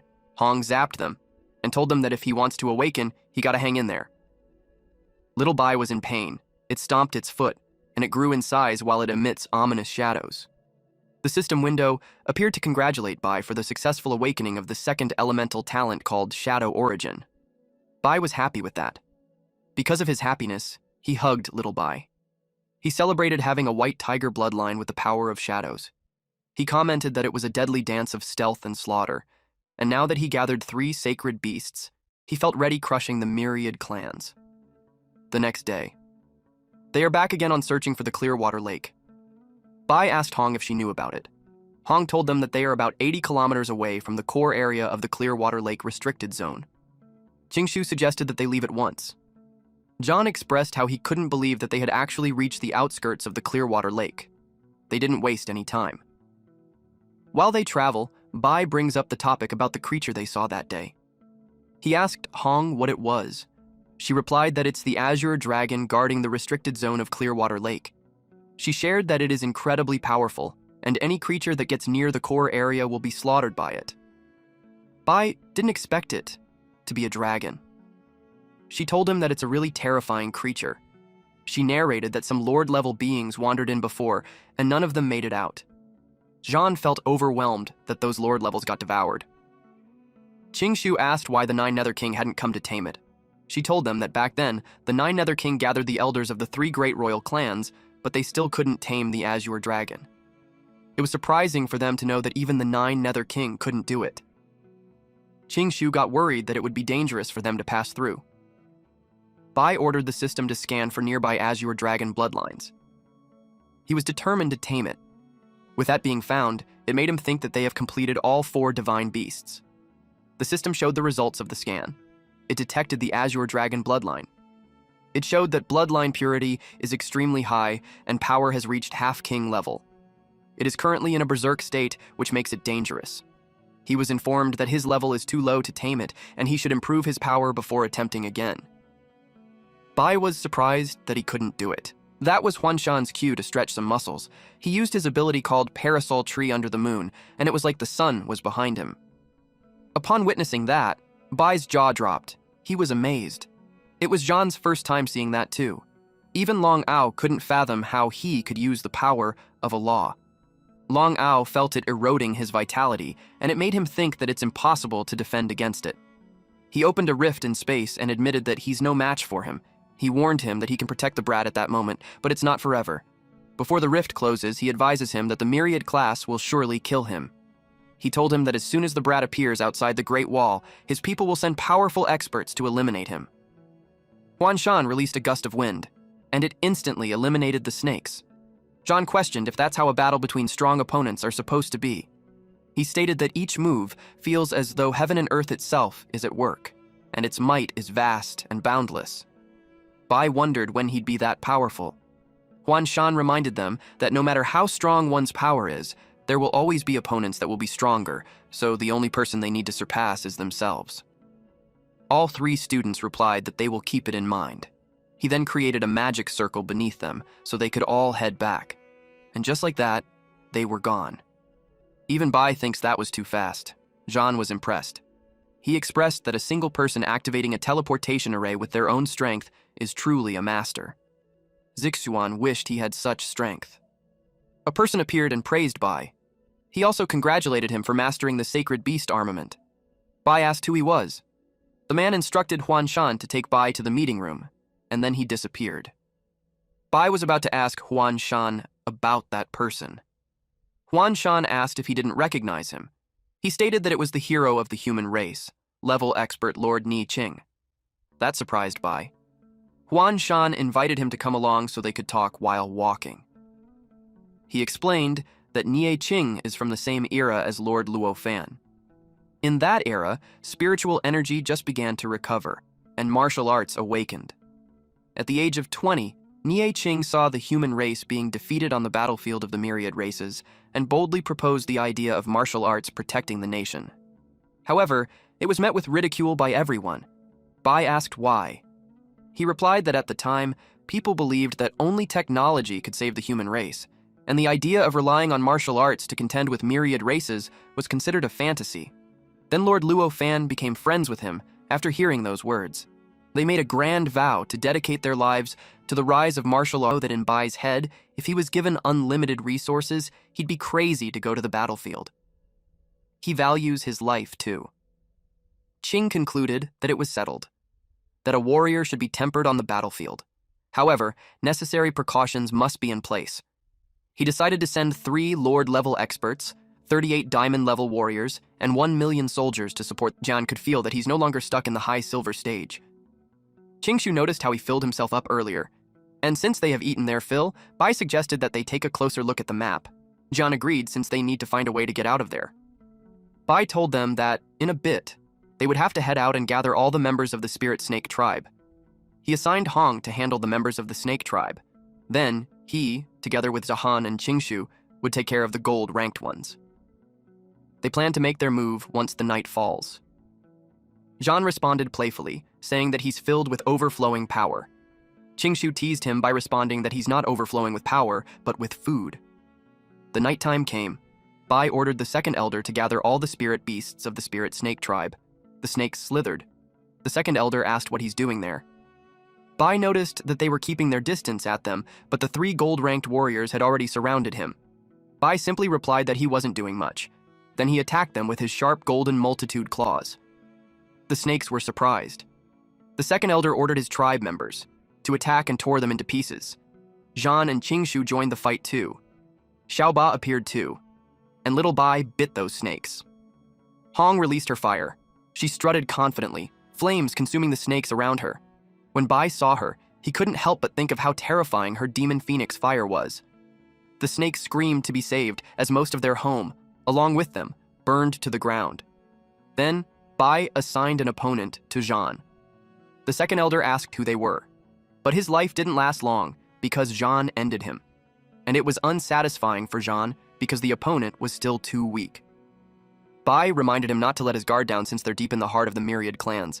After defeating many snakes, Xiaoba could feel like he's going to break through the gold tier. Even little Bai feels the same. Qingshu approached Bai and asked if they would go back to join the main force next. Bai replied that he has an idea. They asked what it was.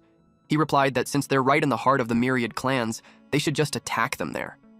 Qingshu replied that it's way too risky, especially when there's just a few of them.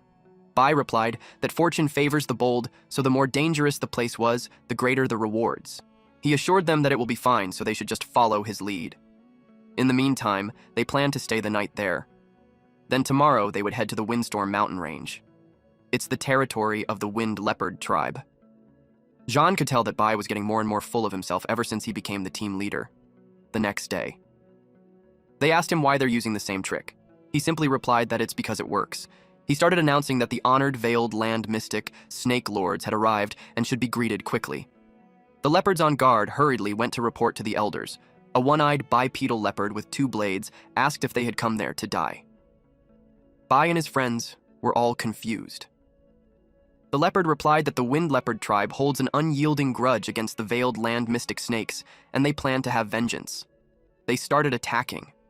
Bai and his team were surrounded. Obviously, Bai's plan didn't work. In his defense, he had no way to know that they held a grudge against them. Bai stated that if worse comes to worse, they'll just barge right through. He told Xiaoba and little Bai that it's time to get to work.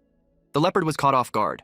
Bai trusted Hong to do her part, especially that those leopards were really fast. She jumped really high, and then spreads her demonic phoenix fire. It rained fireballs. The leopards were defeated and Zhan had just leveled up. Bai was about to say something, when the screens distracted him. It informed him that the Earth Spirit Turtle has advanced to early gold rank called the Mystic Marsh Turtle, and his level has increased accordingly. Along with that, the sharp golden white tiger had advanced to early gold rank, the shadowed golden white tiger. He was happy with this significant improvement. Xiaoba had grown bigger again.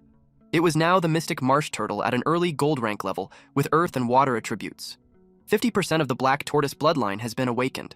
The earth and water elements have fused to form new skills. I won't be reading the rest, but overall, Xiaoba's upgraded skills were amazing. Our MC also checked little Bai's stats. It was now called the Shadowed Golden White Tiger. It was at early gold rank with gold and shadow attributes. 50% of the white tiger bloodline has been awakened, and the gold and shadow elements have fused to form new skills. Bai happily proclaimed little Bai to be the master of shadows. Meanwhile, Zhan couldn't believe Bai had improved again. And there he was, not being able to advance. Bai told him that it only meant one thing, that his faith wasn't strong enough. Bai checked the map to see where they're going next. Hong shared that there's only one place that she hadn't been to. She pointed at a mountain. It was the main city of the veiled land mystic snakes. Bai agreed to go there. Zhan and Qingshu think it's a bit too crazy, because it was truly a great city of the myriad clans. Even if the myriad clans and the human race were at war now, they expected there to be powerful individuals guarding the main city. Zhan was worried since it was them who's going to attack the main city. It was no different from courting death.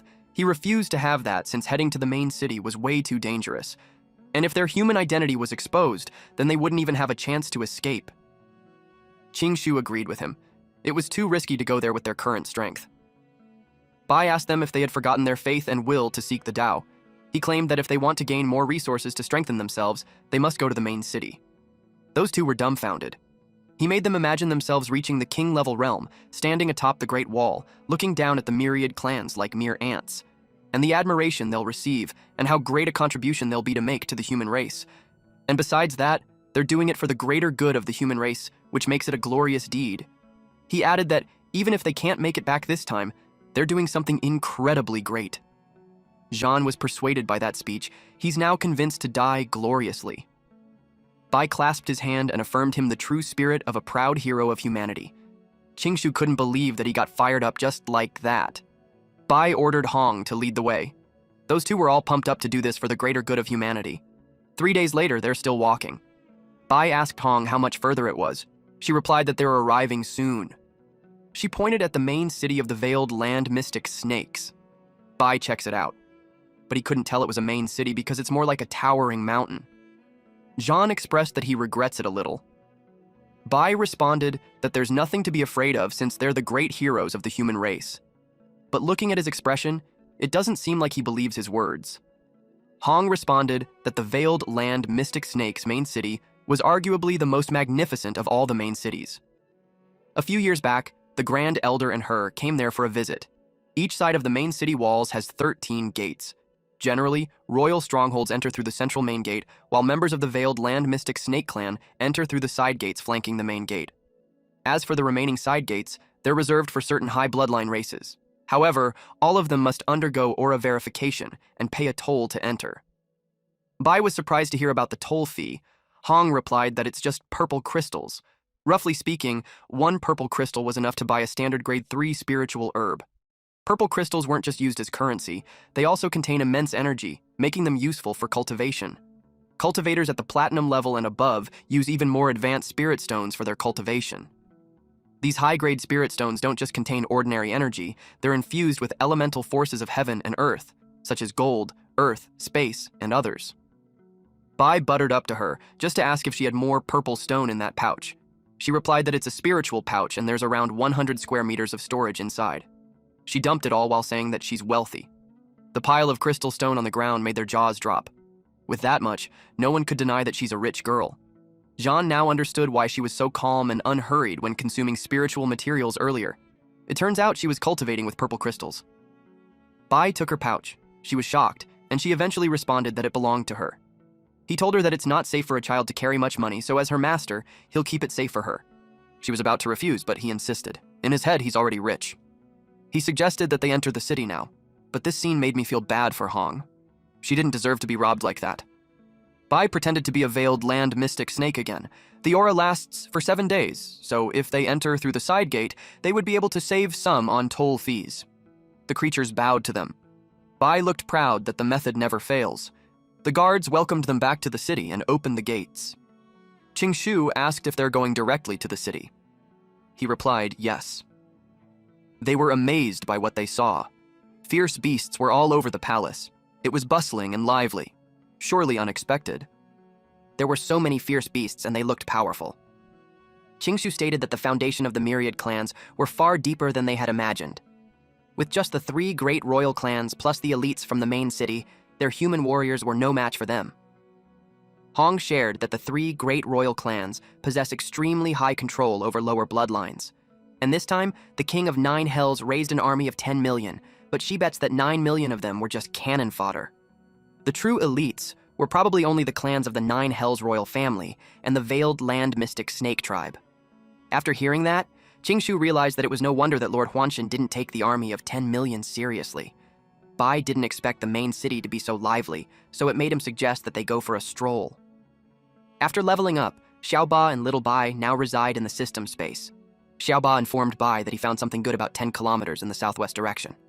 After hearing that, Bai suggested that they split up to be more efficient. Qingshui agreed since he wants to see if there's a place to study the ancient records of the myriad clans. Then, being the reliable brother, he gave them each a purple crystal and advised them to meet back at the city gate when they're done. They think he's being stingy for just giving out one when Hong has a full bag of it. But Bai was shameless. He even told them that there's no need to thank him. Then he left with Hong. Qingshu asked John if he wanted to go with him. He refused because he'll go check out the armory shops in the city. Bai arrived at the designated place. He looked forward to the good things there. It was such a twisted tree. Hong felt sad. It was forbidden sorcery. She couldn't believe the Dizu Xuanmang clan would cultivate such a thing. She suspected that they're trying to become the 4th royal clan.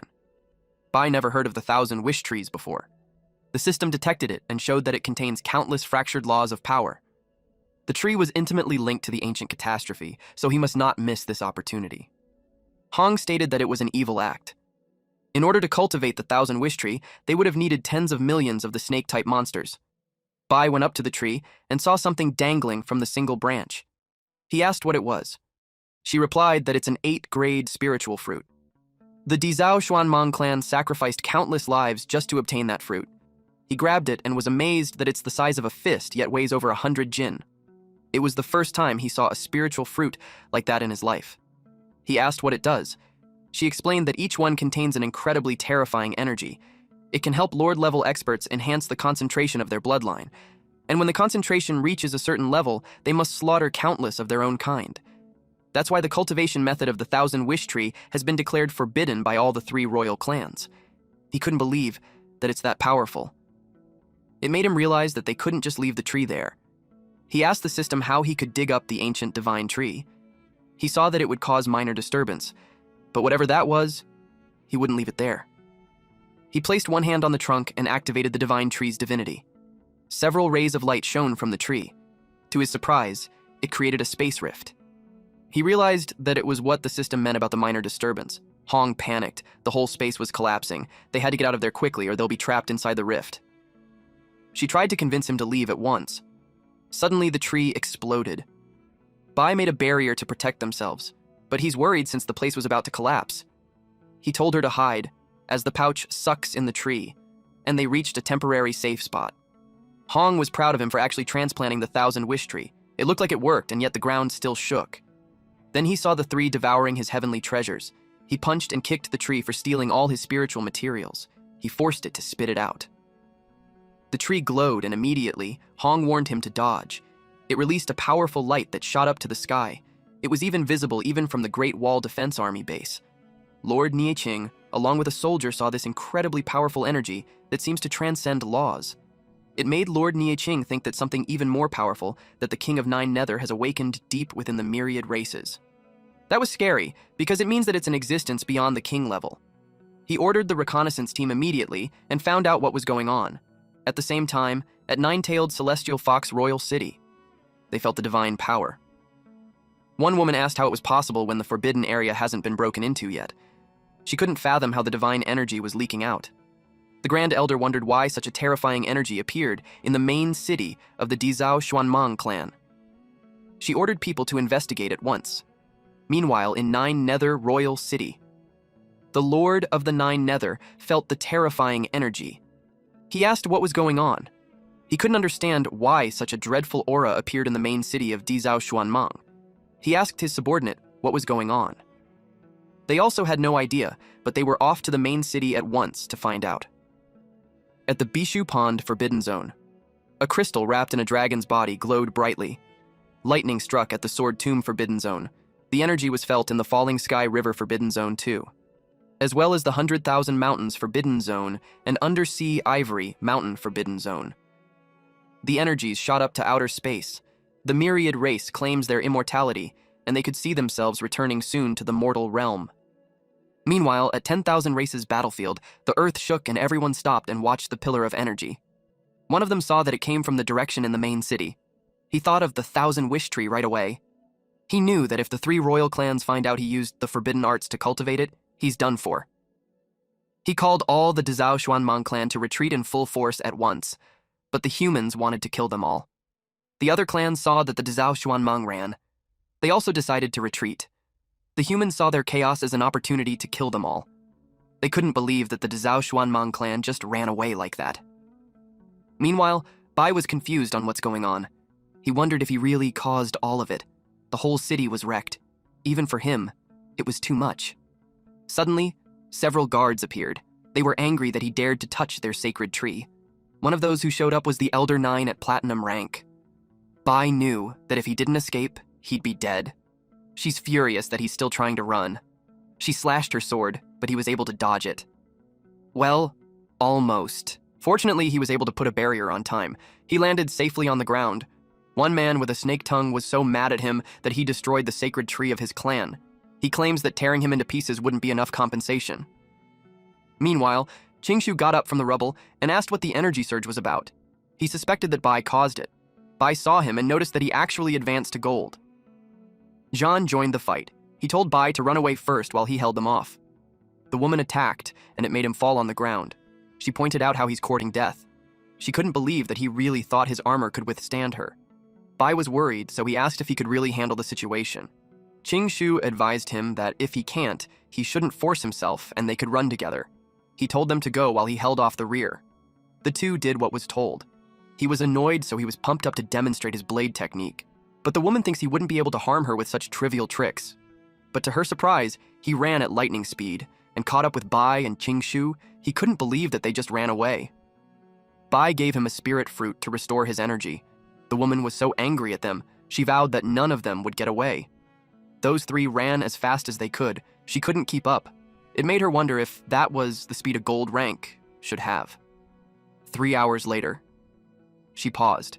She couldn't believe how fast they were, but she still couldn't let them escape. If she does, their lives would be done for. She asked the snake guy if he's certain that they went that way. She was hesitant to proceed because it was the forbidden zone of the Falling Heaven River. Any further, and it's the Azure water pool. But they couldn't afford to worry since they had to catch those humans. Eventually, those three decided to rest for a bit. They expected them not to be able to catch up quickly. They chased at them like crazy while yelling about a sacred tree. It made Jean curious what that was about. Bai simply replied that it was a long story. He suggested that they recover their strength first and escape the place as soon as possible. To their surprise, the 10th elder in platinum rank, a snake man, appeared. He told them that they wouldn't be able to go anywhere. He's annoyed that a bunch of useless trash can't even capture 3 humans, and now he had to come to personally. Again, Jean told Bai to leave first. The snake man demanded their clan's sacred tree. The snake man transformed into a large snake and was about to devour him. Jean was blasted away. Bai couldn't fathom that they dare call the wish tree a sacred tree. He told him that he had taken care of that evil thing for them. The snake challenged them on how long they could hold out. Jean ate the fruit and advised them to go. And this time, he's not joking. He reasoned that leaving one behind is better than all of them dying there. Humanity's victory was what matters the most to him. Those two felt pressured.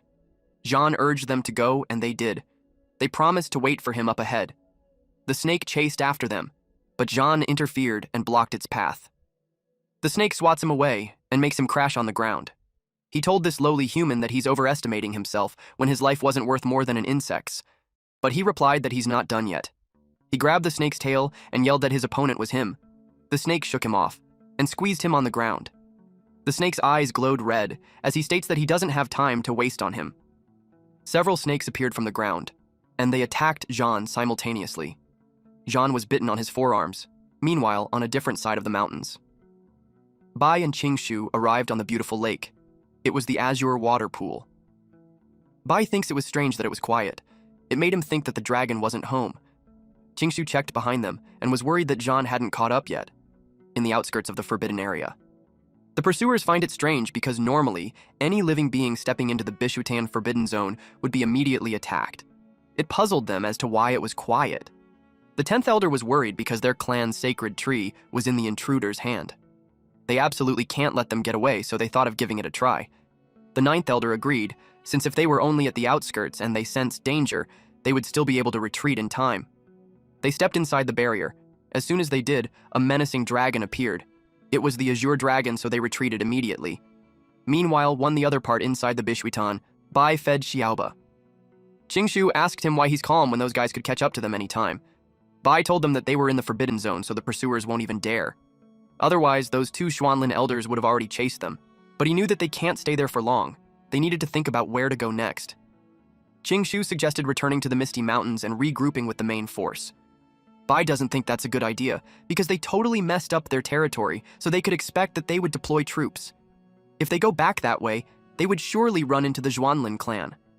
Qingshu agreed that it made sense. Bai thought of something. He suggested going back to the heart of the myriad races and launching a surprise attack. Qingshu was surprised with his idea. It was crazy. If they went back there, they'll have more than just 2 platinum levels hunting them. Bai clarified that they won't be taking the same route. Instead, they'll circle around this time. Qingshu doubted if he really knew the way, but Bai was confident. Plus, they could take the chance to also find Jean. He comforted Qingshu by saying that he should relax as trees die when they don't move, but people thrive when they do so. With that, he called the gluttons, namely Hong and Xiaoba, to get moving. While they were making their way, Bai expressed that he realized something from the last few battles. Qingshu asked what it was.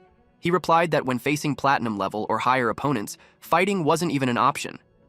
He thinks that it's better to focus all their energy in increasing their own speed and slowing theirs. In that way, they actually have a chance to escape. Qingshu agreed. After all, there's a massive power gap between gold and platinum levels. Bai stopped and warned Qingshu that he sensed movement up ahead. They peeked and saw Zhan was captured. Qingshu was about to jump out, but Bai stopped him. The leopard told Zhan that no one's coming to rescue him. Bai knew that if they just rushed in, it would put Zhan in danger, so they needed a flawless plan. Qingshu asked him what he's planning. Bai grinned and told him that a clever move will take them to victory. The leopard hit Zhan with a whip. Zhan cursed at this beast. The beast was amused that he still had a sharp tongue. It motivated him to beat him to death. But someone stopped them. It was Bai and Qingshu wearing robes.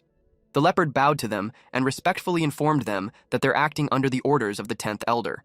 They were escorting the humans back to their territory. Zhan was surprised to see them and almost spilled their names. So to stop him, Bai smacked him and yelled for him to shut up.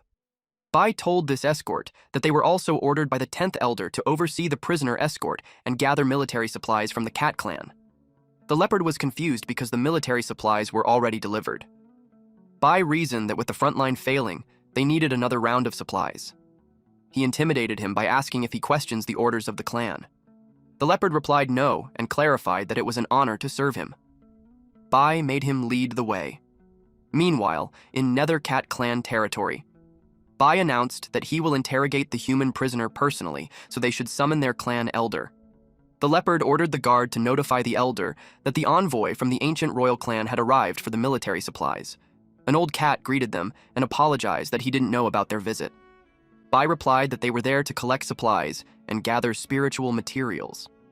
This confused the old cat because the last batch were handed over just 10 days ago, so there shouldn't be any reason for them to ask again. Bai explained that the front line was desperate.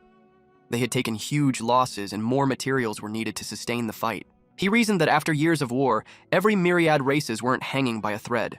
He argued that when the 9 Nether King gave the order, their Dizao Xuanmang clan sent everyone from the Lord Patriarch down to barely qualified bronze levels bravely. Then he added that now the Cat clan won't even offer a few supplies. He asked if they're unwilling. This intimidated the old cat, at the same time, enlightened him. Since he said it like that, it forced the Cat clan to offer their entire stockpile, which was 10,000 pieces of low-grade spiritual materials. Bai was pleased with that and promised them that he would report it to the 9 Nether King so they could be credited. Qingshu was amazed at how he's good at gaslighting, and Zhan expects him to make a fortune again. The old cat ushered them inside. In addition to 10,000 low-grade materials, their clan has prepared some spirit stones for the honored envoys. He promised them that he noted their contribution and would definitely report it to the king. The old cat thanked this honored envoy. Then he urged the old cat to prepare the rations while they interrogated the prisoner. When the old cat was gone, Zhan requested them to untie him at once. He asked Bai why he wouldn't slice them up when there were just a few cat demons. Bai replied that if they had done that, there would be no spirit fruit to heal his injuries. Then Bai told them that there's something weird about the cave. They asked what he meant. Bai felt his energy being drained like something was siphoning it. They stayed quiet to observe. Eventually, they felt it too. Bai could tell that it was coming from the deeper part of the cave. It made sense to him now that the cat elder left so confidently. There was something strange deep inside. Qingshu suggested checking it out. They saw kneeling nether cat statues inside. Then Bai saw something inside the barrier. It was a huge skeleton. They thought that maybe it was the skeleton of a cat clan elder, but they got more puzzled when they saw a human statue above it. Bai could tell it was a sacred place for the cat clan. Suddenly, something attacked them. Good thing he caught it in time and blocked it. He was annoyed that it got away. Zhan asked what was going on. He wondered if the nether cat just came to life. Eventually, they learned that all nether cats were alive and surrounded them. The nether cats charged at them. His pets got his message. They worked together. He told them that he's taking out the big one first. He was annoyed with the elder cat for running off his mouth when he was just a gold tier. He told the elder cat that his time was up. He hit him with this condensed energy. The elder cat saw it was the sacred beast armament and it hit him. Bai's energy slowly diminishes and the smoke slowly dissipates. He told John to take care of Qingshu since they had to get out fast. He ordered his pets to hold the rear. Those two ran as fast as they could while the pets had their backs. It looked like Jean enjoyed the trip, because at first they trashed the Dizhao Xuanmeng main city, and then they smashed the Nether Cat clan tribe. It was epic. He added that may their blood light the future of the human race. Bai told him to cut the crap and focus on escaping. Meanwhile, far from the cat demon tribe, the snakes noticed the light. While at this point, the Nine Nether King was reading something. Then he sensed the sacred beast armament. He assumed that it was done by the human race. Immediately, he ordered 2 diamond rank warriors to the Demon Cat Mountains to slay Bai at once. It was reported to Lord Ni Qing that 2 diamond rank experts have been detected moving quickly towards the Nether Cat clan's direction. Ni Qing knew it was Bai and the little ones. He ordered 2 diamond ranks to swiftly head to the Demonic Cat Mountain range to support Bai. They replied, yes. Ni Qing added an order to have the Golden Fire Cavalry rush over to support as well. He wanted Bai to be saved. He can sense that they were currently surrounded by millions of enemy troops. Jean was relieved that they finally got out. Those nether cats were really fast. But Bai told him not to rest because it's not safe to linger there. Out of the blue, someone saw them. It was the 9th Elder. She challenged them to run now. She threatened to flay their skin, strip their tendons, grind their bones, and scatter their ashes. Suddenly, someone attacked them and sent Qingshu and Jean flying. It was the 10th Elder. He appeared from behind and hit them with his tail. He couldn't help but notice that they were just a mere gold, and yet they didn't die in one strike. He realized that they could do more than just run away. The 9th Elder ordered Lao Shi to release poison fog to seal off their escape route. If they let 3 ants escape from their hands, they wouldn't be a laughingstock if the words get out. Bai approached those 2 to check on them. Qingshu told him not to worry, and he should just go. But that's not his style. He called his little ones. And he transformed using the sacred beast armament. He grew some wings too. He told them that he's not afraid of them. The 9th Elder transformed too. Her arms turned to blades. She couldn't believe that he could activate the sacred beast armament in such a short time. She told him that it was a pointless struggle. But to her surprise, he blocked her attack. He even escaped being eaten by Lao Shi while attacking her. Qingshu couldn't believe how a gold rank pressed down 2 platinum ranks in battle. Jean admitted that if he told him about it earlier, he would think that he's insane. Bai swings his sword.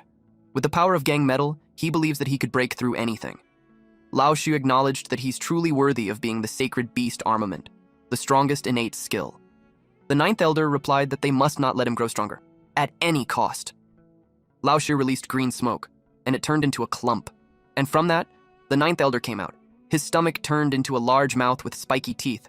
She told him that he's just a mid-level gold, and his body hasn't even been tempered to the extreme. She became humongous, with 2 large spikes behind her, and her hands had grown back. Bai told her that she's ugly. She wanted to see how long he could stay arrogant. And then she released a condensed, dark energy on his way. Bai blocked it using his barrier. The energy was so powerful that it even shot up to the sky, and Qingshu and Jean were caught up in the impact. Bai glanced at them to check how they're doing. He curled his hand into a fist and released a demonic phoenix flame. She laughed at him because she believes that even the demonic phoenix flame can't do anything to them. She prepared a ball of energy. Bai complained that they're becoming troublesome, but he didn't care if they're platinum rank. He believes he could kill them. He declared that he'll fight them to death. The 9th Elder told him that he can't even hurt her. But then she sensed that a diamond rank was headed their way. She felt bad since if she had more time, she could wear him down to death. She held a grudge against him since he destroyed their clan's sacred tree. So, even if she fails that day, she will see to it that he'd be dead. She wanted to bury him with their sacred clan's tree. Jean saw that they swallowed Bai. Qingshu realized that they were trying to die with Bai. Unexpectedly, something zapped them. It made the barrier glow brightly, and eventually diffused it. Jean saw General Lin, the next king rank Lin Zhenan. He saved Bai. General Lin supported Bai to stand up and asked him if he's okay. Bai replied yes. Then he asked why he's there. General Lin couldn't believe that he had forced 2 platinum-ranked snake elders to the point of self-detonation. It made him curious if there's anyone else present. They went to Qingshu and Jian. General Lin praised them for doing well. They were able to force 2 platinum ranks to self-detonate. He told them to go back to the base quickly, If they moved late, it would be bad. But someone appeared and told them that they were too late. Those people recognized General Lin. One of them is a giant bear expert, a diamond rank. And the other one was a yuan python expert, also in diamond rank. Meanwhile, on the main battlefield, they saw the explosion. It came from the Nethercat mountain range, so they sent reinforcements there at once. Giant bear expert remembered that Genin killed his bear clan elder before, and now it was his chance to execute his revenge. Yuan python expert told him not to waste any more words at him because they would just slaughter them all and offer them as a sacrifice to the king of the 9 nether worlds. They threw a boulder at them. Genon created a barrier to block it, but some debris still flew, and the impact was overwhelming. He told the kids to go at once, but Bai was worried about him because he's facing 2 diamond levels by himself. But he insists that they go. Jean encouraged him to retreat first and get reinforcements. He pointed out how they shouldn't disobey the orders from him. All 3 of them left as fast as they could, but unexpectedly, their paths were blocked with the falling rocks. Of course, giant bear experts wouldn't just let them escape. Bai was determined to fight him to death. Yuan Python pointed out how Genin couldn't even protect himself, and yet he still wanted to save others. Genin knew those 3 couldn't fight a diamond level, so he urged them to retreat quickly. Bai summoned his pets to attack from the sides, while Hong would blast the enemy directly. It just made the giant beat expert laugh. He told them that no one would save them. They were all lifted in the air when pointy rocks appeared from underneath them. John expressed that diamond levels were truly terrifying. They can already control the forces of nature, so he knew they're no match for them. Unexpectedly, a flying spear hit the giant bear expert on the side. It was the Golden Fire Cavalry. By the order of Lord Nieching, they had come to provide support. They were determined to protect Bai and fight the myriad race. Those 3 felt relieved that they're now saved. And since reinforcements had arrived, Bai got motivated to counterattack. Giant Bear Expert couldn't believe that the human race actually dispatched the fire cavalry. Bai called Xiaoba and Little Bai to prepare for the counterattack. They all attacked at the same time, so the Giant Bear Expert used Rock Shield to protect himself. But Bai warned him not to get too cocky. He told Little Bai to get out of the way while Hong struck lightning on the Rock Shield. The rocks cracked, but the Giant Bear Expert remained strong and claimed that his bear clan was invincible. Meanwhile, Genin moved at lightning speed. Yuan Python Expert commented that he's indeed worthy of being the next king level for his skills. Genin replied that he would kill him. He used the technique Sword Qi Long. Yuan Python Expert asked the Giant Bear Expert on what they should do since the humans had the advantage in terms of numbers. The Giant Bear Expert wasn't shaken though. He used Gaiga energy form, which truly transformed him into a bear. He yelled that he's going to tear all those ants to shreds. The humans used a formation break battle skill to face him, while Zhuan, a Python expert, was occupied with Genin. He yelled that the tide had turned against them and suggested that they retreat for now. Giant Bear Expert lets him retreat first while he covers the rear. Bai wouldn't just let them leave, especially that they had been arrogant. Xiaoba prepared an energy in his mouth and the mouth from his tail.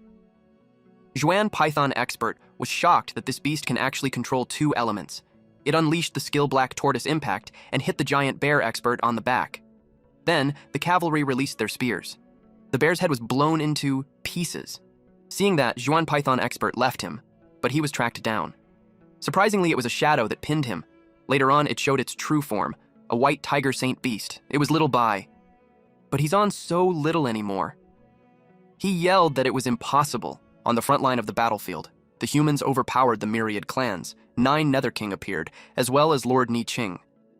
He warned the 9 Nether King that if he made a move, he wouldn't be merciful. He encouraged him to admit defeat.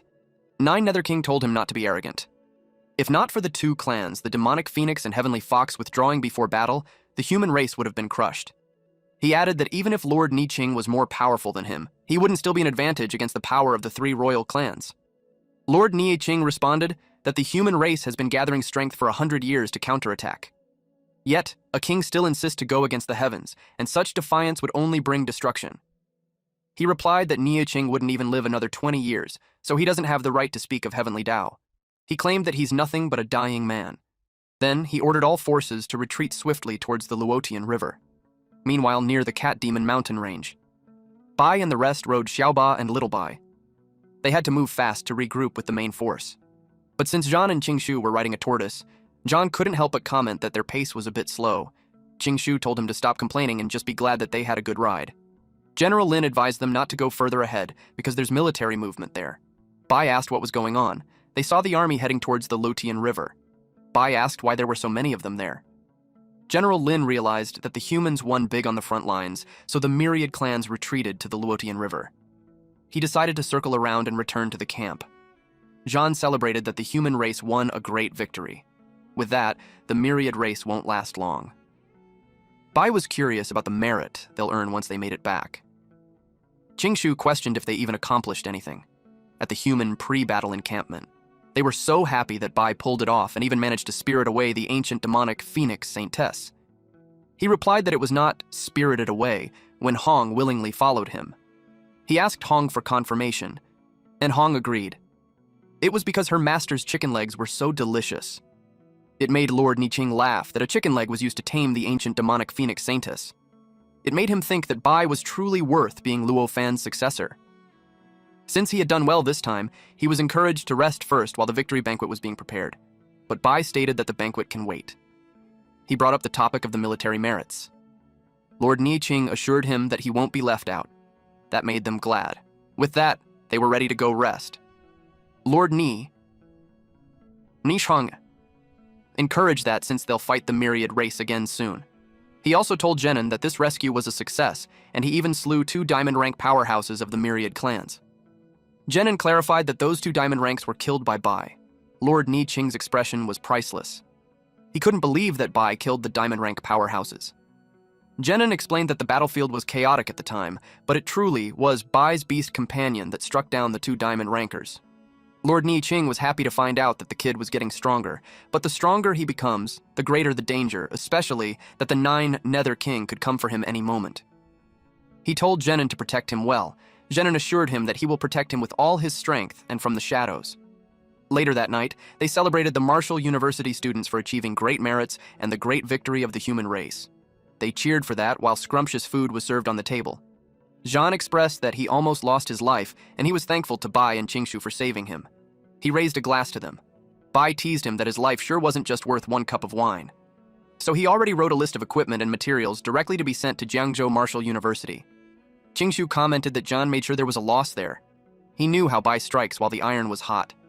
Jan was truly grateful, so he'd do it. Bai was pleased to know that he had a conscience. He also noted how Jan turned misfortune into blessing and obtained a weapon. After chugging down a glass, he took out the sword and expressed that he had never been able to unleash the sword's power. Bai remembered that he hadn't examined it. Lord Niqing noticed them. He could tell that it was an ancient divine weapon, but the power was sealed. They got curious. He explained that in order to break the seal, the wielder must need to reach king level. Bai complained that it was too difficult, but Jean was up for the challenge. So, to unseal the weapon, he'll push himself to reach king level as soon as possible. They toast a drink for John's early ascension to king level. The next day, at the Great Wall Garrison Base, Jiagang noticed Principal Zhou watching from there for 3 straight days. Principal Zhou was worried for Bai and Qingshu since they had no real battle experience and the battlefield was nothing like the arena. Suddenly, a man from the cavalry delivered the news that humanity had triumphed. 800,000 enemies were slain, and the myriad races retreated to the Luotian River. Everyone at the wall celebrated. They were so happy and relieved. Someone ordered the gates to open quickly. Jiagan was surprised that, when he turned to his side, Principal Zhou was no longer there. Principal Zhou jumped to ask if there's any news about Bai and Qingshu. He blocked the general's path and asked about them. The general informed him that those 2 were fine. Not only that, but they also achieved great merit. He added that with those 2, plus Jean, they were truly remarkable. After that, the crowd gathered around the general to ask about different people. He encouraged them not to rush as they will answer them slowly. He narrated that the great decisive battle was fought from the Misty Mountain all the way to the Cat Demon mountain range. It lasted 1 month and 8 days. The myriad races collapsed and retreated to the Luotian River. Of the million-strong army, fewer than 200,000 escaped. Lord Niqing ordered the establishment of a new Luotian garrison base 20,000 miles beyond the Great Wall along the Luotian River. Everyone celebrated the great news. Zixuan claimed that once the base was built, they could teleport straight to the front lines. The general continued to say that in that war, the human warriors fought valiantly. Among them was Bai and Qingshu from Jiangzhou. and together with John, they charged deep into the enemy lines without regard for their lives, and they annihilated over 100,000 beasts entrenched in the lair, wiping out no fewer than 10 clans. The three of them stormed into the Juan Phython clan's main city, triggered an earthquake, and destroyed it completely, killing tens of thousands more. Bai, by his strength, also slew 2 diamond-ranked powerhouses. That was shocking news for everyone. The general added that in the battle, Bai's exploits were unparalleled, and he outshone the entire army. Those 3 will have their Marshall University status preserved and were conferred the military rank of lieutenant colonel, formally assigned to the Luotian garrison. And Bai was specifically awarded a first-class merit medal, the highest honor of the Luotian garrison. The crowd was skeptical. They asked the general if he's certain about it. The news warrants that reaction, since Bai left them when he was just a silver rank. Principal Joe couldn't help but be intrigued on what Bai and the others experienced in the war. The general confidently replied that it was true, and the war report was personally ordered to be broadcasted by Lord Ni Qing. They couldn't help but think that Bai was too monstrous, and it made Zixuan worried if he'd ever be able to catch up on his footsteps. 3 days later, the Nine Nether King greeted Lord Bai Yan. He didn't expect him to personally come. He believed that when he led, humanity would be doomed. Bai Yan was a 2-star king level. He called the Nine Nether King a fool. He wasn't pleased with him because he had sent him there long ago, and not only did he fail to conquer the planet, he also lost troops and resources. Nine Nether King replied that the seals grow weaker by the day, so they're running out of time.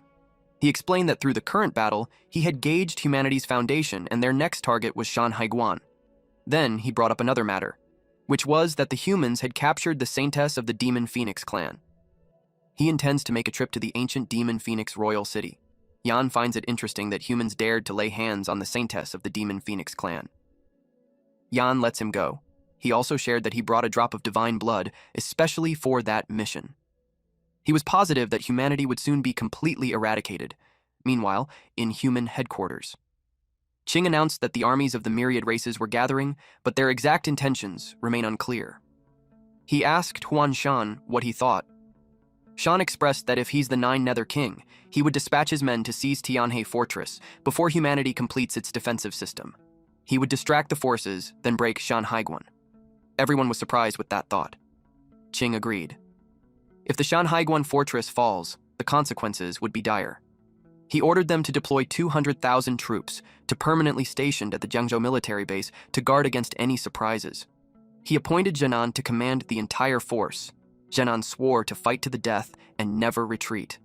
Later that day, Bai arrived at his office. He could tell Bai wanted to say something to him. Bai told him that the platinum grade armor he gave him last time got accidentally shattered, so Bai asked if he could give him another one. He set aside that topic for later. Then he asked Bai if he likes Yan Ran. Bai was flabbergasted. Zhenan explained that Yan Ran was originally meant to train with the Great Wall Defense Army, but her mother suddenly fell gravely ill, so she had no choice but to care for her. He admitted that he hasn't been a good husband or a father. Bai promised that he will take good care of Yan Ran. He was pleased to hear that, since he will soon be heading to defend Shanhaiguan. They expected a great battle. And before the war began, Qing had made special arrangements for him as well, so he went to visit him. Qing told him that Zhenan had sacrificed too much for humanity, so he should stop bleeding him dry. Since Bai's armor was destroyed, he gave him a token and told him to exchange that at the logistics department for a Lord-level set. Bai was really happy with it. Then he brought up that there's another matter. He wanted him to accompany him on his trip to Bishui-Tan. Bai was shocked, especially since that place was far too dangerous. He knew that the Qinglong there was absolutely terrifying. Qing asked him if he's afraid. Bai tried to deny that. He was told to come with him, then the portal opened up. The portal would only last for 1 minute, so he was pressured. He couldn't believe that it's happening for real. He had no choice but to go while also setting his mind to fight to death. But when he reached the other side, he was surprised that it was quiet. They faced the lake, then Qing announced that he brought the heir of Luofan. They were there to visit Qinglong. It was quiet, so Bai suggested that it might not be around, so they should just leave. But before he could finish his sentence, the dark clouds appeared. Lightning struck the lake. Bai felt terrified after learning that it was home, and it seemed furious. The azure dragon came out of the water, and Qing repeated what he said. Bai panicked when it charged at them. Qing grabbed Bai to evade, and they floated in the air. He told him to quickly activate origin resonance. Bai did what was told. Qinglong faced them and noticed the origin resonance. He looked for Luo Fan. Qing explained that Luo Fan had already fallen and his successor was Bai. Bai introduced himself. Qinglong revealed that he had sensed his aura before. Bai knew that this azure dragon was Luo Fan's beast companion before. He asked him if there's anything he could help him with. The dragon saw that Bai was weak and wasn't worthy yet. Bai acknowledged that he's very weak compared to Luo Fan. Qinglong then requested 3 drops of blood essence, and in exchange, he would lend him his strength when a critical moment strikes. Qing got concerned if he's well enough to do so. He admits that Bai's essence was different from the rest. With it, his soul should be fine. And he hoped that one day in the future, Bai would be able to open Bishuitan and the ancient tomb beneath it and fulfill his master's final wish. Qing instructed Bai to give it to Qinglong. The drops of blood were placed on Qinglong's mouth. After drinking it, he was surprised. He didn't expect the 3 drops of essence blood to actually restore his consciousness. It made him question who Bai truly was. Bai took the question at face value and simply answered that he's a student at Marshall University. Qinglong didn't bother to listen. He promised to repay him after receiving 3 drops of blood, then he left. The system detected a powerful beast nearby and asked him if he wanted to attempt to tame it. He got excited that he could tame the azure dragon. But then the system informed him that it was too powerful, so he's unable to tame it. He couldn't understand why the system still popped out when it couldn't even be tamed. Qing told him that they have to get back. He agreed to that since he also needed to go to the logistics department to exchange his token for an armor at the Great Wall Garrison Fortress. Students read the display. They saw that even on general ranking, Bai's military merit would be placed in the top 10. It was awesome. Though the generals had killed high-level beasts, none of them laid hands on the common ones. What was on display was the Wu University military merit ranking. The first place was Bai from Jiangzhou. He received 850 million merits. Second place was also from Jiangzhou. It was Qingshu, and he got 840 million merits. And lastly, from Zhan from Chengwu, with 790 million merit. Those who looked at the screen were impressed with Bai. He was just a gold-tier strength, but he forced his way into earning Lord-tier merit. Some even realized that quality over quantity matters. Zhan saw how Bai racked up so much merit. He wondered if he could spend it all. Qingshu was certain that with Bai's shrewd merchant nature, he definitely would. Zhan agreed. Meanwhile, at the logistics department, Bai exchanged his token for a set of Lord-tier armor. The staff was surprised because he's a mere gold tier, and yet he wants to wear Lord-tier armor. Even some of the 12 lords of Longo at the bottom of the ranking were still wearing diamond-tier armor, and he already assumed he could wear a Lord tier. He gave her the card and asked if that was enough. She was astonished to see Qing's token. She couldn't believe that he allowed him, a gold tier, to exchange for Lord-tier armor. But even if he has it, a Lord-tier armor still costs 1 billion merits. He told them to deduct it from Zhan and Qingshu. He showed her the document with their handprint so she could verify. Deep inside, he was so pleased with himself for making them write the contract before. She had verified the handprints and approved the 1 billion purchase. She advised him that it will all be delivered. The screen suddenly displayed that Bai had 13,000 merits, and 0 for Qingshu and Zhan. They all got curious what he redeemed for blowing through so much merit, but they also find it strange that Zhan and Qingshu's merits suddenly dropped to 0. Those two had no idea what happened. Qingshu suspected that their merits were stolen, but the guy behind them told them that it was impossible. He had been a soldier all his life and had never seen such absurdity. They head to the logistics department to get an explanation. They're so mad at the bastard who stole their merits. The staff showed them the IOU or the contract. They held the document with their handprints and were informed that all their merits had been used up by Bai. They were left speechless. Qingshu had suspected before that Bai wouldn't give all those resources out of goodwill. He realized it was Bai's plan all along. Zhan couldn't believe this scheming merchant. Despite feeling furious, they let it be because they knew that they still had a lot to learn from Bai. When Bai walked outside, he caught the attention of the people because of his Lord-tier armor. It caused a huge fuss since even generals can't afford it. Some people got tempted to rob him. Bai saw Qingshu and Zhan, so he went up to them. He showed them his armor and asked what they thought. He was low-key showing off, and those two had tried their best from cussing him. They just decided to leave. Bai was confused why they left abruptly. Meanwhile, at Shanhaiguan, 9 Nether King and Yan watched the location from a distance.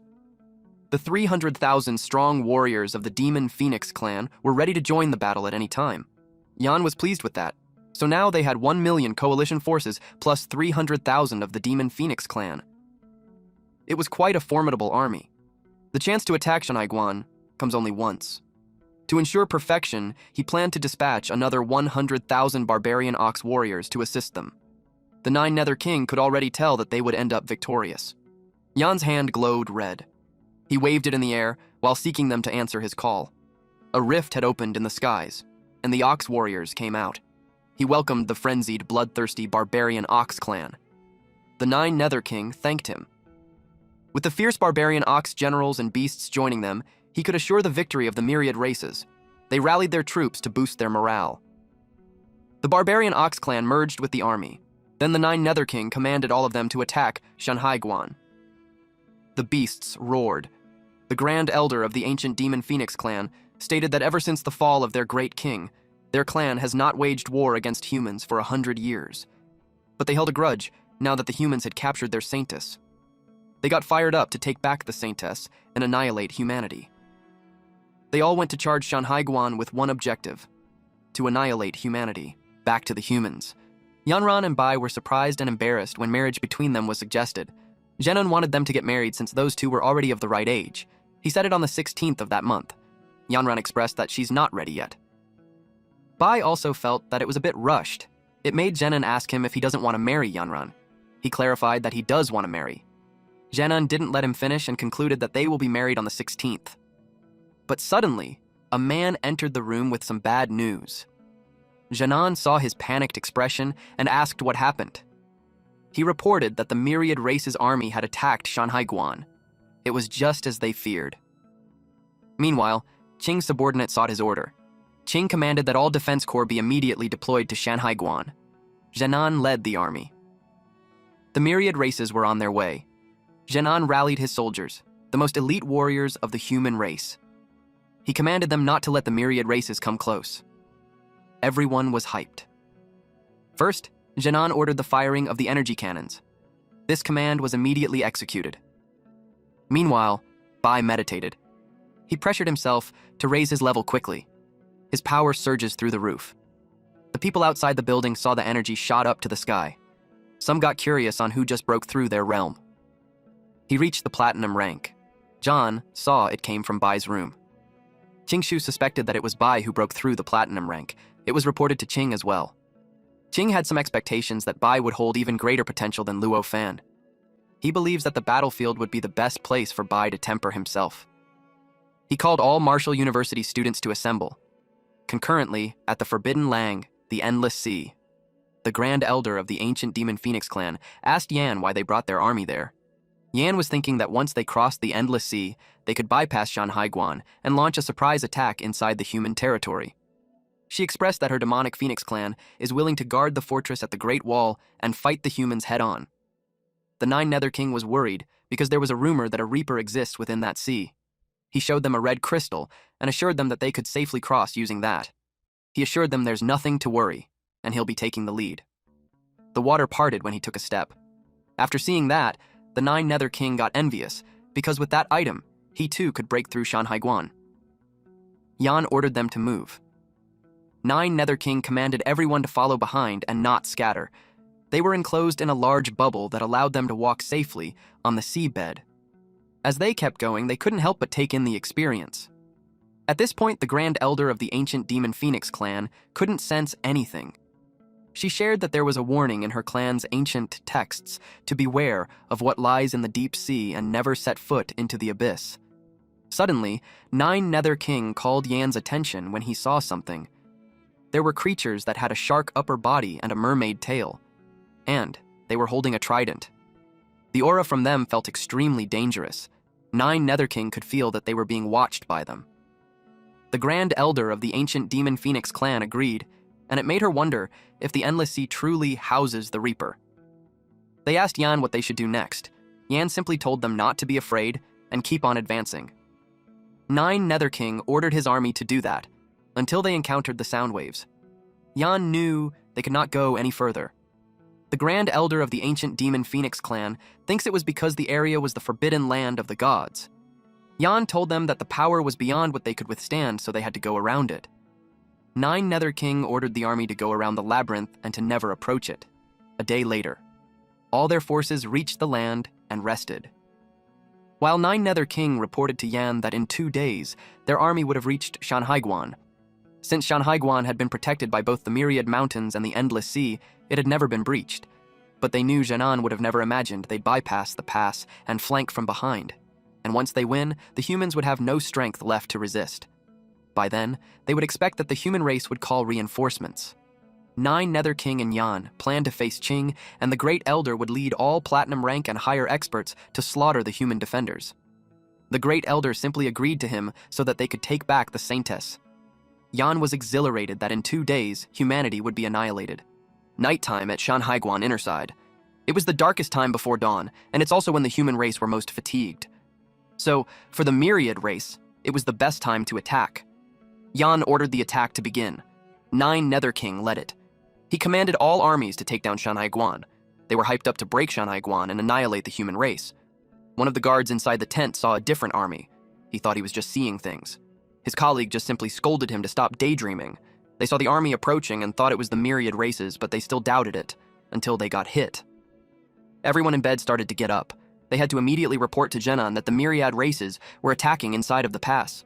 The ones on duty held the line while maintaining the calm. They also watched out for the sky, but it was already too late. The Great Elder created a large concentrated power that looked like a sun. She demanded that they hand over the Saintess. When she threw it at the humans, it exploded. A lot had been injured already, and they were desperate to be able to report to Zhenan. Seeing the destruction they created, Nine Nether King deemed that it was worth it to cross the endless sea. He reported back to Yan that the reinforcements haven't arrived yet. He suggested that they kill the diamond rank experts first. Yan didn't want to rush because a bigger fish hadn't taken the bait. The trap he set up isn't just at Shanhaiguan. The big fish he wanted to catch was Niqing himself. Meanwhile, at Frog, Zhenan ordered all units to prepare defense. He also looked for their energy cannons, but he was informed that the myriad races launched a surprise attack inside the pass, and all their energy cannon shells had been destroyed by those fierce beasts. Then he saw 2 silhouettes in the air. He was surprised to learn that the Nine Nether King had personally come. He was furious at them. He took out his sword while intimidating the Nine Nether King. He didn't expect him to resort to such a despicable tactic. But the Nine Nether King saw him as nothing without the support of his fortress. He also argued that everything comes fair when it comes to war. He shot up his energy to the sky while declaring the defeat of the human race. He told him to prepare to die. He unleashed his power towards him. Zhenan blocked it using his sword, but the explosion on the ground distracted him. He cursed and gathered his energy to push back. He unleashed his own energy throughout his body as he got determined not to lose. He told those myriad races to go back to their own territory. Nine Nether King was surprised with his blood energy burst attack. It seemed like Zhenan was trying to take him down with him. Meanwhile, the soldiers on the ground had faith that he would win. They didn't lose hope for the human race. They guarded their morale not to drop. They charged and defended. As long as the pass was there, the human race won't perish. Yan commented that an ant was just an ant, but it always underestimated itself. He decided to join the fight and send Zhenan to his death. He unleashed a powerful attack that the impact could be felt on the ground. The soldiers got worried for Zhenan. Zhenan crashed on the ground. The soldiers panicked and rushed to his aid when they saw him injured. He asked who that guy was. Nine Nether King was ashamed and apologetic that Yan had to take action. Yan left the small fry to him because he's fishing for a big catch. Nine Nether King got determined to end Zhenan. He unleashed the power. Zhenan could no longer move. He could just hope that Bai and Yanran would avenge him. But to their surprise, something blocked the attack.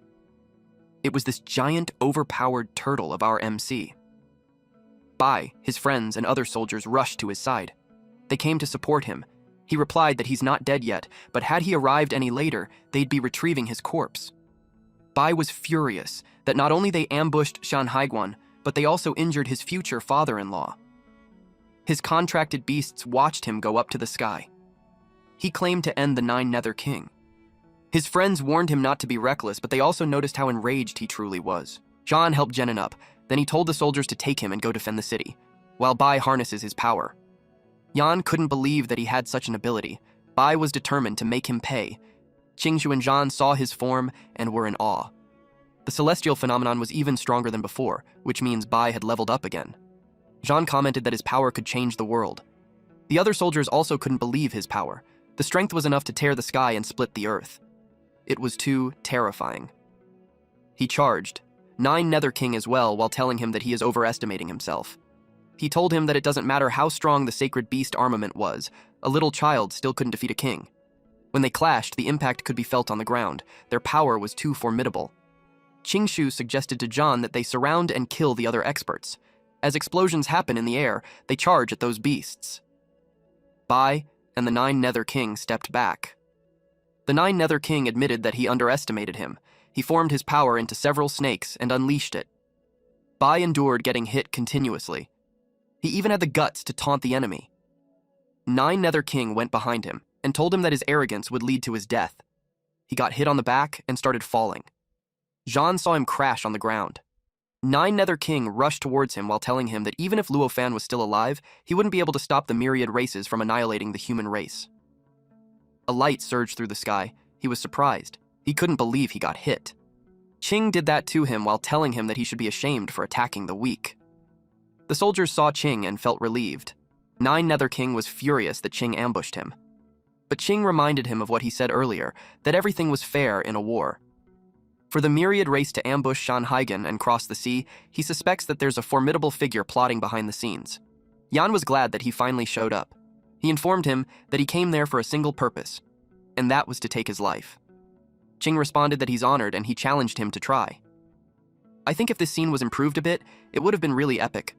Their powers clashed. It created a black hole in the sky. Yan asked him if he really had the spare energy to move the battle into the void. He asked him if he really thinks he can save the human race from destruction. Qing replied that the human race never needed him to save it, because the human race wouldn't be devoured by the myriad races. He believed that as long as a single person remained, they would keep fighting to the end. They had created a large magical version of themselves, which clashed while they also personally attacked each other. The magical version Yan had struck the magical version Qing on the chest, and the magical version of Qing had stabbed the magical version of Yan on the chest, and the void shattered. Bai wondered why they weren't moving. Just as expected, the human king's strength was extraordinary, but Yan was determined to kill him. He brought out the crystal. Qing felt the pain at the exact place where the hand pierced his magical version. Tentacles came out from his back, and it drained his life energy. Yan had planted a seed of the devil on him. Even if he was the human king, he would still get devoured by the god's blood. Bai asked what happened. Qingshu replied that it looked like Qing was ambushed. Zhan suggested that they go help. Qing asked if Yan brought the god's blood just to take his life. Yan confirmed that and claimed that the human race was doomed. But Qing planned to deliver disappointing news to him. Yan noticed a sword seal on his chest. He was caught off guard and got struck. He didn't even notice when did that. Thank you all for watching. Please watch this next Giga Chad video, and I'll see you guys next time. Also, support the channel by joining the Summon Club membership. You can also support by just liking the video and being awesome.